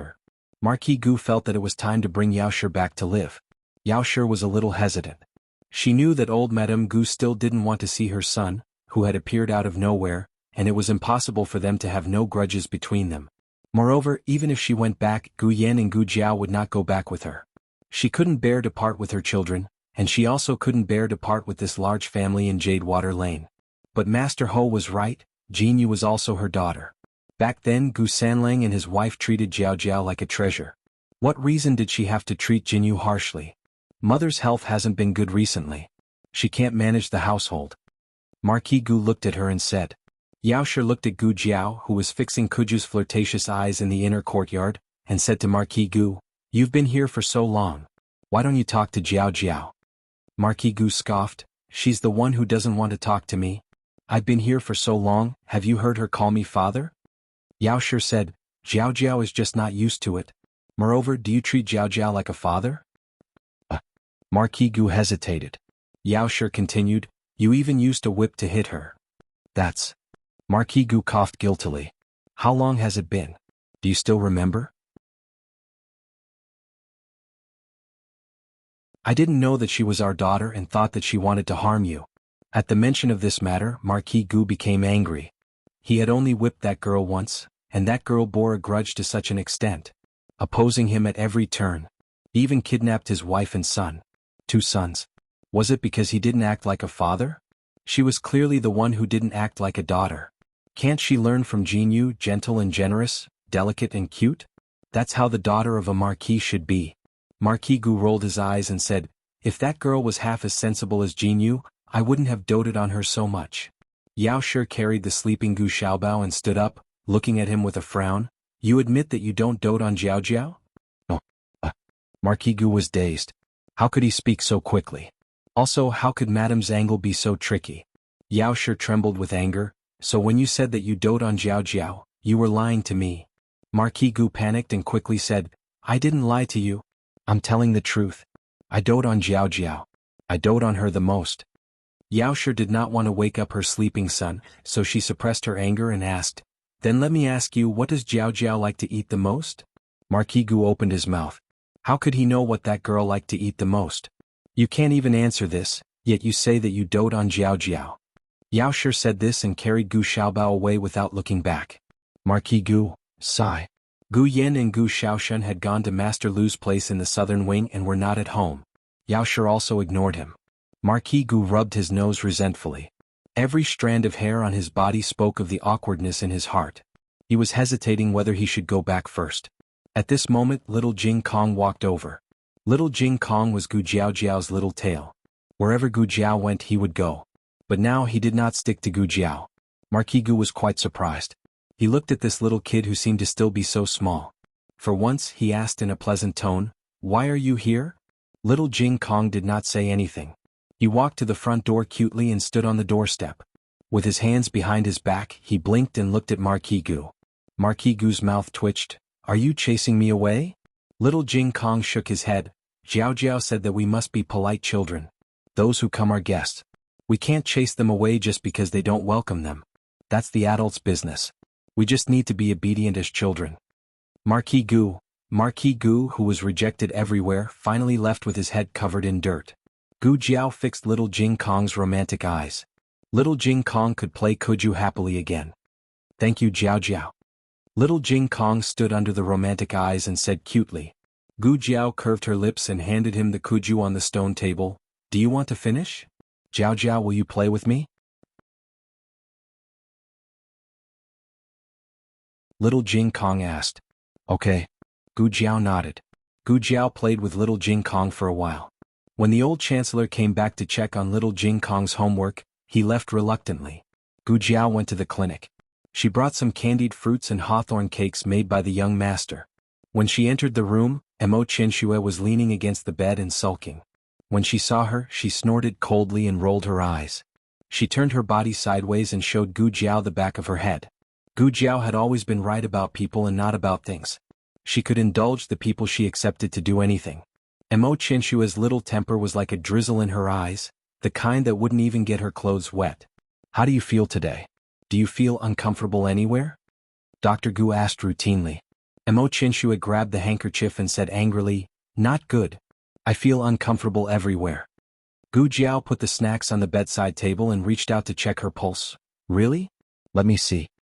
Emo Chinshua pulled back her hand. I won't show you, you little liar. She was so lively. It seemed that she had nothing to do in the afternoon. Gu Jiao was a doctor, so she naturally had to care about the patient's diet. She asked the maid and found that Emo Chinshua didn't eat much. There were 2 dishes and 1 soup and she only ate 1 or 2 mouthfuls. Gu Jiao opened the food box and took out a stack of glittering hawthorn cakes, saying, this is my granduncle's hawthorn cake. Try it. When one person cared about another, the focus would become very strange. Emo Chinshua sneered, your grandfather doesn't have a sister. How can you have a young master? Gu Jiao paused and looked at her. You investigated me. Emo Qinshua's eyes flashed. Oh no, she spilled the beans. Emo Qinshu was saved by Gu Jiao and brought back to Immortal Music House. Only then did she recognize Gu Jiao as the mute youth who had taken liberties with her. Moreover, Gu Jiao had never said who she was or who her grandfather was. In other words, before she recognized Gu Jiao, she, Emo Qinshu, had investigated the daughter of Marquis Ding and Fu. This was very thought-provoking. Why did Emo Qinshu investigate her? Emo Qinshu composed herself and said in a normal tone, "Is there a need to investigate this? The fact that the daughter of Marquis Ding and Fu works as a doctor in the medical hall has long been known by everyone." Gu Jiao looked at her without blinking. "So you are so sure that I am that doctor?" Emo Qinshu almost couldn't stand her seemingly casual but hidden sharp gaze. "Isn't your surname Gu?" Gu Jiao indifferently placed the hawthorn cake in Emo Qinshu's hand. "That's true." Emo Qinshu secretly let out a sigh of relief. Luckily she was smart. After Gu Jiao gave the cake to Emo Qinshu, she went out to get medicine for Emo Qinshu. Consolidating one's foundation required proper Chinese medicine. After she left, Emo Qinshu took out a packet of medicinal powder from her chest and sprinkled it on a piece of hawthorn cake. She wiped away the excess medicinal powder and a thin layer blended in with the sugar on the hawthorn cake. Not the slightest bit of it could be seen. When Gu Jiao returned to the room with a bowl of steaming hot medicine, Emo Qinshu was sitting coldly at the head of the bed. On the bedside table next to her was a plate of hawthorn cake. She coldly snorted and said, "What kind of rubbish taste is this? Did your great-aunt make it? If you don't want to deal with me, just say it. There's no need to buy things from a street stall to fool me." "Does it not taste good?" Gu Jiao asked strangely. Emo Qinshu angrily said, "It tastes terrible. If you don't believe me, try one yourself." Gu Jiao picked up the topmost piece of hawthorn cake. Emo Qinshu grabbed her hand and asked, "Aren't you afraid that I'll poison you?" Gu Jiao asked, "Will you?" Emo Qinshu slowly let go of her hand and said coldly, "Yes. Of course I will. I really want to poison you, you little liar." Gu Jiao tasted the hawthorn cake in her hand and frowned. "Oh, it seems a little too sour. I took the wrong one. This is for my great-aunt. Dr. Gu. There's a patient here who fainted." Xiao Sanzi's voice came from outside the courtyard. "Coming." Gu Jiao put down the piece of hawthorn cake and turned to leave the room. Emo Qinshu looked at the piece of hawthorn cake that Gu Jiao had taken a bite of, then looked at the bird and half of the cake on the snow outside the window. She angrily kicked her feet under the quilt. Next time I won't be soft-hearted. If I'm soft-hearted again, I'll write my name upside down."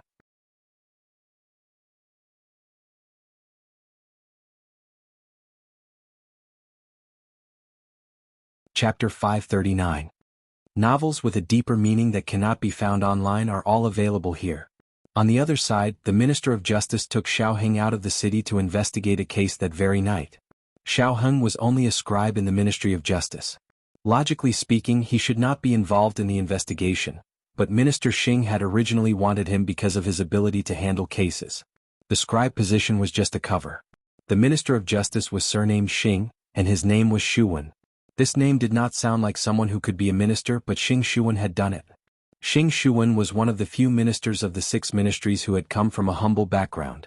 At the beginning he had suffered a lot before finally entering the Ministry of Justice. Because he did not have the support of his family, it was much more difficult for him to rise up the ranks than for those nobles and officials. He had been sent out twice. The first time was because he had offended someone, and the second time was because he had offended someone he should not have offended. But perhaps his life was really tough, for he had managed to survive. His character was upright and his family style was also upright. He met the emperor's standards for using people. Of course, the prerequisite was that he could be noticed by the emperor. Speaking of which, it was actually a coincidence. The second time I was sent out was in a small county near Fengdu Mountain. I handled a case, and the victim was someone from the princess's estate, Minister Xing said to Xiao Heng in the carriage. Xiao Heng did not know about this. Before he left the capital, he had not thought that he would enter the 6 ministries, so he had not paid special attention to the movements of the 6 ministries. Princess Xinyang had monitored the movements of the court, so he had occasionally heard of some officials' weakness. For example, the account book of the Imperial College's Sai accepting bribes. But it was clear that Minister of Justice was not in the list of weaknesses. He was an honest and upright official. As the carriage bumped along the rugged path, the two of them couldn't help but sway a little. Minister Xing swayed as he continued, To be honest, he was just an insignificant servant who was humiliated by a local squire. That squire had a bit of a relationship with the capital. Do you know what someone else would have done? Xiaoheng understood that he was not asking him a question. As expected, Minister Xing continued, sometimes the lives of the common people are worthless, and the lives of the servants are worthless as well. At that time, Princess Xinyang asked me, County Magistrate Xing, do you dare to investigate this case? Xiaoheng could almost imagine Princess Xinyang's expression at that time. I asked the princess, I've checked and something happened. Can the princess protect my family? The princess said, I can't. Your case isn't for me to investigate. That's your duty. You can choose to be a good official or a corrupt official. You'll have to bear the consequences. So unreasonable. I thought. Actually, when he thought about it now, he still felt that the princess was too cold-hearted. She was a princess. Wasn't it easy for her to protect a few people? She's putting me on the fire and not giving my family a way out. But Lulang, the world is like this. From the day I chose to be an official, I sent my family's fate down an unpredictable path. No one forced me. It was all my own choice. The case spread to the capital. Did you know that the squire was related to the Duke Luo's family? I almost died, but the heavens didn't want me to die. His Majesty heard about this case and transferred me back to the capital. My life was saved. She helped you, Xiaoheng suddenly said. What? Minister Xing looked at Xiaoheng in confusion. Xiaoheng said, Princess Xinyang, she helped you. Minister Xing was stunned. Xiaoheng brushed his wide sleeves. Otherwise, why would His Majesty hear about your case and suddenly transfer you back to the capital? There are so many murder cases in the world. This? Minister Xing couldn't accept such a huge shock. To be honest, it wasn't that he hadn't thought of this possibility. However, he had seen Princess Xinyang several times after the incident, and she didn't want him to thank her at all. In fact, she didn't even talk to him. How could she do a good deed without leaving a name? What did Princess Xinyang want? Because he was a good official? Because of his face? It was rumored that Princess Xinyang had many handsome men. Minister Xing touched his coarse face. Speaking of which, he was indeed the most handsome man in their county town once upon a time. Sir, we're here. The driver stopped the carriage. Minister Xing had said all this to Xiaoheng in the carriage because he sensed that this matter wasn't simple. The power behind it might be beyond their imagination. He was worried that Xiaoheng wouldn't dare to investigate further, so he wanted to use his own deeds to influence Xiaoheng and make him determined to be a good official who didn't fear power. Even if he didn't have anyone to protect him, he would definitely be able to soar to a high position. However, it seemed that he had failed. Cough cough. Minister Xing cleared his throat. Let's go. This was the residence of the third witness they had found. Unfortunately, they didn't find anything. The witness hadn't returned home for the past few days. Assistant Minister Li's case could be said to be both simple and complicated. Assistant Minister Li had left the capital to visit his concubine and concubine's son. Along the way, he had encountered a group of robbers. Assistant Minister Li's accompanying bodyguards had promptly chased the robbers away. Two of the robbers had seriously resisted and injured Assistant Minister Li. The bodyguards had no choice but to kill them. However, who would have thought that when they were sent to the local yamen, one of the victims turned out to be a good citizen. The family of the good citizen came to the door and said that Assistant Minister Li had killed their son. The identities of the rest of the robbers were also ascertained. Their eyewitnesses at the time were not at home. Based on Minister Xing's many years of experience in handling cases, this was a premeditated framing. The goal wasn't Assistant Minister Li, but the case in his hands. Xiaoheng was a trustworthy person. Minister Xing didn't beat around the bush in front of him. The Xianle House case is of great importance. The capital government and the Ministry of Justice are investigating this case. Xiaoheng nodded and said, Then why are the people from the capital government fine? Minister Xing thoughtfully said, There's only one possibility. The capital government had already been bribed. Xiaoheng also guessed this possibility. He sternly said, If Assistant Minister Li continues to investigate, there will be danger. It's your danger, Darren. Assistant Minister Li was only following orders.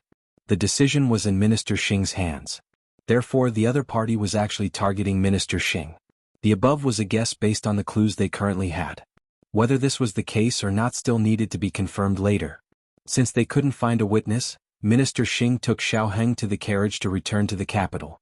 The carriage hadn't gone far when an arrow shot into their carriage and nailed itself to the wall of the carriage between Xiao Heng and Minister Xing.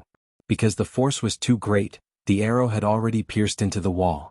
The tail of the arrow was still shaking violently. It could be seen that if this arrow had shot into either of them, it would have killed them instantly. Minister Xing's eyes turned cold. Assassinate an official of the imperial court? Fortunately, I was already prepared. After he finished speaking, he took out a bone whistle and blew it forcefully. 1 ring, 2 rings, 3 rings passed. The expert who should have appeared didn't appear. Minister Xing was stunned. What's going on? This official spent a lot of money to buy an expert from the Jianghu. He's gone. Xiao Heng lightly said. It can't be? Minister Xing's eyes widened. Another arrow shot in. This time, it hit Minister Xing's crotch. Minister Xing only felt that his little minister was a bit cold.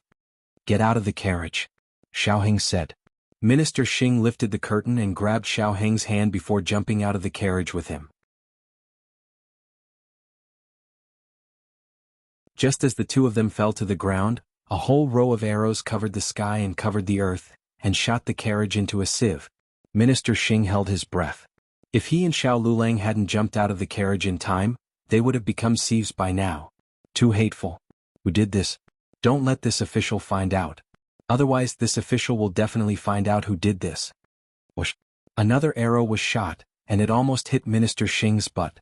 Ah! Minister Xing suddenly jumped, grabbed Xiao Heng's hand and ran.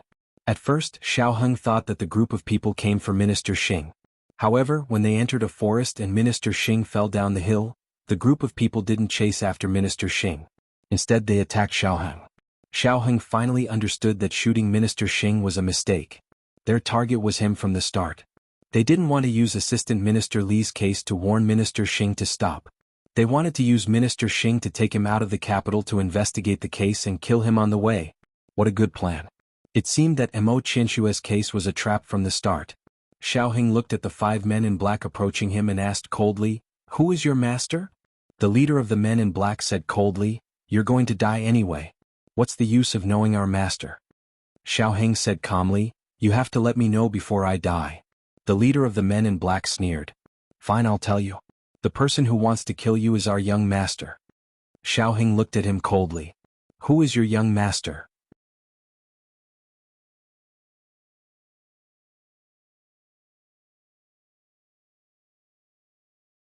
Chapter 540. Big brother, don't talk nonsense with him. He's going to die anyway. What's the point of knowing so much? That's true. This guy doesn't deserve to know young master's name.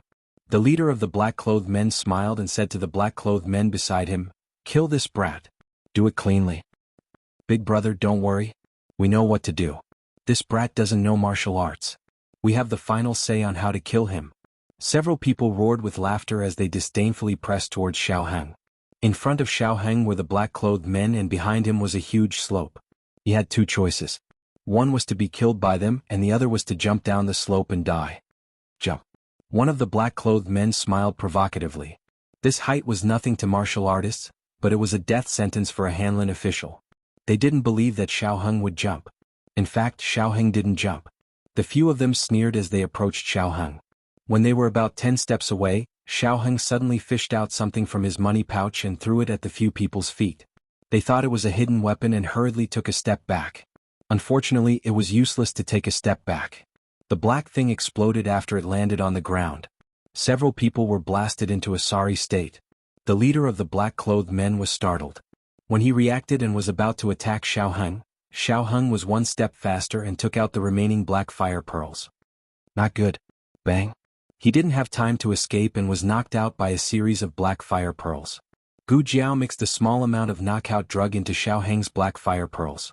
The power of the explosion was not as strong as the pure black fire pearls, but it could quickly knock out the opponent. After knocking out the group of people, Xiao Heng quickly left and went down the small path to find Xing Shangshu. Minister Xing had just fallen down the hill. The place where he fell was not so high. If he was lucky, he would not die. When Xiao Heng found him, his arm was dislocated, but he could still walk. Xiao Heng helped him up, looked around, found a direction and said, "Let's go." Minister Xing covered his dislocated arm and cursed in pain. "What kind of people are they?" "I'm not sure," Xiao Heng said. Xing Shangshu said angrily, "Good, good, good. How dare he set his sights on this official? When we return to the capital, this official will investigate his background. His courage was commendable. Minister Xing said earnestly, Luleng, don't be scared. As officials of the imperial court, how can we not encounter any problems? Don't back out just because of this little disturbance. Xiao Heng supported him and accurately identified the direction of the capital. Yes, he won't. What was this little disturbance? What's more, they were targeting him. It had nothing to do with him being an official of the imperial court. They had set up such a situation to deal with him. From the beginning of the murder case at Immortal Music House, this game had started. All of them were chess pieces on the chessboard. He just didn't know who the young master was, and what relationship did he have with Immortal Music House. Xiao Heng said, Darren, after returning to the capital, I want to go to Immortal Music House again. Okay, I'll listen to you. I also feel that there's something wrong with this Immortal Music House. Minister Xing was so angry that he cursed. Regarding the background of Immortal Music House, the people in the capital had many guesses. Unfortunately, no one had gotten a handle on Immortal Music House. It was not good to close it down or destroy it. Moreover, so what if they destroyed Immortal Music House? Was the main point Immortal Music House? It was the people behind Immortal Music House. Minister Xing had a toothache. After the two walked for a while, Minister Xing suddenly asked, That's right, I seem to have heard a strange sound. Are you okay? After Minister Xing fell down, he was dizzy for a while. In addition, he was far away, so he couldn't hear clearly. He didn't know if he had misheard or what happened. I'm fine. Xiao Heng didn't mention the gunpowder. Only Yin country had gunpowder. God knows how Gu Jiao had it. It was better to have less trouble. Since Minister Xing wasn't sure, then he must have misheard. That's right, what about that group of people? Minister Xing asked again. Xiao Heng said, We've shaken them off for the time being, but they may catch up in a while. We have to leave as soon as possible. But where is this?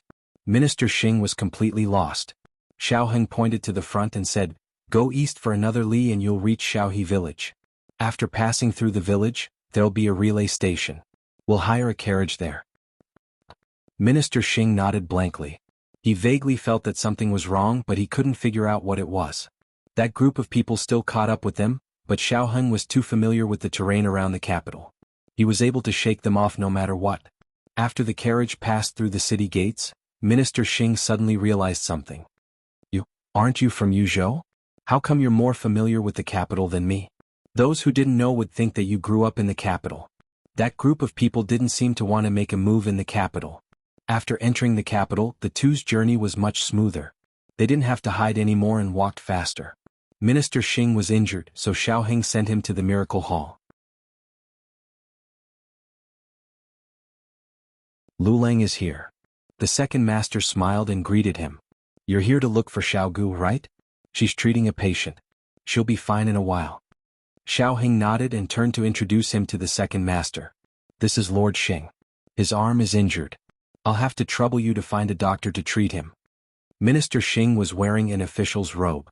Although the second master didn't recognize which yamen he was from, he could tell that he was a third-rank official. The second master hurriedly cupped his hands. My apologies, my lord. Please come this way. I'll go get a doctor for you. The second master invited Minister Xing to a room upstairs. Xiao Heng went to Gu Jiao's courtyard. Xiao Heng knew that there was a female patient living in the courtyard. He never interfered with Gu Jiao's medical practice, but he didn't know that the patient had moved into Gu Jiao's room. He pushed the door open and entered. He was caught off guard and bumped into the other party. After Gu Jiao left, Mo Qianxue tried to sneak off the bed. She had just walked to the table when Xiao Heng came in. Xiao Heng saw her and she saw Xiao Heng. She was wearing Gu Jiao's clothes. She was dressed neatly without any disrespect or inconvenience. However, she still caught him off guard. Her walking posture was different from normal people. Xiao Heng quickly realized that she was a patient. He quickly looked away, nodded slightly and turned to leave. At that moment, Mo Qianxue called out to him. Stop. Xiao Heng paused. He hesitated and looked at Mo Qianxue. In all fairness, Mo Qianxue was beautiful. It was hard to find a woman in the capital who was more beautiful than her. Even the second master and the doctors in the clinic were shocked speechless when they saw Mo Qianxue's clean face for the first time. Xiao Heng was very calm. There was no surprise or admiration in his eyes. It was purely the look of someone looking at a stranger. It was no different from looking at a commoner on the street. Emo Chinshua frowned. Is this your reaction when you see me? Xiaoheng was confused. What was wrong with his reaction? What kind of reaction did she think he would have when he saw her? Xiaoheng looked at Emo Chinshua puzzled. Emo Chinshua endured the pain of her wound and moved step by step toward Xiaoheng. When she was 3 steps away from Xiaoheng, he unconsciously took a step back. It was obvious that he wanted to avoid suspicion. Emo Chinshua frowned even more. What's wrong with you? If the first sentence made Xiaoheng confused, the second sentence made Xiaoheng realize that something was wrong. She didn't sound like a stranger to him. You recognize me? Xiaoheng looked at her suspiciously. Emo Chinshua pointed at his right eye.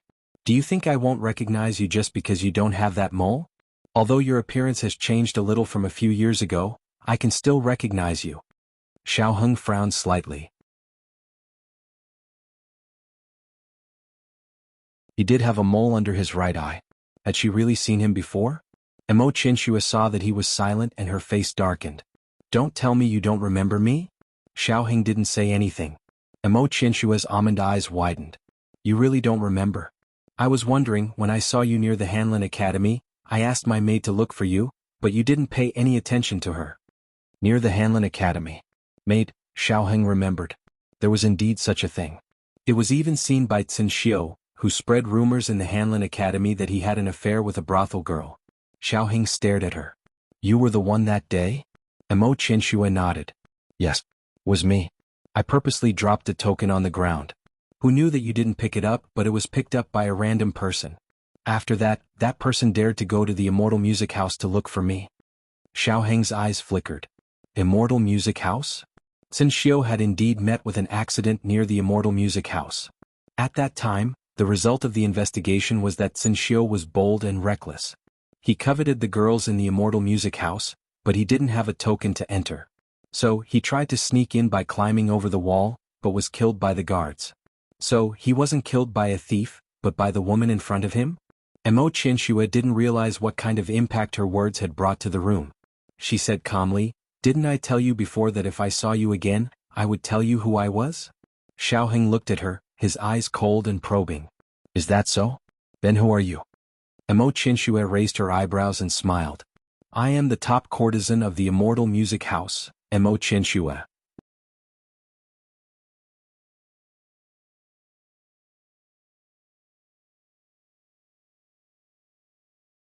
Chapter 541. Novels with hidden meanings that can't be found online are all available here. The dead courtesan of Immortal Music House actually appeared in front of his eyes. Was there anything more ridiculous than this? If she was Emo Chinshua, then what was up with the female corpse lying in the yamen? Also, Xiaoheng was very sure that he had never seen Emo Chinshua before. Then who did Emo Chinshua mistake him for? In an instant, countless doubts flashed through Xiaoheng's mind. A string in his heart tightened. He felt that he seemed to have inadvertently approached a certain truth. When Xiaoheng didn't want others to see his emotions, no one could break through. He instantly collected his thoughts and entered the state of knowing Emo Chinshua. But I heard that the courtesan of Immortal Music House is dead. It's just a scapegoat, Emo Chinshua said carelessly. This was supposed to be a secret, but Emo Chinshua didn't seem to have any fear in front of him. Xiaoheng looked at her calmly. Ah, it hurts. Help me. Emo Chinshua gasped and reached out her hand. Xiaoheng didn't move, but Emo Chinshua thought of something and quickly pulled her hand back. I'll do it myself. She endured the pain and moved to a stool by the table. She sat down and said to Xiaoheng, Oh right? Why are you here? Last time I saw you, weren't you an official of the Hanlin Academy? You're not wearing the uniform of the Hanlin Academy today. Xiaoheng said, I'm on duty at the Ministry of Justice today. Emo Chinshua snorted. Ministry of Justice? Xiaoheng said calmly, and I'm investigating your case today. If I knew that you faked your death, I wouldn't have bothered. Emo Chinshua waved her hand. Just investigate casually, don't be too serious. Otherwise, I'm afraid you'll get into trouble. Xiaoheng seemed to ask casually, what kind of trouble will I get into? Emo Chinshua sighed. This is a long story. Even I don't know much about it. I don't know how to explain it to you. Xiaoheng's eyes moved. Is it the young master behind you? Emo Chinshua looked at him in shock. You know our young master? Xiaoheng said calmly, Today the Minister of Justice and I went to investigate a case. On the way we encountered a group of people who wanted to kill us. That group of people accidentally mentioned something about the young master. Xiaoheng didn't lie, but he didn't tell the whole truth. For example, those people were actually targeting him, and it had nothing to do with him investigating the case. Xiaoheng was testing Mo Qianxue. He wanted to know what role she played in this case and how much she knew. Are you hurt? This was Mo Qianxue's reaction. Xiaoheng's eyelashes drooped as he faintly said, I'm fine. Minister Xing suffered some minor injuries. This sentence easily made people think that the group of people were targeting Minister Xing. Mo Qianxue pursed her lips and said, It must be because you investigated the case too closely. They wanted to give you a warning. Otherwise you wouldn't have come back alive. I know the young master's methods. It seemed that Mo Qianxue didn't know that those people actually wanted his life. In Mo Qianxue's eyes, why did her young master cause a murder case? Xiaoheng temporarily suppressed the urge to ask who the young master was. He poured a cup of tea for Mo Qianxue and asked, Why did you fake your death? To kill someone. Mo Qianxue's mood fell. Xiaoheng was about to put the teapot back when his eyelashes trembled. He took the teapot back and poured himself a cup of tea. Kill who? Mo Qianxue said in a low voice, The owner of this clinic. Xiaoheng clenched his fist and spilled 2 drops of tea on the table. He covered it with the teacup and said in a calm voice, You deliberately got injured to get close to her? Yes. Mo Qianxue nodded gloomily. Xiaoheng said indifferently, You're injured so badly. Aren't you afraid of dying? Mo Qianxue thought that Xiaoheng guessed her injury from the gauze on her body. She didn't think that Xiaoheng already knew that she almost died that night. She said, If I wasn't injured so badly, how could I win her trust? Xiaoheng put the teapot back and suppressed the murderous aura that wanted to kill Mo Qianxue on the spot. He asked indifferently, You've already won her trust. Why haven't you made a move yet? Mo Qianxue was silent. Do you still want to make a move? Xiaoheng asked. I don't know. Mo Qianxue said. Xiaoheng took a sip of tea and said, You said that your young master's methods are impressive. Aren't you afraid that you'll be punished by him if you don't listen to him? Mo Qianxue sighed incomparably. Forget it, let's not talk about me. Let's talk about you. What's your current identity? Hanlin Academy attendant, Ministry of Justice secretary. What's your name? Xiao Lulang. Mo Qianxue responded. She obviously felt that this name wasn't very good. Then, have you done what you said you were going to do here? Xiaoheng's expression didn't change as he said, I'm still doing it. What exactly is it? Mo Qianxue asked nosily. Xiaoheng's eyelashes fluttered slightly. He said seriously, I'll tell you when it's done. Mo Qianxue snorted. Boring. Xiaoheng could only drink tea to hide the fluctuations in his heart. Thinking of something, Mo Qianxue said, Oh right, are you feeling better? Xiaoheng's expression froze. If he wasn't sure that she had mistaken him for someone else, he would almost think that she was asking about his leg. It's done. Xiaoheng said. Mo Qianxue said in surprise, It can be cured? Then why did you choose to commit suicide? Xiaoheng almost couldn't continue. You believed me when I lied to you. Mo Qianxue nodded thoughtfully. I knew it. You didn't look like you were trying to commit suicide. From the lobby came a few shouts from the second boss. Mo Qianxue hurriedly said, Hurry up and leave. The owner of this clinic will be back soon. It'll be bad if she finds out about you. Xiaoheng. She's my wife, thank you. Mo Qianxue continued, Also you can't tell anyone that you know me. If word gets out and reaches our young master's ears, I'm afraid you'll be killed.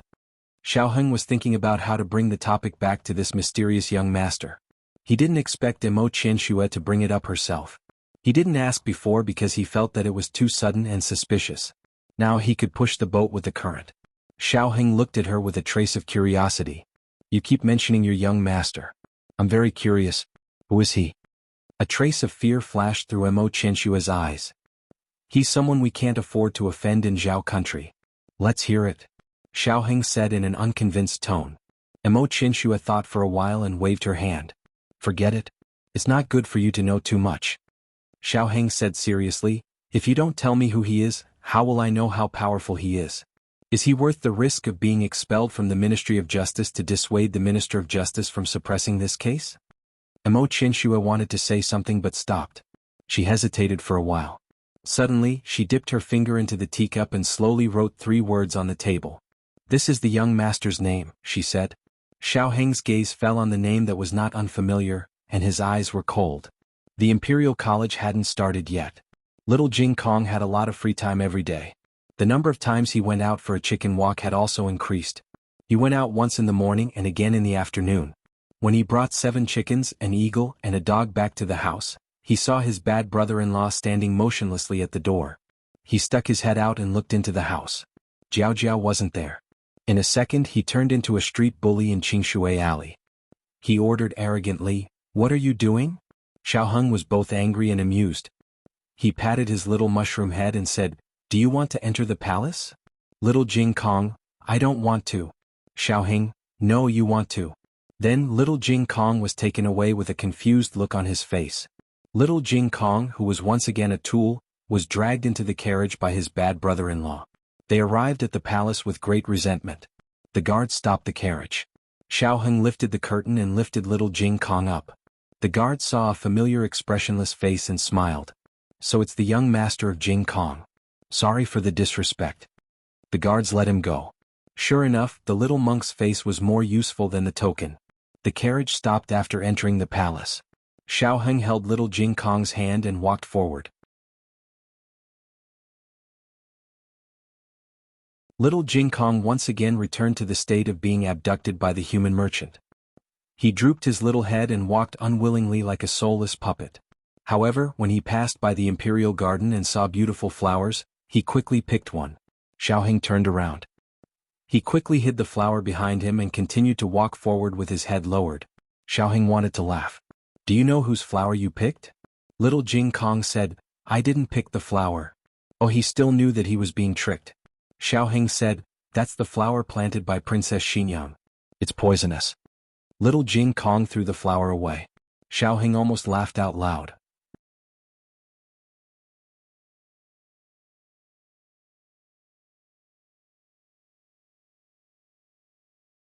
Chapter 542. The novel was updated faster. Millions of novels were free to read. There were all kinds of novels that couldn't be found on the internet. Little Jing Kong was still too inexperienced to fight with his bad brother-in-law. Xiao Heng was just teasing him. It would be a waste to throw it away since he had already picked it. Xiao Heng picked up the flower and handed it to him. "Here, I'm just teasing you. It's not poisonous." Little Jing Kong looked at the little flower suspiciously and didn't reach out to take it. His bad brother-in-law had no credibility. Little Jing Kong didn't believe what he said. Thus, Xiao Heng held the flowers for him to prevent this brat from harming other flowers. Little Jing Kong observed his bad brother-in-law all the way. He looked at his hand holding the flower and then at his face. "Why do you keep looking at me?" Xiao Heng asked. "I want to see if your glabella is black," Little Jing Kong said honestly. Xiao Heng was speechless. Little Jing Kong didn't take the flower until they entered Rinshou Palace and found that his bad brother-in-law still didn't show any signs of being poisoned. Xiao Heng was now an official in the Hanlin Academy and also worked in the Ministry of Justice. There were many people watching him, so he couldn't go in and out of Rinshou Palace as willfully as before. He could only use the excuse of sending Little Jing Kong to avoid giving others a hard time. Little Jing Kong said that he didn't want to go to the palace, but he was quite happy when he went in. "Hello, Sister Fei Cue. Hello, Sister Jinju." He greeted the little maids in Rinshou Palace one by one and then went to find his grandaunt. Empress Dowager Zhuang's condition wasn't good. Maybe she was too worried about Ningyan and her son. She looked a little haggard, especially after Huang Fuxian left. Empress Dowager Zhuang would be in a daze for a long time. That afternoon, Huang Fuxian had just come over and had something to eat before leaving. Empress Dowager Zhuang sat by the window and looked at the scenery in the courtyard. Suddenly, a small round head grew out from under the windowsill. "Grandaunt." Empress Dowager Zhuang's eyelids twitched. "Why is it you again?" Little Jing Kong stood on his tiptoes and handed Hua Hua in from outside the window. "This beautiful Hua Hua is for my beautiful great-aunt." Empress Dowager Zhuang's mouth twitched. "Even if you were to change the wording you wouldn't be so perfunctory." Empress Dowager Zhuang calmly took the peony. "You went to ruin Princess Xinyang's flowers again?" Little Jing Kong put his hands behind his back and said seriously, "I got it from my brother-in-law." He wasn't lying. He had just taken it from his bad brother-in-law. Even though he was the one who plucked it. How could Empress Dowager Zhuang not understand him? Empress Dowager Zhuang snorted. Looking at the delicate peony, she said, "Why are you suddenly so kind to send me flowers?" Little Jing Kong sighed. "I know. My bad brother-in-law said that this flower is poisonous, so I can't give it to Jiao Jiao." Empress Dowager Zhuang was speechless. After Xiao Heng entered Renshou Palace, he didn't hurry to find Great Aunt. Instead, he went to see Eunuch Qin first. The Empress Dowager's condition. Eunuch Qin heard Xiao Heng asking about the Empress Dowager, so he didn't hide anything. "It's not good to tell the truth. Princess Ning and suffered so much in the frontier fortress for so many years. After she came back, she looked so pitiful. The most pitiful is young Master Xian. He suffered so much at such a young age. The more unreasonable he is, the more upset the Empress Dowager will be. After Huang Fuxian moved into the palace, he caused a lot of trouble. On the first day he bullied Qin Shuyu. Not long after, he scared the two little commandery princesses raised by noble consort Zhuang in the palace. As for not showing respect to the empress and the imperial concubines, it was a light punishment. The point was that as long as someone complained to His Majesty, he wouldn't admit it. How did a good child become like this? In Eunuch Qin's opinion, Huang Fuzheng deserved to die 1,000 times over. This child scheming? Cough cough. Realizing that he almost said something he shouldn't, Eunuch Qin decisively stopped. Xiao Heng pretended that he didn't hear the last sentence and said, "Then I'll go and see the Empress Dowager." Xiao Heng went to Empress Dowager Zhuang's study and patted little Jing Kong's shoulder. "Go and play. I'll talk to Grandaunt for a while." "Oh, Grandaunt, I'm leaving." Little Jing Kong waved his little hand and turned to leave. Xiao Heng stayed in the study to talk with Empress Dowager Zhuang, while little Jing Kong went to Chengquan Palace to find Qin Chuyu. Because of the lesson last time, the two didn't go to Bixia Hall this time. "Let's go and feed the fish," little Jing Kong said. There was a tay pond in the palace and there were many koi fish in it. Each of them was fat and cute. Qin Chuyu was not in high spirits. "What's wrong? Are you unhappy?" little Jing Kong asked with concern. Qin Chuyu sighed as he walked on the path full of flowers. "My puppy is gone." "Why is it gone?" Little Jing Kong was confused. Qin Chuyu said sadly, "My mother said it ran around last time and caused me to run into Huang Fuxian. Huang Fuxian bullied me, so my mother won't let me keep it anymore." Little Jing Kong thought about his pets and said, "Actually, my chickens and birds also get into trouble. Didn't little Nine almost peck you last time?" But Jiao Jiao didn't forbid him from keeping it. Jiao Jiao was great. Qin Chuyu was so pitiful. He comforted Qin Chuyu, "If you like puppies, you can come to my house next time. I'll lend you little 8."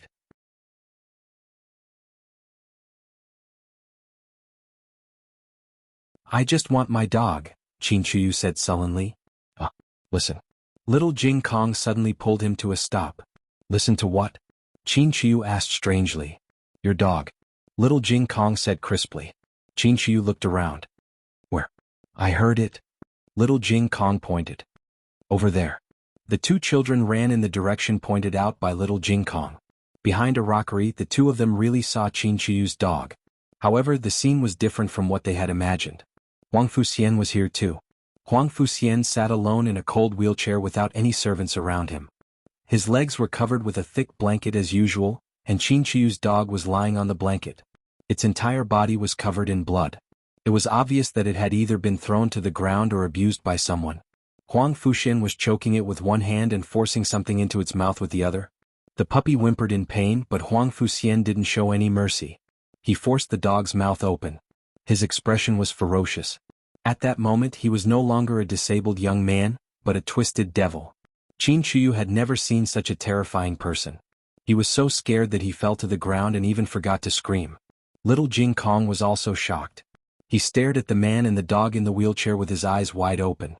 Huang Fuxian sensed the movement from the side. He slowly turned his head, revealing a pair of malicious eyes.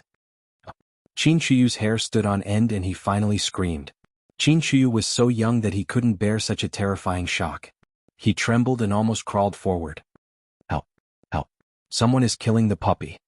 He ran away. Little Jing Kong didn't run away. Huang Fuxian's malicious eyes flashed with a hint of surprise. He asked sarcastically, "Aren't you going to run, little thing?" Little Jing Kong looked at him and then looked at the dying puppy on his leg. He didn't know if he hesitated for a moment, but in the end he turned around and ran away. Huang Fuxian sneered disdainfully.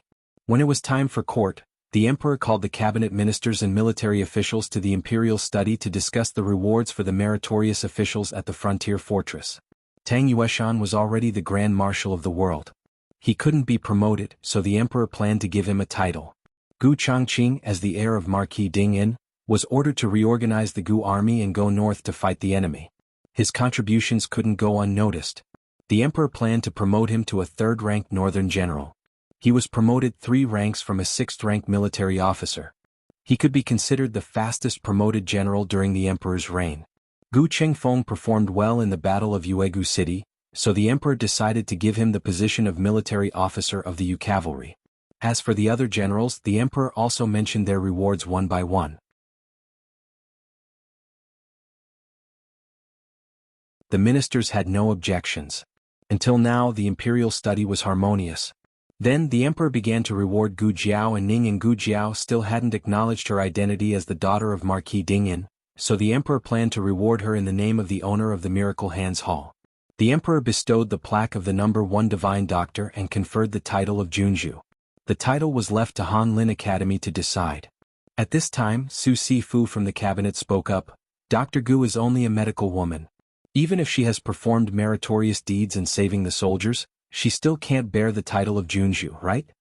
Su Sifu was one of Imperial Tutor Zhuang's people. Imperial Tutor Zhuang claimed to be ill and didn't come today. The emperor looked at Su Sifu with displeasure. Why can't she bear the title? Do you know how many people she saved? This official does not deny Dr. Gu's contributions. This official only feels that Your Majesty should give her other rewards. Your Majesty bestowing the plaque of the number 1 divine doctor is already very generous. If you also give her the title of Junju, it would be inconsistent with the ancestral rules. Su Sifu cupped his hands and continued, besides, compared to Dr. Gu, this official believes that another person should be rewarded more. The emperor lightly said, Oh? Who are you referring to? Su Sifu sternly said, Princess Ning, and Princess Ning placed righteousness above family and helped Second Master Gu save the old marquis. She also helped Gu Shizhi destroy the nest of the remnants of the previous dynasty. If it wasn't for Princess Ning An's wit and bravery, the Gu family's army commander might not have been able to leave the snowy mountains. Princess Ning An's contributions are great. This official proposes that Princess Ning An be conferred the title of Princess Protector. Zhao country's princess eldest was not a title that could be casually conferred. That was a princess with real power. Her position was the same as that of a marquis.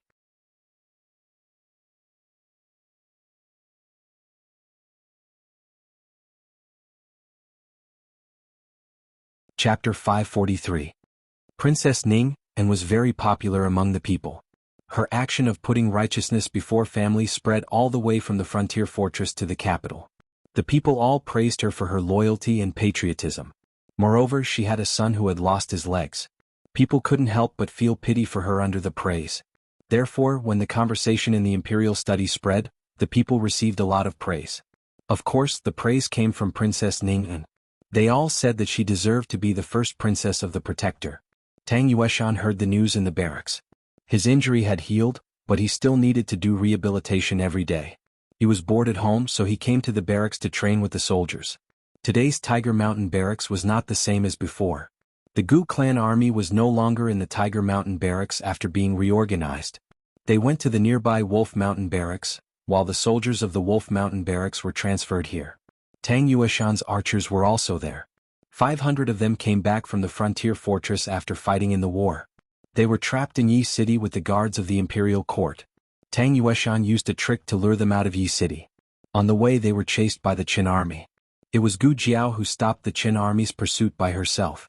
If it was the duty of a doctor to heal the wounded and save the dying, then it was not her duty to risk her life for the soldiers.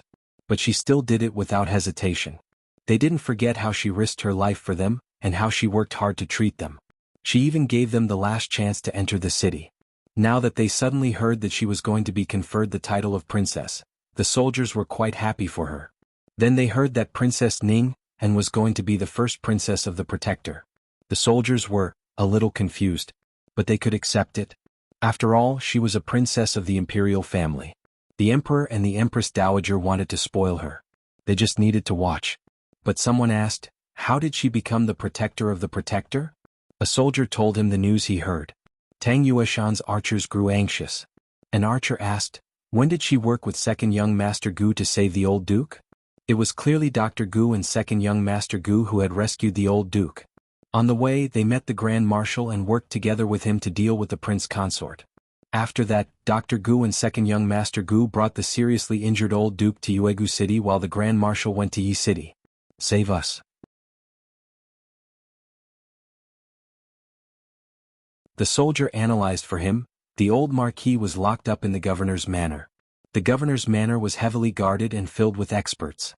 Without Princess Ningyan holding back the prince consort and diverting their attention, how could that doctor and second young Master Gu succeed? The archer said angrily, why can't we succeed? You don't know how amazing Dr. Gu is. Back then she alone scared off 5,000 Qin cavalrymen. The soldier waved his hand. Keep bragging. Do you think the Qin state's cavalry is made of paper? The archer was furious. You've never been there, how do you know I'm just bluffing? The soldier chuckled. Is there a need to go? Just think about it and you know it's impossible. Even if that Dr. Gu is extremely capable, it can't be as exaggerated as you say, right? In fact, everyone only had a little doubt about whether Princess Ningyan was qualified to be conferred the title of First Princess Protector. They had no right to comment on it. Now that the conflict had arisen, it immediately aroused everyone's desire to win. Just like that, the two sides began to argue. As they argued, they began to fight. At first, it was just two people fighting, but as they fought, it became two rows of people fighting. One row was made up of archers who had been to the frontier fortress, while the other row was made up of soldiers who had just come from the Wolf Mountain barracks. The commotion alerted Tang Yueshan, who also found out about Princess Ningyan's conferment. Tang Yueshan was the Grand Marshal. At his current height, he naturally saw the problem from a different perspective than the soldiers below. He knew very well why things would change when they reached the capital. It was because this was the officialdom. It didn't matter whether Princess Ningyan had really made those contributions. She was the favorite of the Emperor and Empress Dowager Zhuang, so there would be people rushing to flatter her. Wasn't that what the civil officials were best at? They talked as if they knew more about all the things that had happened in the war than the soldiers on the battlefield. Compared with a little female doctor, it was obvious that the spirit of sacrifice and national integrity of a princess was more convincing. But then again, if Tang Yueshan hadn't experienced it himself, he wouldn't have believed that Gu Jiao had risked her life like that. How could anyone fight to that extent? She fought on the city tower for an entire night with her own strength, just to keep the flag of the Zhao kingdom from falling, just to protect the border fortress from being broken. Just this alone made Tang Yueshan's chest surge when he thought of it.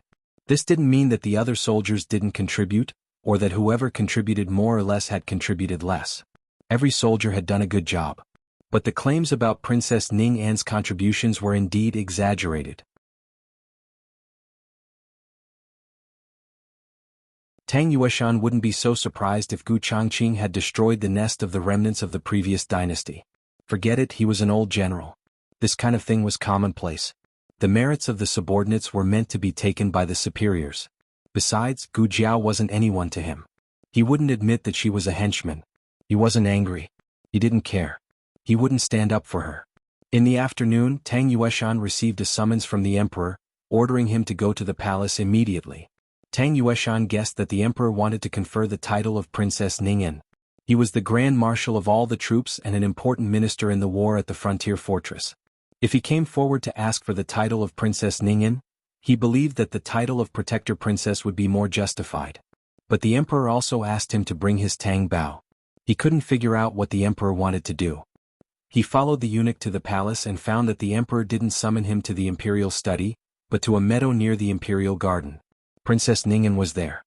Your Majesty, Princess Ningyan. He carried the Tang Bao on his back and saluted. There were tables and chairs in the meadow. The emperor and Princess Ningyan had already sat down. The emperor pointed to a chair and said to Tang Yueshan, Minister Tang, sit down. Tang Yueshan sat down in confusion. About 5 feet in front of him, Eunuch Wei and a few guards set up 10 targets. Did the emperor want to see him shoot? How is Minister Tang's injury? The emperor asked in an amiable manner. Tang Yueshan belatedly realized that the emperor had changed his title to minister. She was really overwhelmed by this favor. A few months ago he was still a thorn in the emperor's side. He said respectfully, I'm fine. Thank you for your concern, Your Majesty. What was the emperor trying to do? Just then Eunuch Wei strode over. He greeted Tang Yueshan with a smile. "Lord Tang, you're here." "Eunuch Wei." Tang Yueshan saluted back. Eunuch Wei smiled and turned to the Emperor and Princess Ningyan. "Your Majesty, Your Highness, the targets are ready." "Bring the bow," the Emperor said. "Yes." Eunuch Wei walked to the side, took a heavy bow from a guard, and personally handed it to Princess Ningyan. Tang Yueshan raised his eyebrows. Princess Ningyan grabbed the bow without saying a word. The guard immediately handed her a quiver. She took out an arrow, knocked it on the bow, took aim and shot. She hit the bullseye. Tang Yueshan was shocked. "Good archery, Your Highness." Eunuch Wei praised with a smile. The Emperor looked at Princess Ningyan lovingly. "You haven't lost your archery skills. In fact, you've improved a little." Tang Yueshan remembered that Princess Ning and had learned archery from him years ago. Otherwise, why would Empress Dowager Zhuang want to marry Princess Ning unto him? It was just his father's voice that broke the silence. He went to tell the Empress Dowager that he and Princess Ningyan seemed to be in love with each other. To be honest, he didn't have that kind of feeling for Princess Ningyan. He liked mature and gentle women, not a childish girl like Ningyan. Wait, the Emperor suddenly called him here and made him watch Princess Ningyan shoot an arrow. Could it be that the Emperor wanted to marry Princess Ningyan to him again? He didn't want to marry just any married woman. The Emperor smiled and asked, "Minister Tang, what do you think of Ning An's archery skills?" It was good enough that an ordinary person could shoot like this. Tang Yueshan wanted to say that, but instead he said, "She's terrible." The Emperor was stunned. So was Princess Ningyan. She didn't expect Tang Yueshan to be so sharp-tongued. Tang Yueshan broke out in cold sweat. What did he just say? Was it because he had been bickering with Gu Chengfeng in the ward for too long that he didn't know how to control his mouth? Is it terrible? Princess Ningyan asked awkwardly. At this distance, it was good enough for a woman to hit the edge of the bullseye. Unexpectedly, Tang Yueshan's head heated up and he vented the anger he had been holding in all the way. "Don't you know whether it's terrible or not? Even a blind man can shoot better than you. Fortunately, you don't have to go to war. Otherwise, you'll kill your own people before the enemy dies. And you call yourself the Princess Protector? Look at you. Do you deserve it? Have you ever killed an enemy or shed blood? Have you ever saved a person or cured a plague? Just because you're a princess you think you can take all the credit? Bah, you're nothing."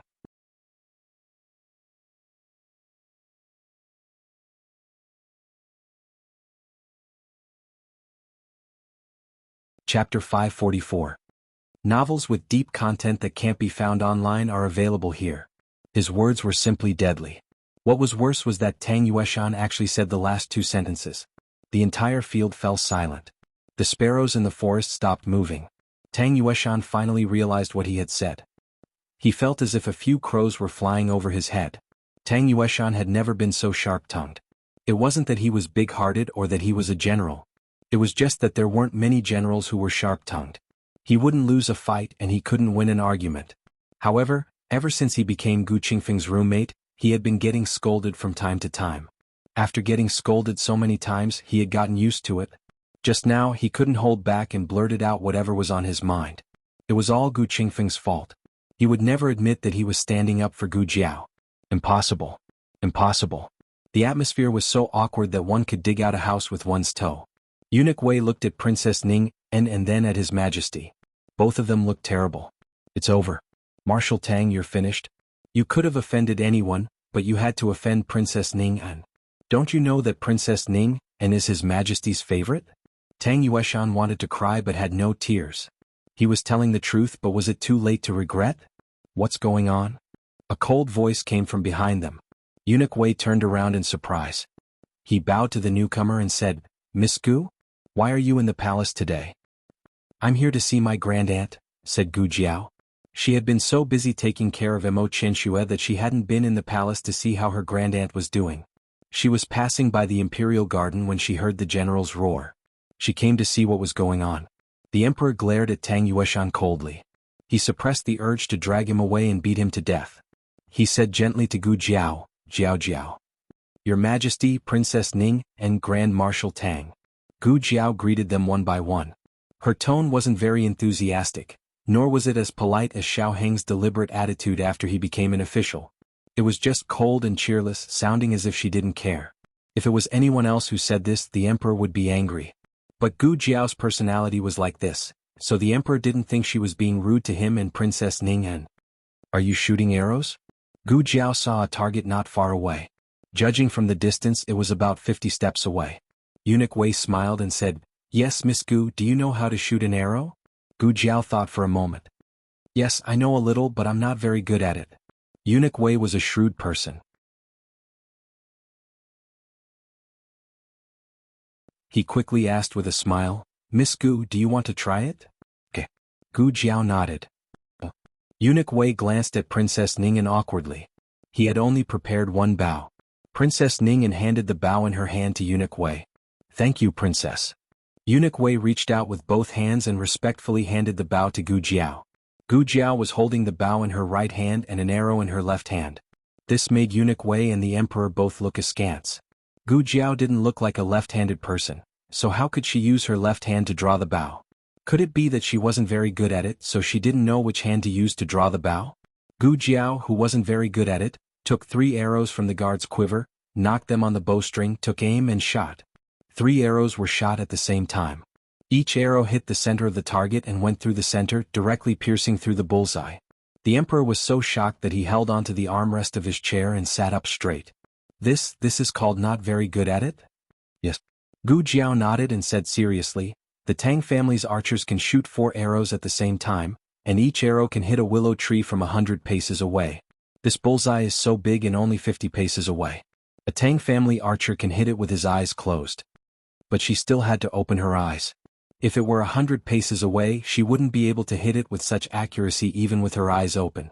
The emperor looked at the target that had been shot through by Gu Jiao, and then looked at Princess Ning An's arrow that had only hit the edge of the bullseye.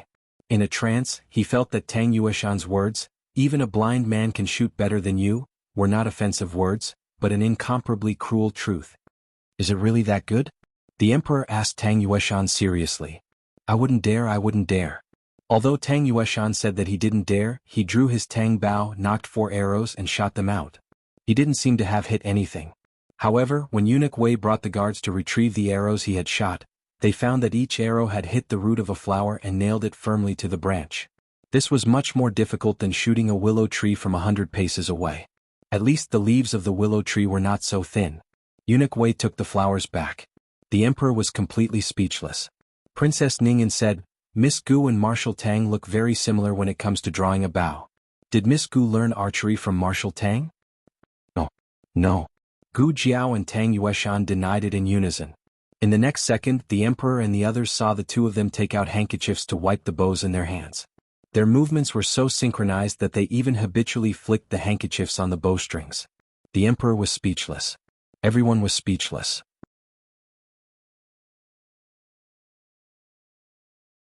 The emperor was so angry at Tang Yueshan that he almost forgot about the important matter. He only remembered it now when he saw him wiping the bow. The emperor said, "Princess Ningen admires Minister Tang's archery very much.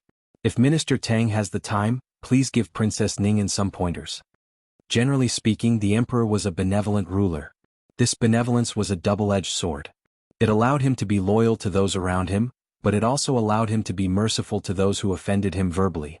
If the late emperor were here today, Tang Yueshan would have been skinned alive, no matter how useful he was to the emperor.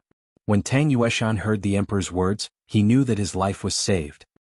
He secretly sighed in relief and wiped the cold sweat from his forehead. He cupped his hands and said, "In response to your Majesty's words, this humble subject is a boor and doesn't know any etiquette. I'm afraid I've offended Princess Ningen.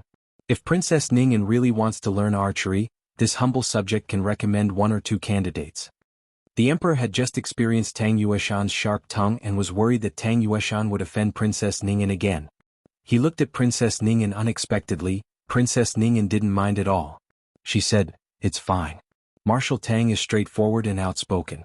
He's much more comfortable with us compared to those petty people who only pretend to obey." Tang Yueshan was very unhappy.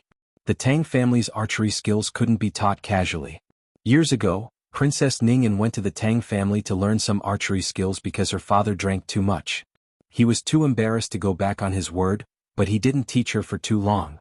A few months later, Princess Ningen finished her apprenticeship.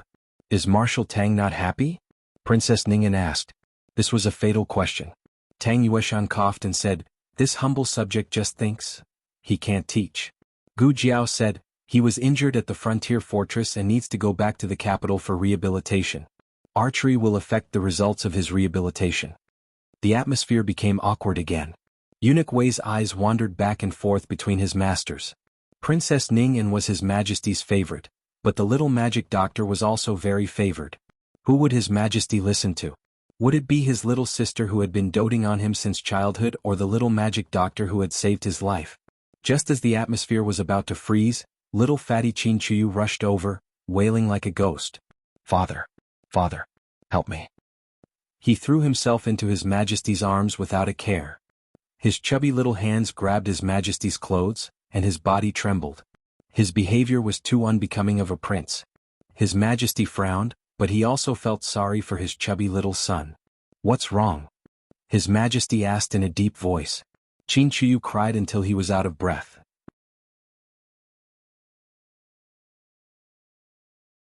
My dog, His Majesty frowned. Speak properly.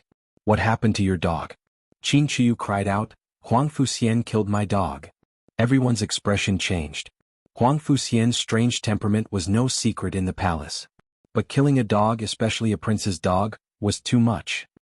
His Majesty frowned and tried to help the chubby little fatty up from his arms. Are you mistaken? Why would your cousin kill your dog? Qin Chuyu didn't get up from his father's arms. He buried his head in his father's arms. I saw it with my own eyes. I saw it in Jianghu too. He's right there. He's right by the supreme liquid pool. If you don't believe me, you can go and see for yourself. Ning'an stood up and said, Your Majesty, I'll go and see. His Majesty said, I'll go with you. Qin Chuyu grabbed His Majesty's clothes. Father, don't go. His Majesty said, Didn't you ask me to go? Qin Chuyu cried, What will happen to me if you go? I'm scared. His Majesty sighed and said, Let Eunuch Wei send you back to the Palace of Earthly Tranquility. Because of this sudden change, His Majesty didn't have time to deal with Tang Yueshan teaching archery to Princess Ning'an. He went to the supreme liquid pool with Princess Ning, and Tang Yueshan watched them leave and muttered, These delicate princesses can't be beaten or scolded when they practice archery. Whoever teaches them will be unlucky. After he said that, he suddenly saw Gu Jiao staring at the Tang Bao in his hand. Her eyes were shining. Tang Yueshan's heart skipped a beat. He quickly held the Tang Bao in his arms. Don't even think about it. I won't let you touch it. If you touch it, I'll be a donkey.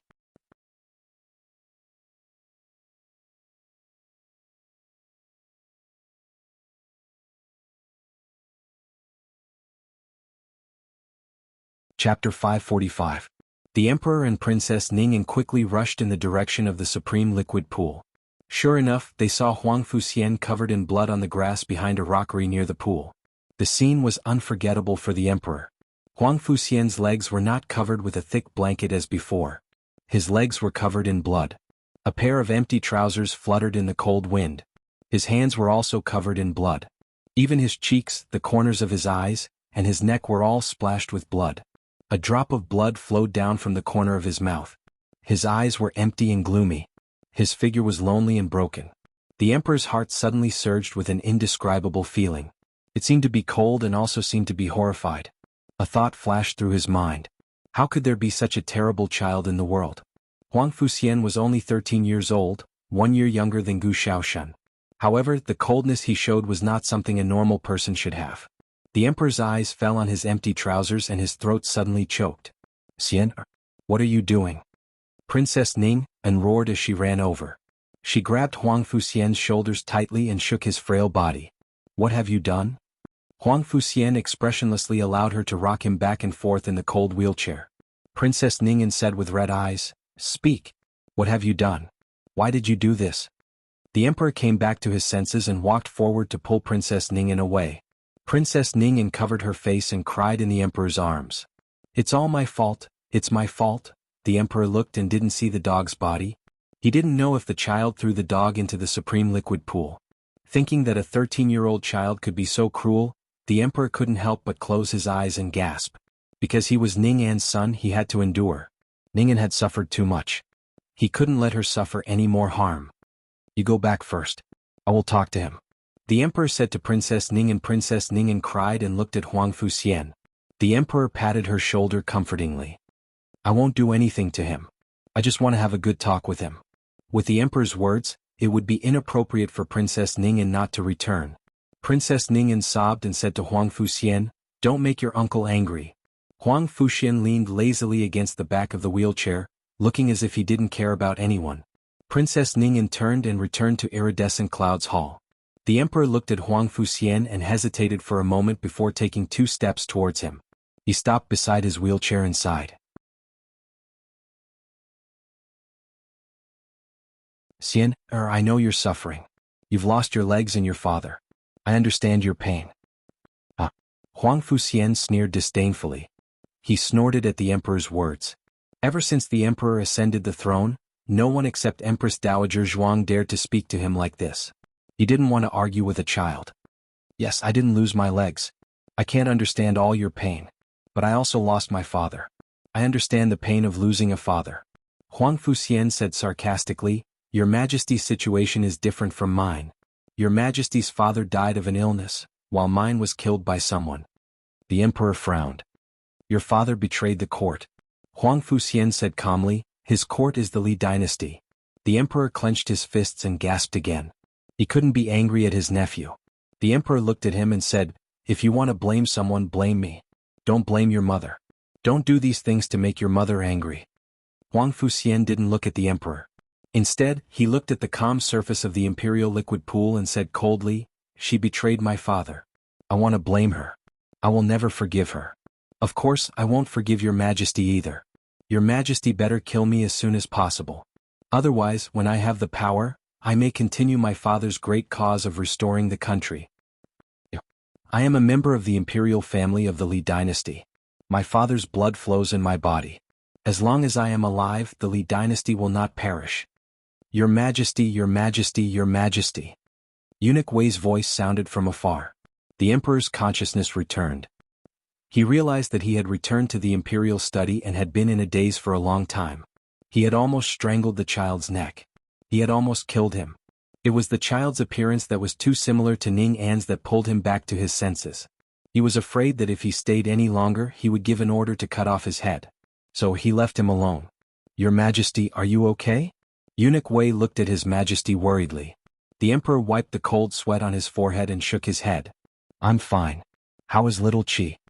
Eunuch Wei said embarrassedly, "I sent the 7th prince to the Palace of Earthly Tranquility and handed him over to the Empress.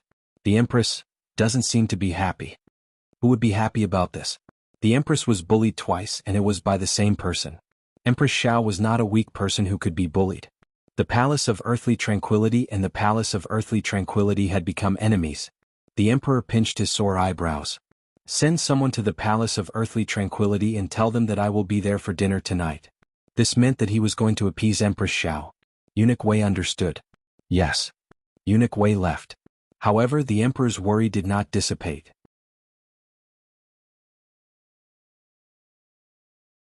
It was easy to appease Empress Xiao, but it was not so easy for him to get over the hurdle in his heart. His mind was full of Huang Fuxian's words. "As long as I am alive, the Li dynasty will not perish." The remnants of the previous dynasty were too good at causing trouble. They even left a terrible shadow in the emperor's heart. In fact, Huang Fuxian was only a 13-year-old cripple. How could he restore the country? However, another voice floated in the emperor's mind. He had the blood of the previous dynasty in his body. He had inherited his father's wisdom and means. He was a child without any sympathy or pity. If he grew stronger, there would be endless trouble in the future. There was a memorial on the table requesting to confer Princess Ning in the title of Elder Princess Protector. The emperor had made up his mind. No matter how the court objected, he must confer the title of Elder Princess Protector to Ning En. But now he was not so sure. Was he really going to confer Ning En the title of Duchess? In that case, after Ning En passed away, her fief and dukedom would be inherited by Huang Fuxian. Would Huang Fuxian, who had real power, not become the second King Yi or the emperor's son-in-law? There were two choices in front of him. First, he could confer Ning En the title of Elder Princess Protector, which was the same as that of Duchess. But he had to kill Huang Fuxian to prevent future trouble. Second, he could not confer Ning En the title of Elder Princess Protector. Let Ning En be an ordinary princess and Huang Fuxian would be an ordinary playboy. He would never have the capital to restore the country. On the other side, Huang Fuxian pushed his wheelchair back to Iridescent Cloud's hall. Princess Ningyan was waiting for him in his room. When she saw him, she dismissed the servants. Only the mother and son were left in the room. Princess Ningyan looked at his legs darkly. "Where's your blanket?" "It's dirty, so I threw it away," Huang Fuxian said lightly. Princess Ningyan took a deep breath. Huang Fuxian smiled and interrupted her.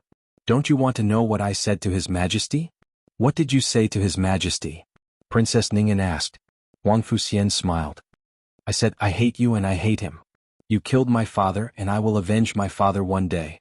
As long as I don't die, the Great Li dynasty will not perish." Slap. Princess Ningyan gave him a cold slap with the back of her hand. This slap was merciless. Huang Fuxian fell to the ground with his wheelchair. He rolled out of the wheelchair, blood flowing from the corner of his mouth. He looked at her with a cold smile. "Mother, is this all you've got?" Princess Ningyan's chest rose and fell violently. She angrily glared at him and even her body was trembling. Huang Fuxian laughed so hard that he was shaking. The dried blood on his cheeks and the fresh blood on the corner of his mouth merged into one, making him look very strange. "Mother, take a guess."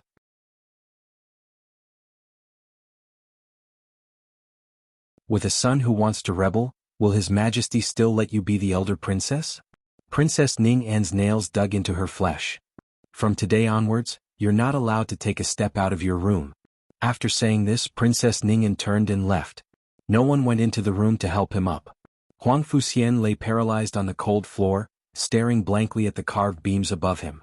The world seemed to be silent. Cold wind poured in through the cracks in the window.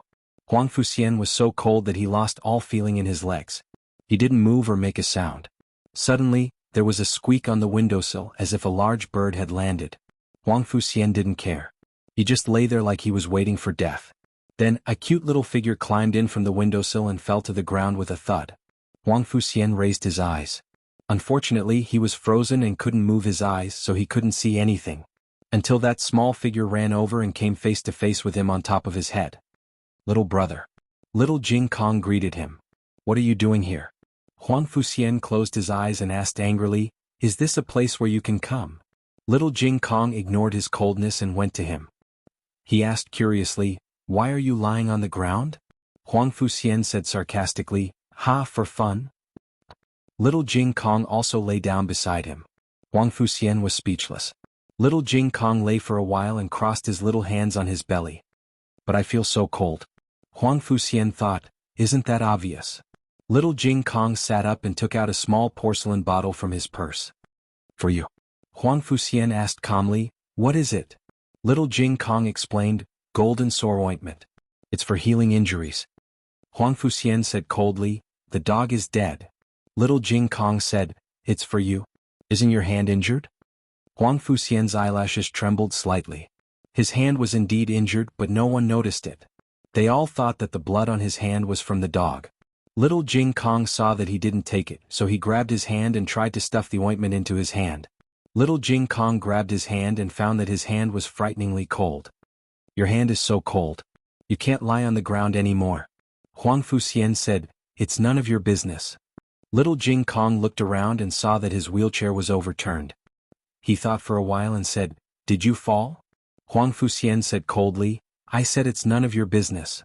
Little Jing Kong got up and used all his strength to straighten the wheelchair that was bigger than him. Then he went to help Huang Fuxian up. Huang Fuxian was frozen, so it was not easy to help him up. Little Jing Kong thought for a while, then he grabbed one of Huang Fuxian's hands and began to rub it. He rubbed it and exhaled, "It won't be cold anymore. It'll be warm soon." Huang Fuxian hated being close to people ever since he lost his legs.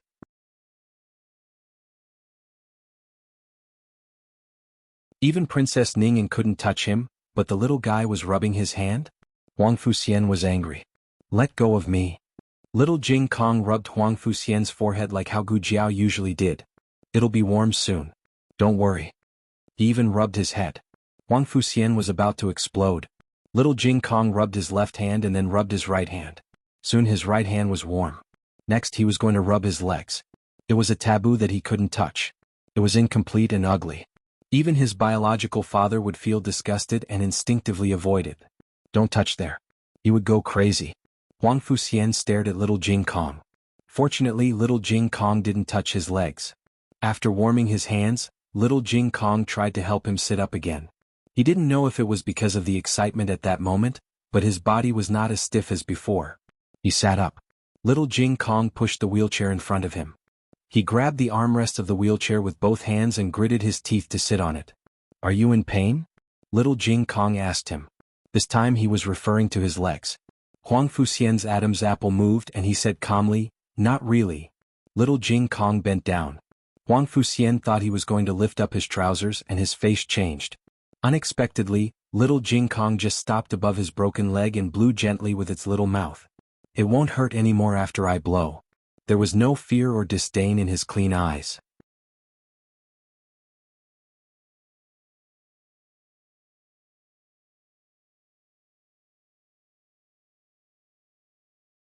Chapter 546. Master. Lian pushed the door open and entered. "Why are you sitting by the window alone? The wind is so strong you'll catch a cold." Huang Fuxian stared at the scenery outside the window and didn't answer Lian. Little Jing Kong was no longer in the room. There was no trace of him being here.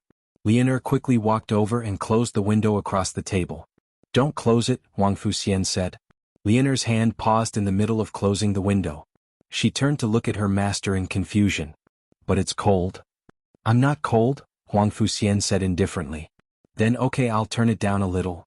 Lian closed the window halfway. Huang Fuxian looked out through the gap in the window. His expression was indifferent and gloomy. It wasn't Lian's first day serving Princess Ningyan, so she wasn't surprised by Huang Fuxian's appearance. However, she still felt sorry for him. She looked at Huang Fuxian, whose blood had already dried up.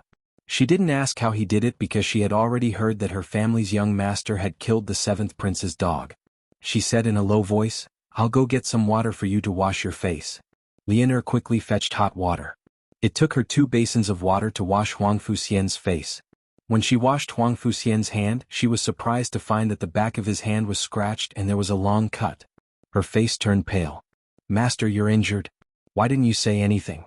This blood on your hand, don't tell me it's yours?" Of course, it wasn't all Huang Fuxian's. That cut couldn't have bled that much. Huang Fuxian frowned impatiently. "You're so annoying. Get out, I don't want to see you." Lian said, "I'll tell the princess to call the imperial physician." Huang Fuxian said, "I don't want to see the imperial physician." Lian said worriedly, "But," Huang Fuxian said coldly, "if you say any more nonsense, get out." Lian could only shut her mouth resentfully. Perhaps it was because this wound caught Lian's attention. She looked at Huang Fuxian again. This time she found a few faint finger marks on Huang Fuxian's cheek. "Did the princess hit you?" Lian asked weakly. Huang Fuxian ignored her. Lian lowered her head sadly and continued to wipe Huang Fuxian's hands. "Sir, can you not make the princess angry in the future? It's hard for the princess to be alone." Huang Fuxian mocked, "What's so difficult about her? Is it hard to raise a useless son like me?" Lian was rendered speechless. After that, Lian didn't dare to say another word. She wiped the blood off Huang Fuxian's face, hands, and neck and helped him change his clothes.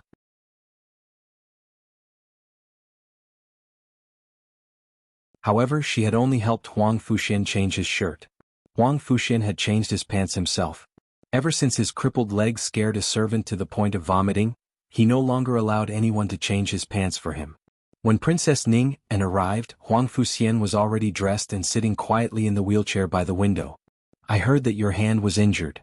Princess Ning walked over and closed the window. She wasn't Lian who had to listen to Huang Fuxian's orders. On the contrary, Huang Fuxian was her son. He should listen to her. "Let me see," she said to Huang Fuxian. Huang Fuxian didn't move. Princess Ning picked up his left hand. "Why didn't you say so earlier? It's such a long cut." Huang Fuxian turned his face away and ignored her. Princess Ning opened the wound medicine she had brought. She dabbed a little with her fingertip and applied it to the wound. After that, she applied it to his swollen cheek. Huang Fuxian tilted his head slightly and avoided her hand. "You still don't like others touching you." Princess Ning's fingertip still landed on his cheek. After applying the medicine to Huang Fuxian, Princess Ning said, "I'll come and apply it again before bed. I'm going to pay my respects to the Empress Dowager. Do you want to come with me?" Huang Fuxian's lips curved and he sneered. "Are you sure you want the Empress Dowager to see my swollen face?" Princess Ning, and pinched her fingers and took a deep breath. She placed the wound medicine on the table and turned to leave. Rinshou Palace. Xiao Heng had official business to attend to. After visiting his grandaunt, he left the palace. When he arrived, it was only him and little Jing Kong. Gu Jiao also came later. Little Jing Kong already had Jiao Jiao. How could he still remember his bad brother-in-law? He waved his little hand and sent his bad brother-in-law away. Then he began to uncover the roof tiles in Rinshou Palace. As he grew older, his energy became more vigorous and his destructive power became stronger. However, Gu Jiao would basically fix it for him. When Princess Ning walked into Rinshou Palace, she happened to see Gu Jiao repairing little Jing Kong's swing. Princess Ning had seen this swing many times. She just didn't ask about its origin. Prince Ning had two young princesses. Naturally, people who didn't know would think that the swing was prepared for the two young princesses. Jiao Jiao, is my swing ready? Little Jing Kong stood behind the swing and asked Gu Jiao cutely. Gu Jiao said, not so fast. The seat is worn and the rope needs to be reinforced. Little Jing Kong thought for a while. Then I'll go find my grandaunt first. Gu Jiao nodded. Okay. Grandaunt, I'm coming. Little Jing Kong waved his little arms and bounced away. Gu Jiao squatted down and seriously repaired little Jing Kong's swing. He didn't notice Princess Ning at the door.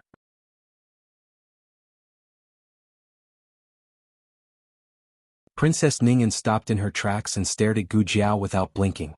After entering the palace, Princess Ning wore the gorgeous clothes of a royal princess. Occasionally she would put on makeup. She no longer wore plain clothes and didn't wear makeup like she did in the frontier fortress.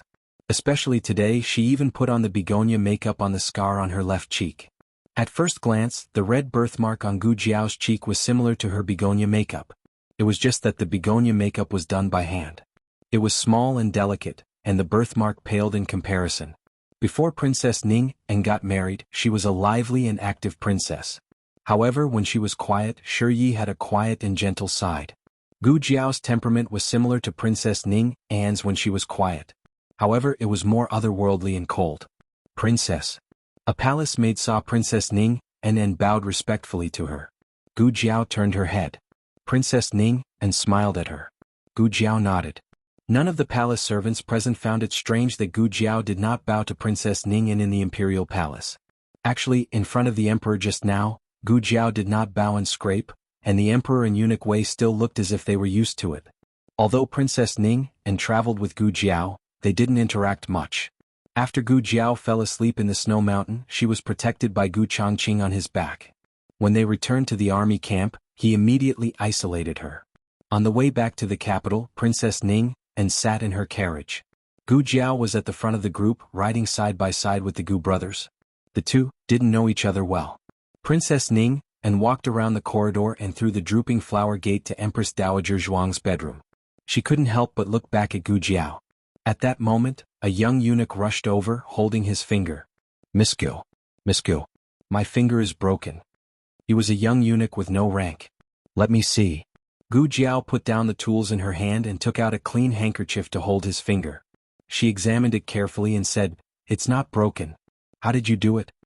Hearing that, the young eunuch was relieved and whispered, "Just now. I hit a walnut." The maids who were sweeping nearby covered their mouths and snickered. The young eunuch scratched his head in embarrassment. Gu Jiao said, "Wrap it in a handkerchief and ice it. If the swelling doesn't go down tomorrow, apply it again. 2 days later, apply a hot compress." The young eunuch quickly thanked her. "Thank you, Miss Gu. I will remember." Princess Ning looked away and continued to walk towards Empress Dowager Zhuang's bedroom. She didn't expect to meet the young eunuch again. The young eunuch was new and didn't know the rules. He rushed out from behind the corridor and almost bumped into Princess Ning. Princess Ning didn't say anything, but he was scared out of his wits.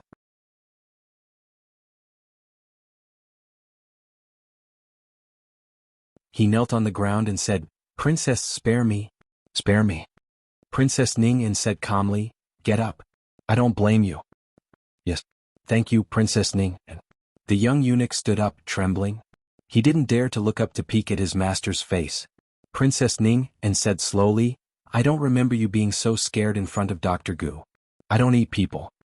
The young eunuch said respectfully, "You are a princess. You are the Empress Dowager's favorite princess. I dare not offend you." Princess Ning and said, "Isn't Dr. Gu the favorite of my mother?" The young eunuch said, "Of course Miss Gu is, but what?" Princess Ning looked at him and asked, "Miss Gu she." The young eunuch stuttered and didn't know if he should say it. Princess Ning smiled faintly, "She is more approachable than me. You like her more than me." The young eunuch trembled in fear, "I didn't mean that." That you're tuning in to the Han Li's Wuxia Adventures YouTube channel. We're so grateful for your support, and don't forget to subscribe to join us on this incredible journey through captivating stories. Your generosity through donations truly makes a world of difference, as it's the primary source of revenue that allows me to expand and enhance this channel for you. Thank you from the bottom of my heart for being a part of this adventure.